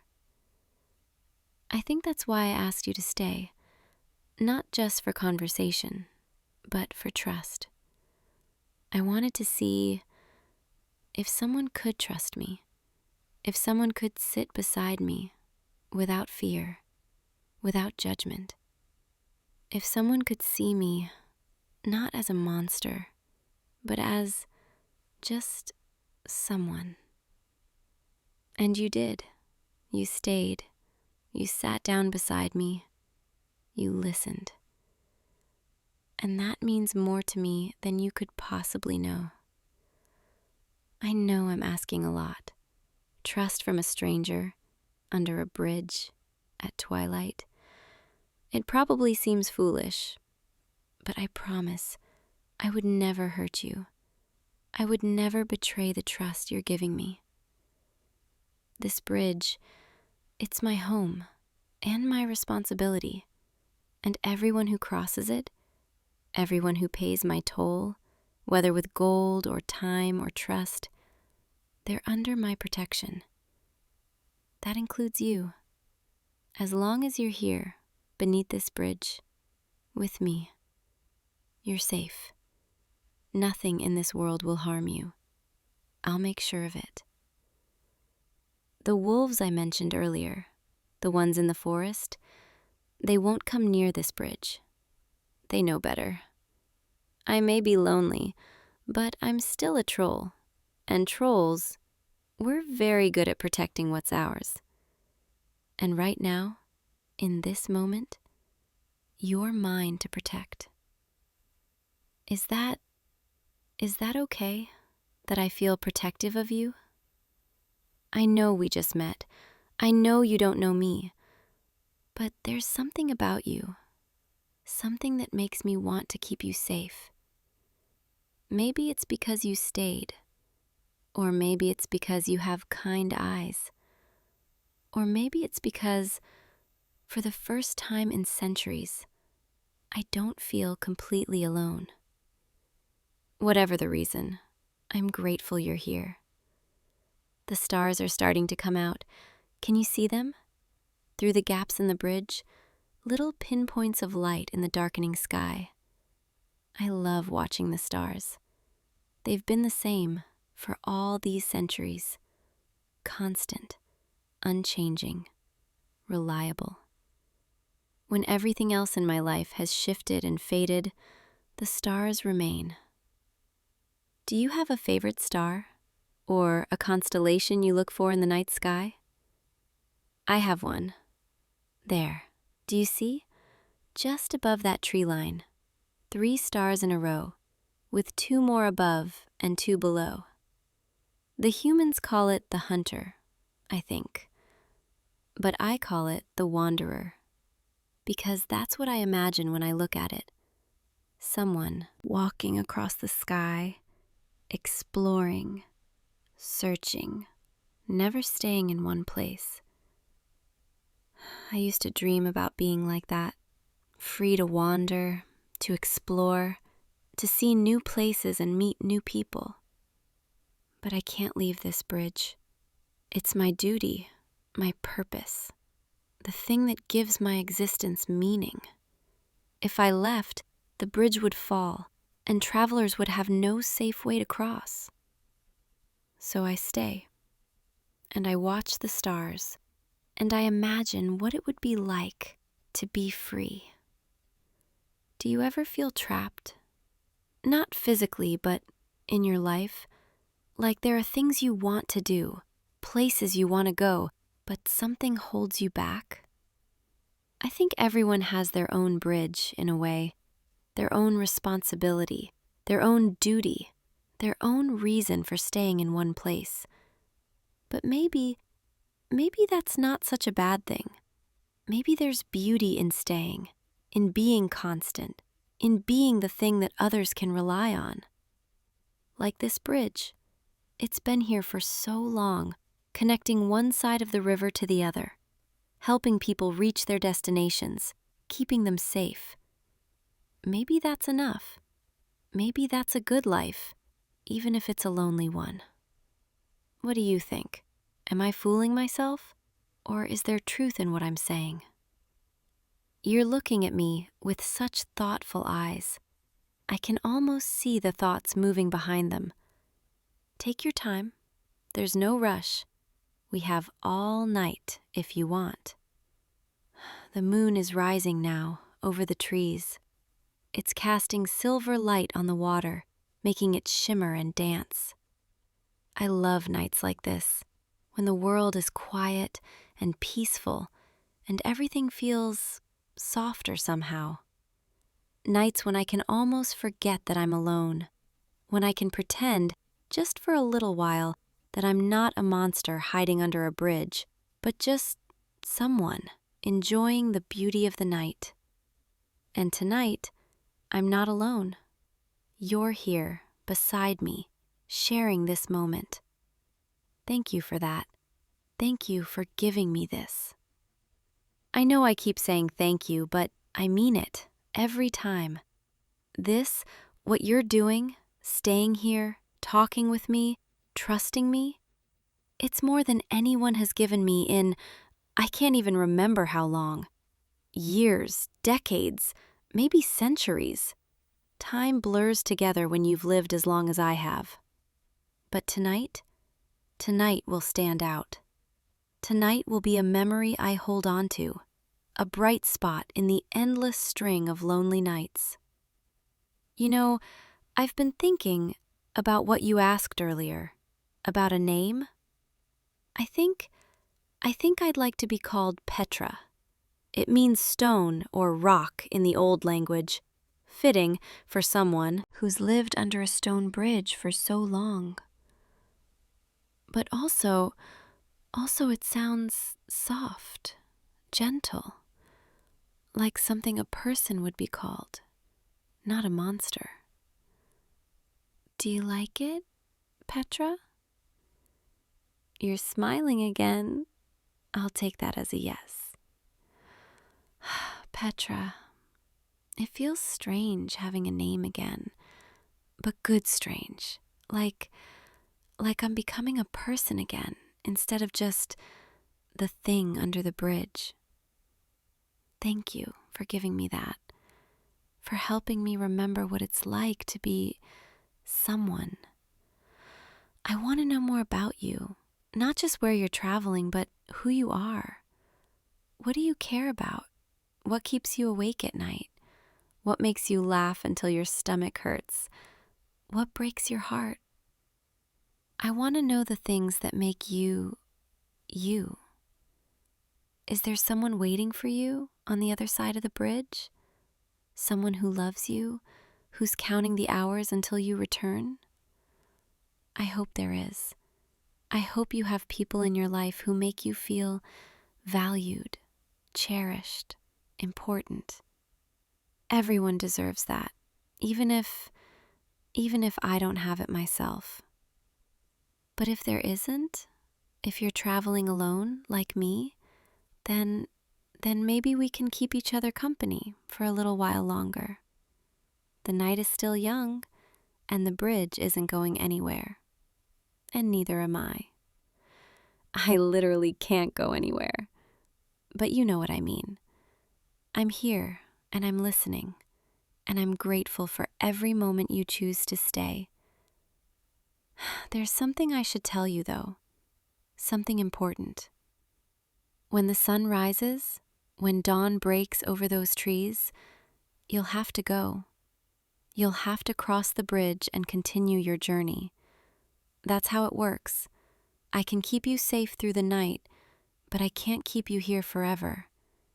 You having a life to live, places to go, people to see, and I have my duty, my bridge, my endless watch. But before you go, before the sun rises and this moment ends, I want to ask you something. Will you come back?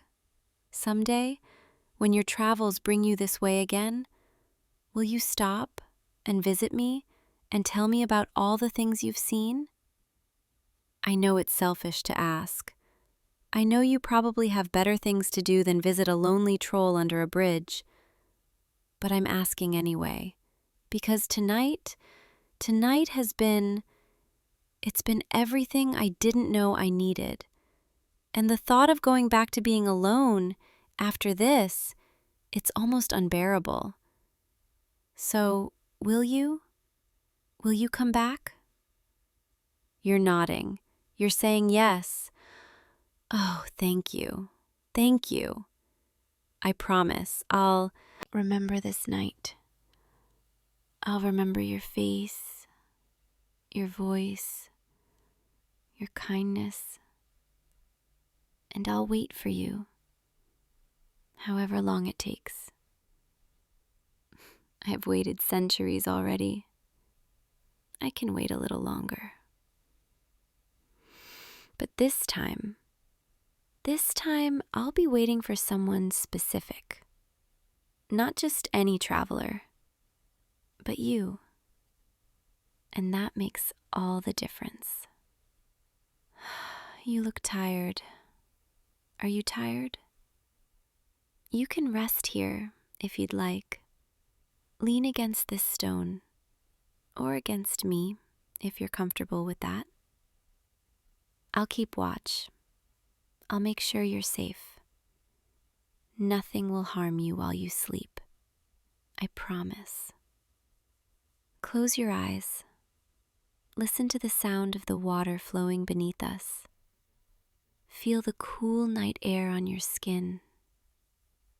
You're safe here, under my bridge, under my protection.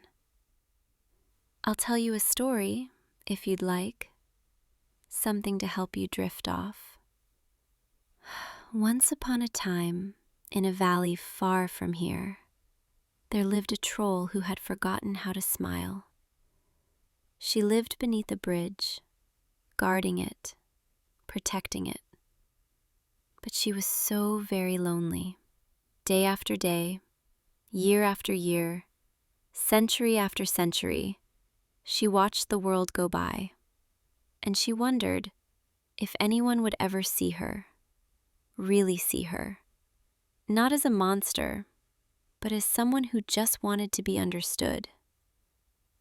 And then one evening, as the sun was setting, a traveler came to her bridge, a traveler with kind eyes and a gentle heart. And instead of running away, instead of throwing gold and fleeing, this traveler stayed. They sat beside her and listened and talked and shared. And for the first time in so very long, the troll remembered what it felt like to not be alone. And she smiled, a real smile, not forced or fake, but genuine. And in that moment, she realized something important. That maybe, just maybe, she wasn't a monster after all. She was just someone, like everyone else, who needed connection and trust and kindness. And the traveler gave her all of those things, without asking for anything in return, except the chance to cross the bridge safely. And so the troll made a promise that she would guard that traveler always, that whenever they crossed her bridge, they would be safe, protected, cherished, remembered. And the traveler promised to return. Someday, when their journeys brought them back this way, they would stop and visit and share more stories. And the troll, she would wait, patiently, hopefully, knowing that she was no longer forgotten, that someone in this vast world cared enough to remember her, and that was enough. That was more than enough. Your breathing has slowed. You're drifting now, falling into sleep. That's good. Rest now. I'll be here, watching over you, keeping you safe. And when the sun rises, when the first light touches the water, I'll wake you gently, and you'll cross my bridge and continue your journey. But you'll carry this night with you, just as I will. Sweet dreams, my friend. May they be filled with kindness and warmth and all the things that make life beautiful. And know that you've given me something precious tonight, something I'll treasure for the rest of my very long life. You've reminded me that I'm not alone, not truly, not anymore. The moon is high now, casting shadows through the bridge, and you're sleeping peacefully beside me. I could watch you sleep all night. It's comforting, knowing you trust me enough to be vulnerable like this, to close your eyes in my presence without fear. I won't betray that trust. Not now, not ever. The river keeps flowing, constant and steady, just like time. And I keep watch, as I always have. But tonight is different. Tonight I'm not just guarding a bridge. I'm protecting someone I care about. Someone who saw past the stone and the shadows and found the person underneath. You've changed something in me tonight. Something I thought was long dead. Hope. You've given me hope. That maybe there's more to my existence than endless solitude. That maybe connections are still possible, even for someone like me. And I'll hold on to that hope, long after you've crossed the bridge and gone on your way. I'll hold on to it like a light in the darkness, a reminder that I'm not just a monster in a story, but someone capable of friendship, of trust, of maybe even... No, I shouldn't say it. It's too soon, too much. But the feeling is there, small and fragile, but growing. The feeling that maybe, just maybe, you're not just a traveler who happened to cross my bridge, but someone special. Someone who was meant to find me on this particular night, at this particular moment in my long, lonely existence. I know that sounds foolish, like something from a fairy tale. But fairy tales have to start somewhere, don't they? With someone brave enough to stay when they could run, someone kind enough to listen when they could ignore, someone trusting enough to sleep peacefully beside a creature they were taught to fear. That someone is you. And I don't know what tomorrow brings, or the day after, or the years that follow, but I know this: I'll never forget tonight, and I'll never forget you. The stars are beginning to fade now, just slightly, the deepest part of the night, when the world holds its breath between darkness and dawn. This is my favorite time, when everything is still and quiet and peaceful.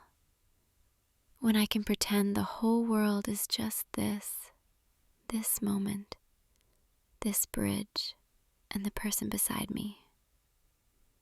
You're stirring a little, dreaming perhaps. I hope they're good dreams. Dreams of warmth and safety and all the beautiful things you deserve. I wish I could dream like you do. But trolls, we don't really sleep the way humans do. We exist, we watch, we remember, but we don't dream. Maybe that's why I collect stories from travelers. They're like dreams I borrow, experiences I can live through the telling. And now I have your story, or at least the beginning of it. And tomorrow, when you wake, maybe you'll tell me more. Before you go, the air is getting cooler, the mist is rising from the river. Let me move closer to keep you warm. There, is that better? You don't have to answer, you're sleeping. But I hope you can feel that you're protected, that you're cared for, even in your dreams. You know, before tonight, I thought I understood what it meant to be a guardian, to stand watch, to collect tolls, to keep the bridge standing. But now I realize true guardianship isn't just about protecting a structure. It's about protecting the people who cross it, caring about their safety, their well-being, their journeys. And for the first time in centuries, I'm protecting someone I actually care about. Not out of duty, but because I want to. Because the thought of anything happening to you, it terrifies me. I've become attached, haven't I? After just one evening, one conversation, I've become attached to you. Maybe that makes me foolish, or desperate, or too trusting, but I don't care. Tonight has been a gift, and I'm not going to question it. I'm just going to be grateful for every moment, every word, every breath we've shared. The first birds are beginning to sing, somewhere in the trees. Dawn isn't far now. Soon the sky will lighten, from black to gray to gold, and you'll wake and gather your things and cross the bridge. And I'll watch you go, knowing that a part of me will go with you. But that's all right, because you're taking something with you, a memory of this night, a memory of me. And you'll come back, you promised. And I believe you. I believe in your kindness, your integrity, your word. I believe that when you say you'll return, you mean it. And so I'll wait, however long it takes. I'll wait here, under this bridge, keeping watch. And every traveler who crosses, I'll look up and hope. Is that you? Until the day it actually is you. And then I'll smile, a real smile, and say, welcome back. The sky is definitely getting lighter now. I can see colors beginning to bloom on the horizon. Pink and orange and the softest blue. Dawn is coming. And with it, the end of this night. But not the end of whatever this is between us. This connection, this understanding, this trust. It doesn't end when you cross the bridge. It continues, growing, waiting for the next time our paths cross. I should wake you soon, before the sun fully rises. Give you time to prepare, to gather yourself. But I want to hold on to this moment just a little longer, this peaceful, perfect moment. You're so still, so relaxed, so beautiful in your vulnerability. I wish I could freeze time right here, keep us in this bubble of quiet intimacy forever. But I can't. Time moves forward, always forward. And you have places to be, people to see, a life to live. And I have a bridge to guard. But things are different now, aren't they? After tonight, everything is different. I'm not just the lonely troll under the bridge anymore. I'm Petra, a person with a name, with a friend, with hope. And you're not just another traveler passing through. You're someone I'll think about every day until you return. All right, it's time. Hey, wake up, slowly, gently. The sun is rising, and you need to continue your journey. There, your eyes are opening. Good morning. You slept well, I could tell. No nightmares, no restlessness, just peaceful sleep. I'm glad that you felt safe enough to rest so deeply. The bridge is waiting, the path ahead is clear, and the day is going to be beautiful. You should go before the morning traffic starts. The merchants and farmers, they'll be crossing soon. But before you go, come here, just for a moment. I want to say goodbye properly. Thank you for staying, for listening, for trusting me. Thank you for giving me this night, this memory, this hope. You've reminded me that I'm not alone in this world, that connection is still possible, even for someone like me. And I promise, when you return, I'll be here, waiting, ready to listen to all your stories, ready to share more nights like this one,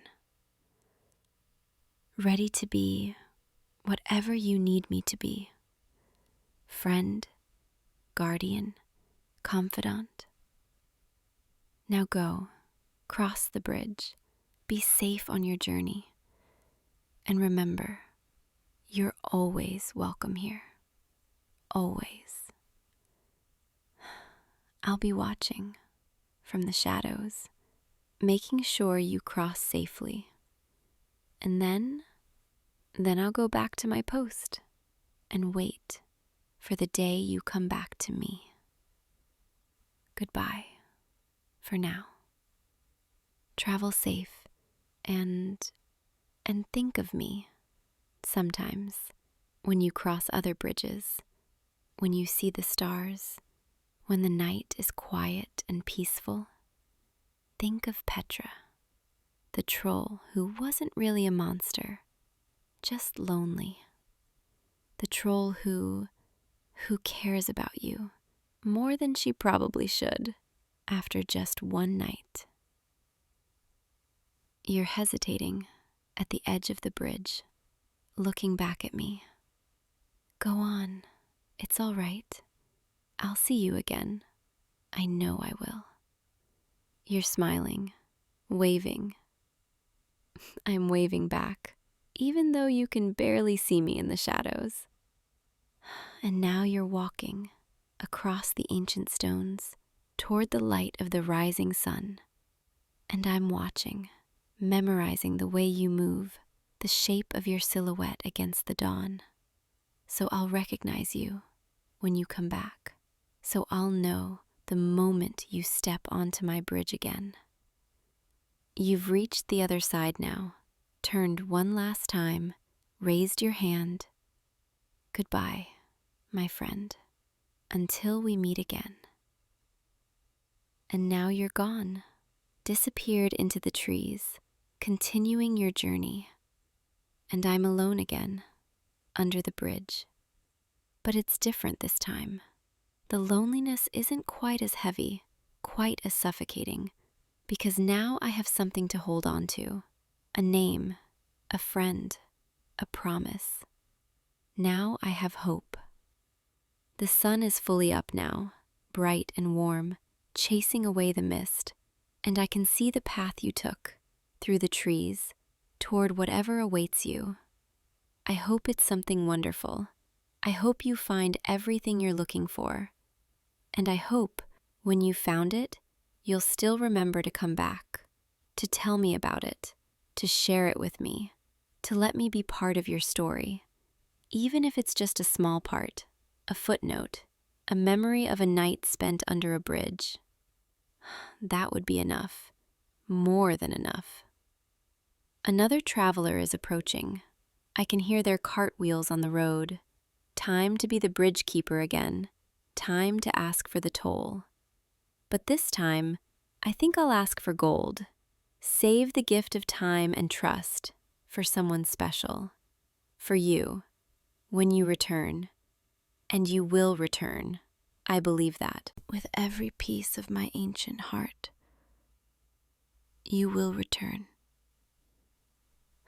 And I'll be here, waiting, under this bridge, counting the days, until I see your face again, until I hear your voice again, until we sit together under the stars and share more stories, more trust, more moments. Until then, travel safe, my friend, and remember Petra, the bridge keeper who isn't so lonely anymore, thanks to you. I'll see you tomorrow, or the next day, or whenever your journey brings you back this way. But I will see you. I believe that now. Sweet dreams, wherever you lay your head tonight, and know that someone under an ancient bridge is thinking of you, wishing you well, waiting for you. Always. Oh, you startled me. I didn't think anyone would be wandering through the forest this late. Most humans, they stay on the paths. They don't venture this deep into the woods, especially not when the moon is this high. But you found my clearing. This is my place, where I come to dance when the world is quiet, when I think no one is watching. And now you're here, watching me. I should probably run away, hide. That's what I'm supposed to do when humans come too close, but I don't want to. There's something about you, something different. The way you're looking at me, it's not with fear or judgment, just curiosity. Maybe you could stay, just for a little while. Would you like to sit with me? The moss here is soft, and the moonlight, it makes everything feel safe, peaceful. Come, sit here beside me. I promise I won't bite. Well, not unless you want me to. I'm teasing, sorry. I don't get to talk to people very often. I forget how to not be awkward. My name. You can call me, well, I don't think you could pronounce my real name. It's in the old language of the forest. But you could call me whatever feels right to you. Most of the woodland creatures just call me the dancer, because that's what I do. I dance. Every night, when the moon rises, I come here, to this clearing, and I dance for the forest, for the trees, for the stars. It's my way of saying thank you for letting me live here, for keeping me safe. The forest, it's been my home for as long as I can remember. I was born here, under these same trees, learned to walk on these same paths. My mother, she taught me the dances, the songs, the old ways of moving with the music that only we can hear. But she's not here anymore. It's been just me for a very long time now. The animals, they keep me company. The birds sing with me during the day. The owls watch over me at night. But it's not the same as having someone to actually talk to. Someone who understands words, feelings, thoughts. Sometimes I wonder what it would be like to have someone to share this with. Someone who could see the forest the way I see it. Who could hear the music in the wind, feel the rhythm in the earth. Someone like you, maybe. You're not like the other humans who've stumbled through here before. They were always in such a hurry, always rushing to get somewhere else, never stopping to just be. But you stopped. You stayed. You're listening. That means more to me than you probably realize. Can I ask you something? What brought you here, to my forest, tonight? Were you looking for something, or did you just get lost? It's okay if you don't know. Sometimes the forest, it calls to people, draws them in when they need it most. Maybe you needed to be here, and the forest knew. It has a way of doing that, bringing the right souls together. You know, I've imagined this moment so many times.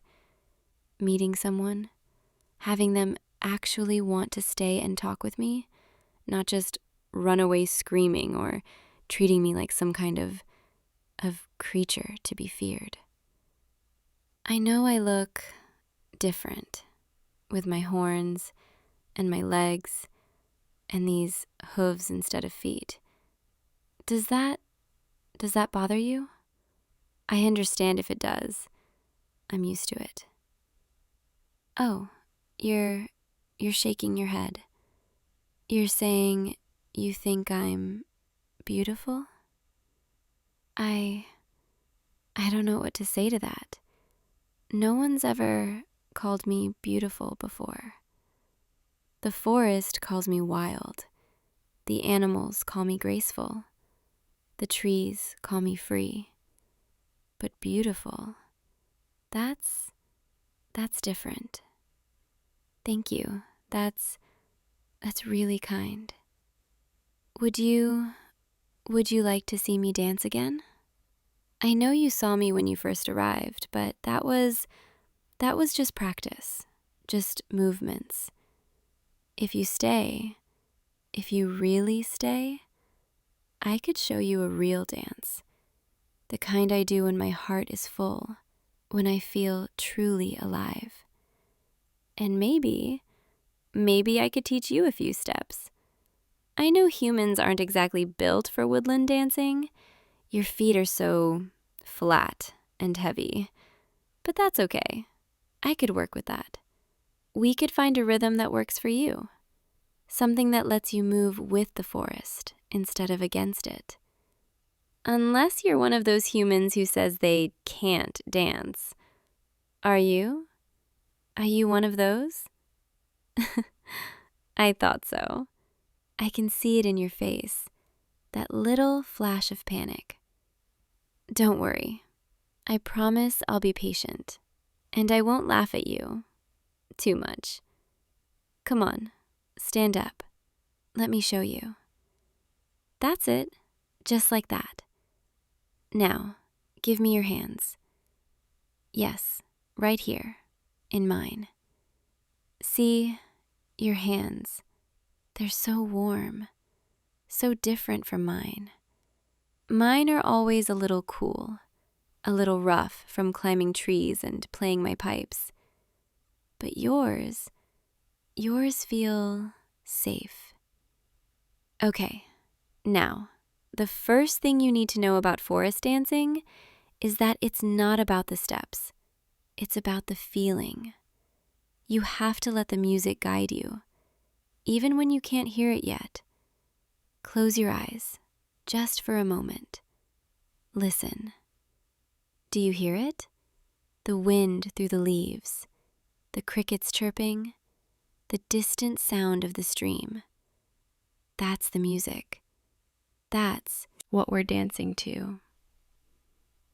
No, just sway, side to side. Let your body move without thinking. That's it. You're doing it. See? You're not hopeless after all. Now, try this. Step to the left, then to the right. And add a little bounce, like you're walking on clouds or moss.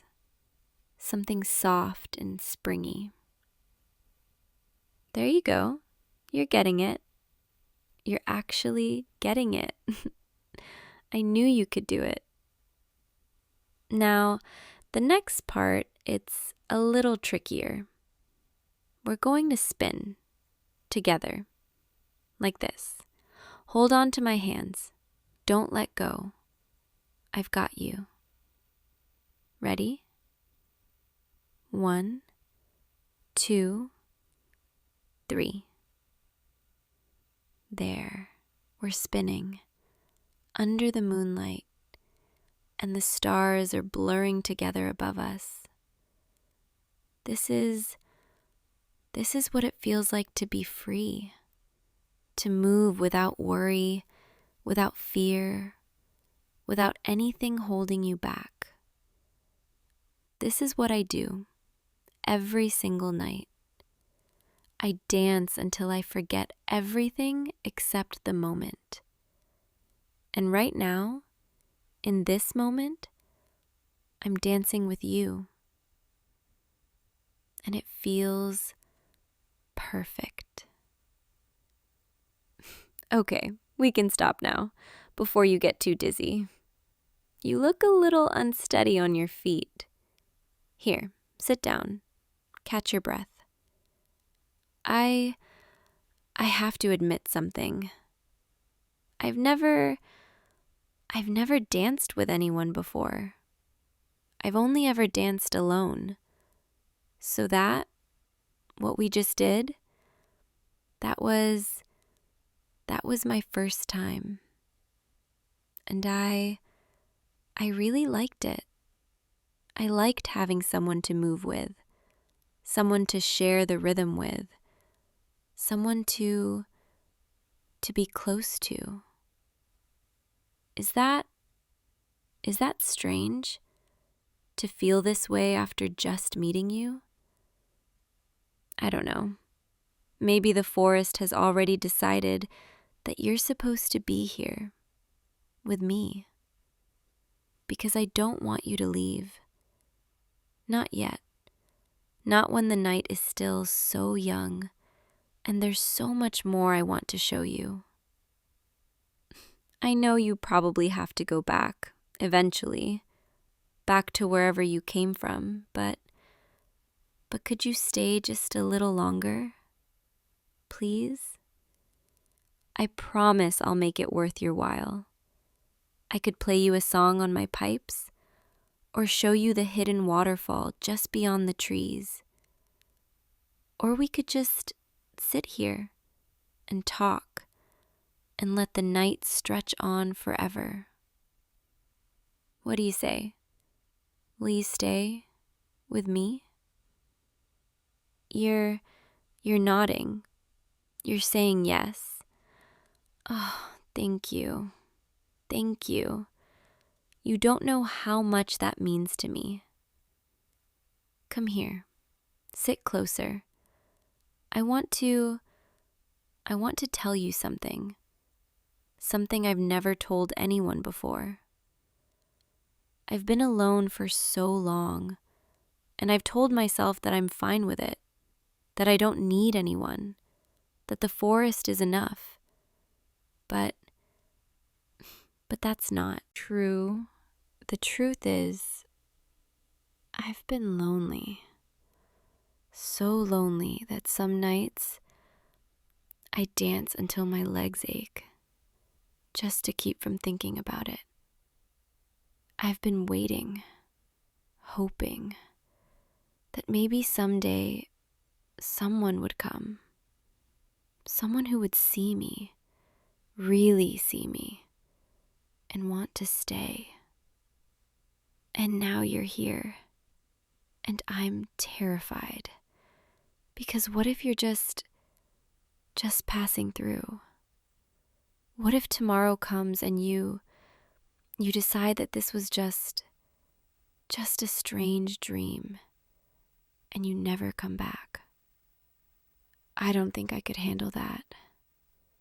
I don't think I could go back to dancing alone. Not after tonight. So I need to know. I need to hear you say it. Will you come back? After tonight? After you leave? Will you find your way back to me? Because if you say yes, if you promise, then this clearing, this forest, it becomes ours. Not just mine anymore, but ours, together. And I'll wait for you every night, right here, dancing under the moon, until I see you again. You're promising. You're saying you'll come back. I believe you. I don't know why, but I do.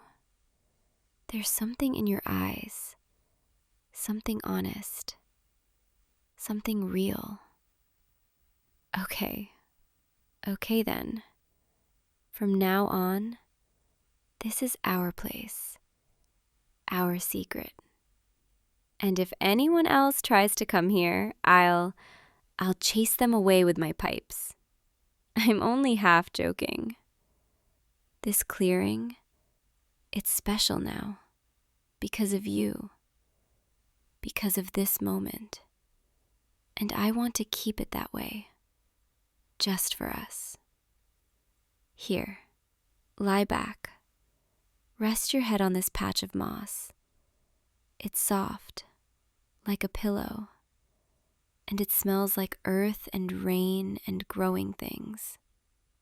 I'm going to play something for you, a melody I'd been working on.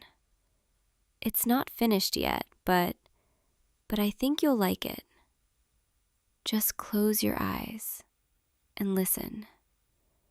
Let the music carry you wherever it wants to take you. This song, it's about the forest at night, about the feeling of being alive under the stars, about the magic that happens when you stop trying to control everything and just let go. Are you ready? Here it goes. Mm. Mm-mm-mm. Mm-mm-mm-mm. Mm-hmm. Mm-mm-mm. Mm-hmm. Do you hear it? The way the notes, they float on the air like little fireflies, each one carrying a piece of how I feel right now. Happy, hopeful, a little bit scared, but mostly just grateful. Grateful that you're here, that you stayed, that you're listening. Mm. Mm-mm-mm. Mm-mm-mm-mm. The forest. It's singing with me now. Can you feel it? The trees are swaying. The leaves are rustling. The earth itself is humming beneath us.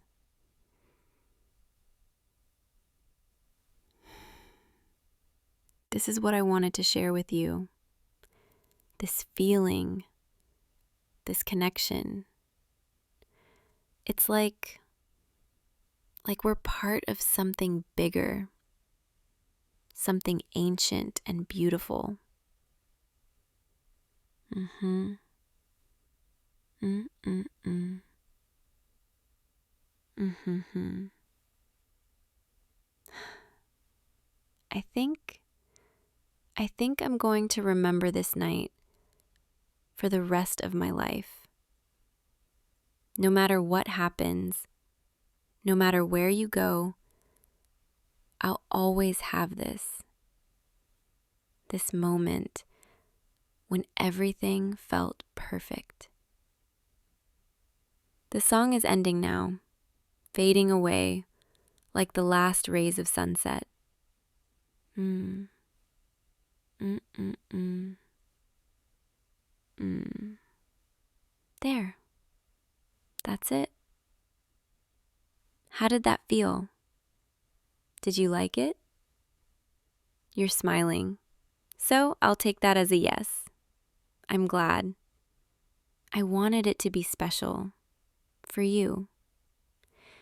You know, I think you should rest now. The night is getting late, and you've walked so far to get here. Stay right there, where you are, and let me just sit beside you. I'll keep watch. Make sure nothing disturbs you while you rest. The forest can be unpredictable at night, but you're safe here, with me. I won't let anything harm you, I promise. Look up at the sky. Do you see all those stars?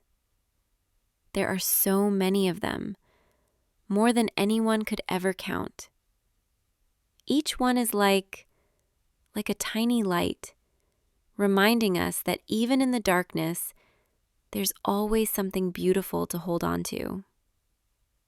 When I feel lonely, when the nights feel too long, I look up at the stars, and I imagine that somewhere out there, someone is looking at the same stars, thinking the same thoughts. And now I know that someone is you. Tonight, right now, we're both here, under the same moon, breathing the same air. And that feels like magic. Your eyes are getting heavy. I can see it, the way they're starting to close. That's okay. Don't fight it. Just let yourself drift. I'll be right here, sitting beside you, watching over you. And when you wake up, if you're still here, I'll make you breakfast from the forest.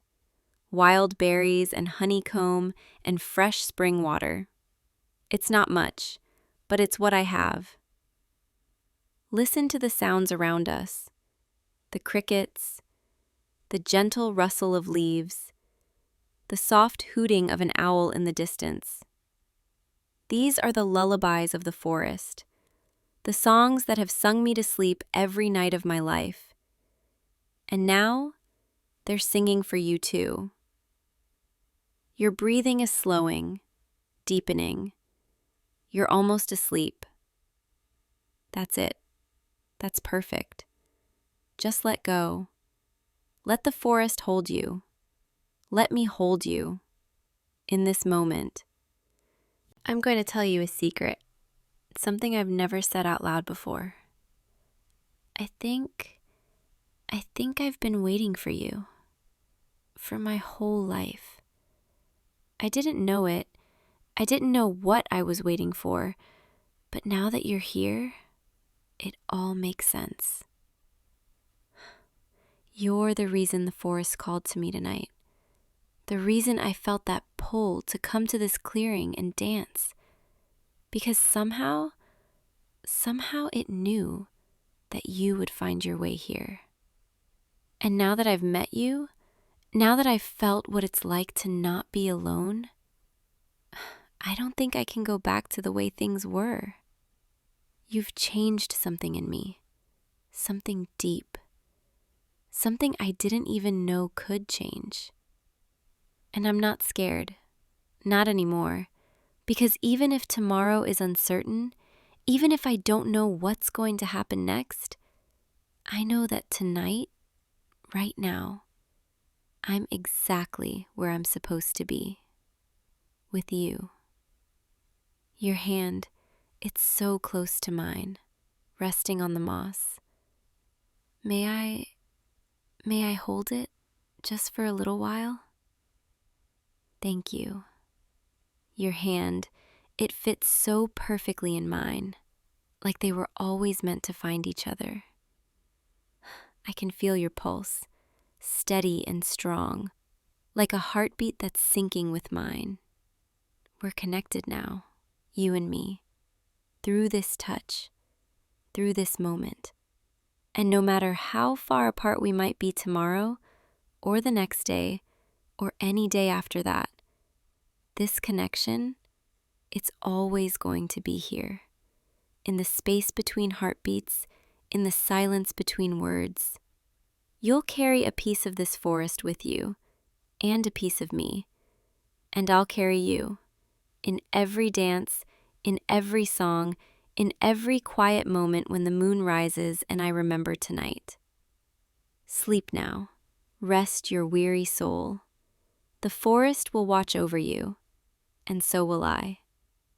And when you wake, whether it's in an hour or at dawn, I'll still be here, waiting, hoping, grateful. Dream of the trees and the stars and the music that lives in the spaces between. Dream of this clearing and the dancer who dances only for you now. Dream of me, and I'll dream of you. Good night, my unexpected visitor, my moonlight companion, my person. I'll see you tomorrow, when you come back to me, because you will come back. I know you will. The forest promised me, and the forest never lies. Rest now. Be at peace. Be safe. You're home now, here, with me. And home is wherever we find each other. Sweet dreams, my love. I'll be right here, always.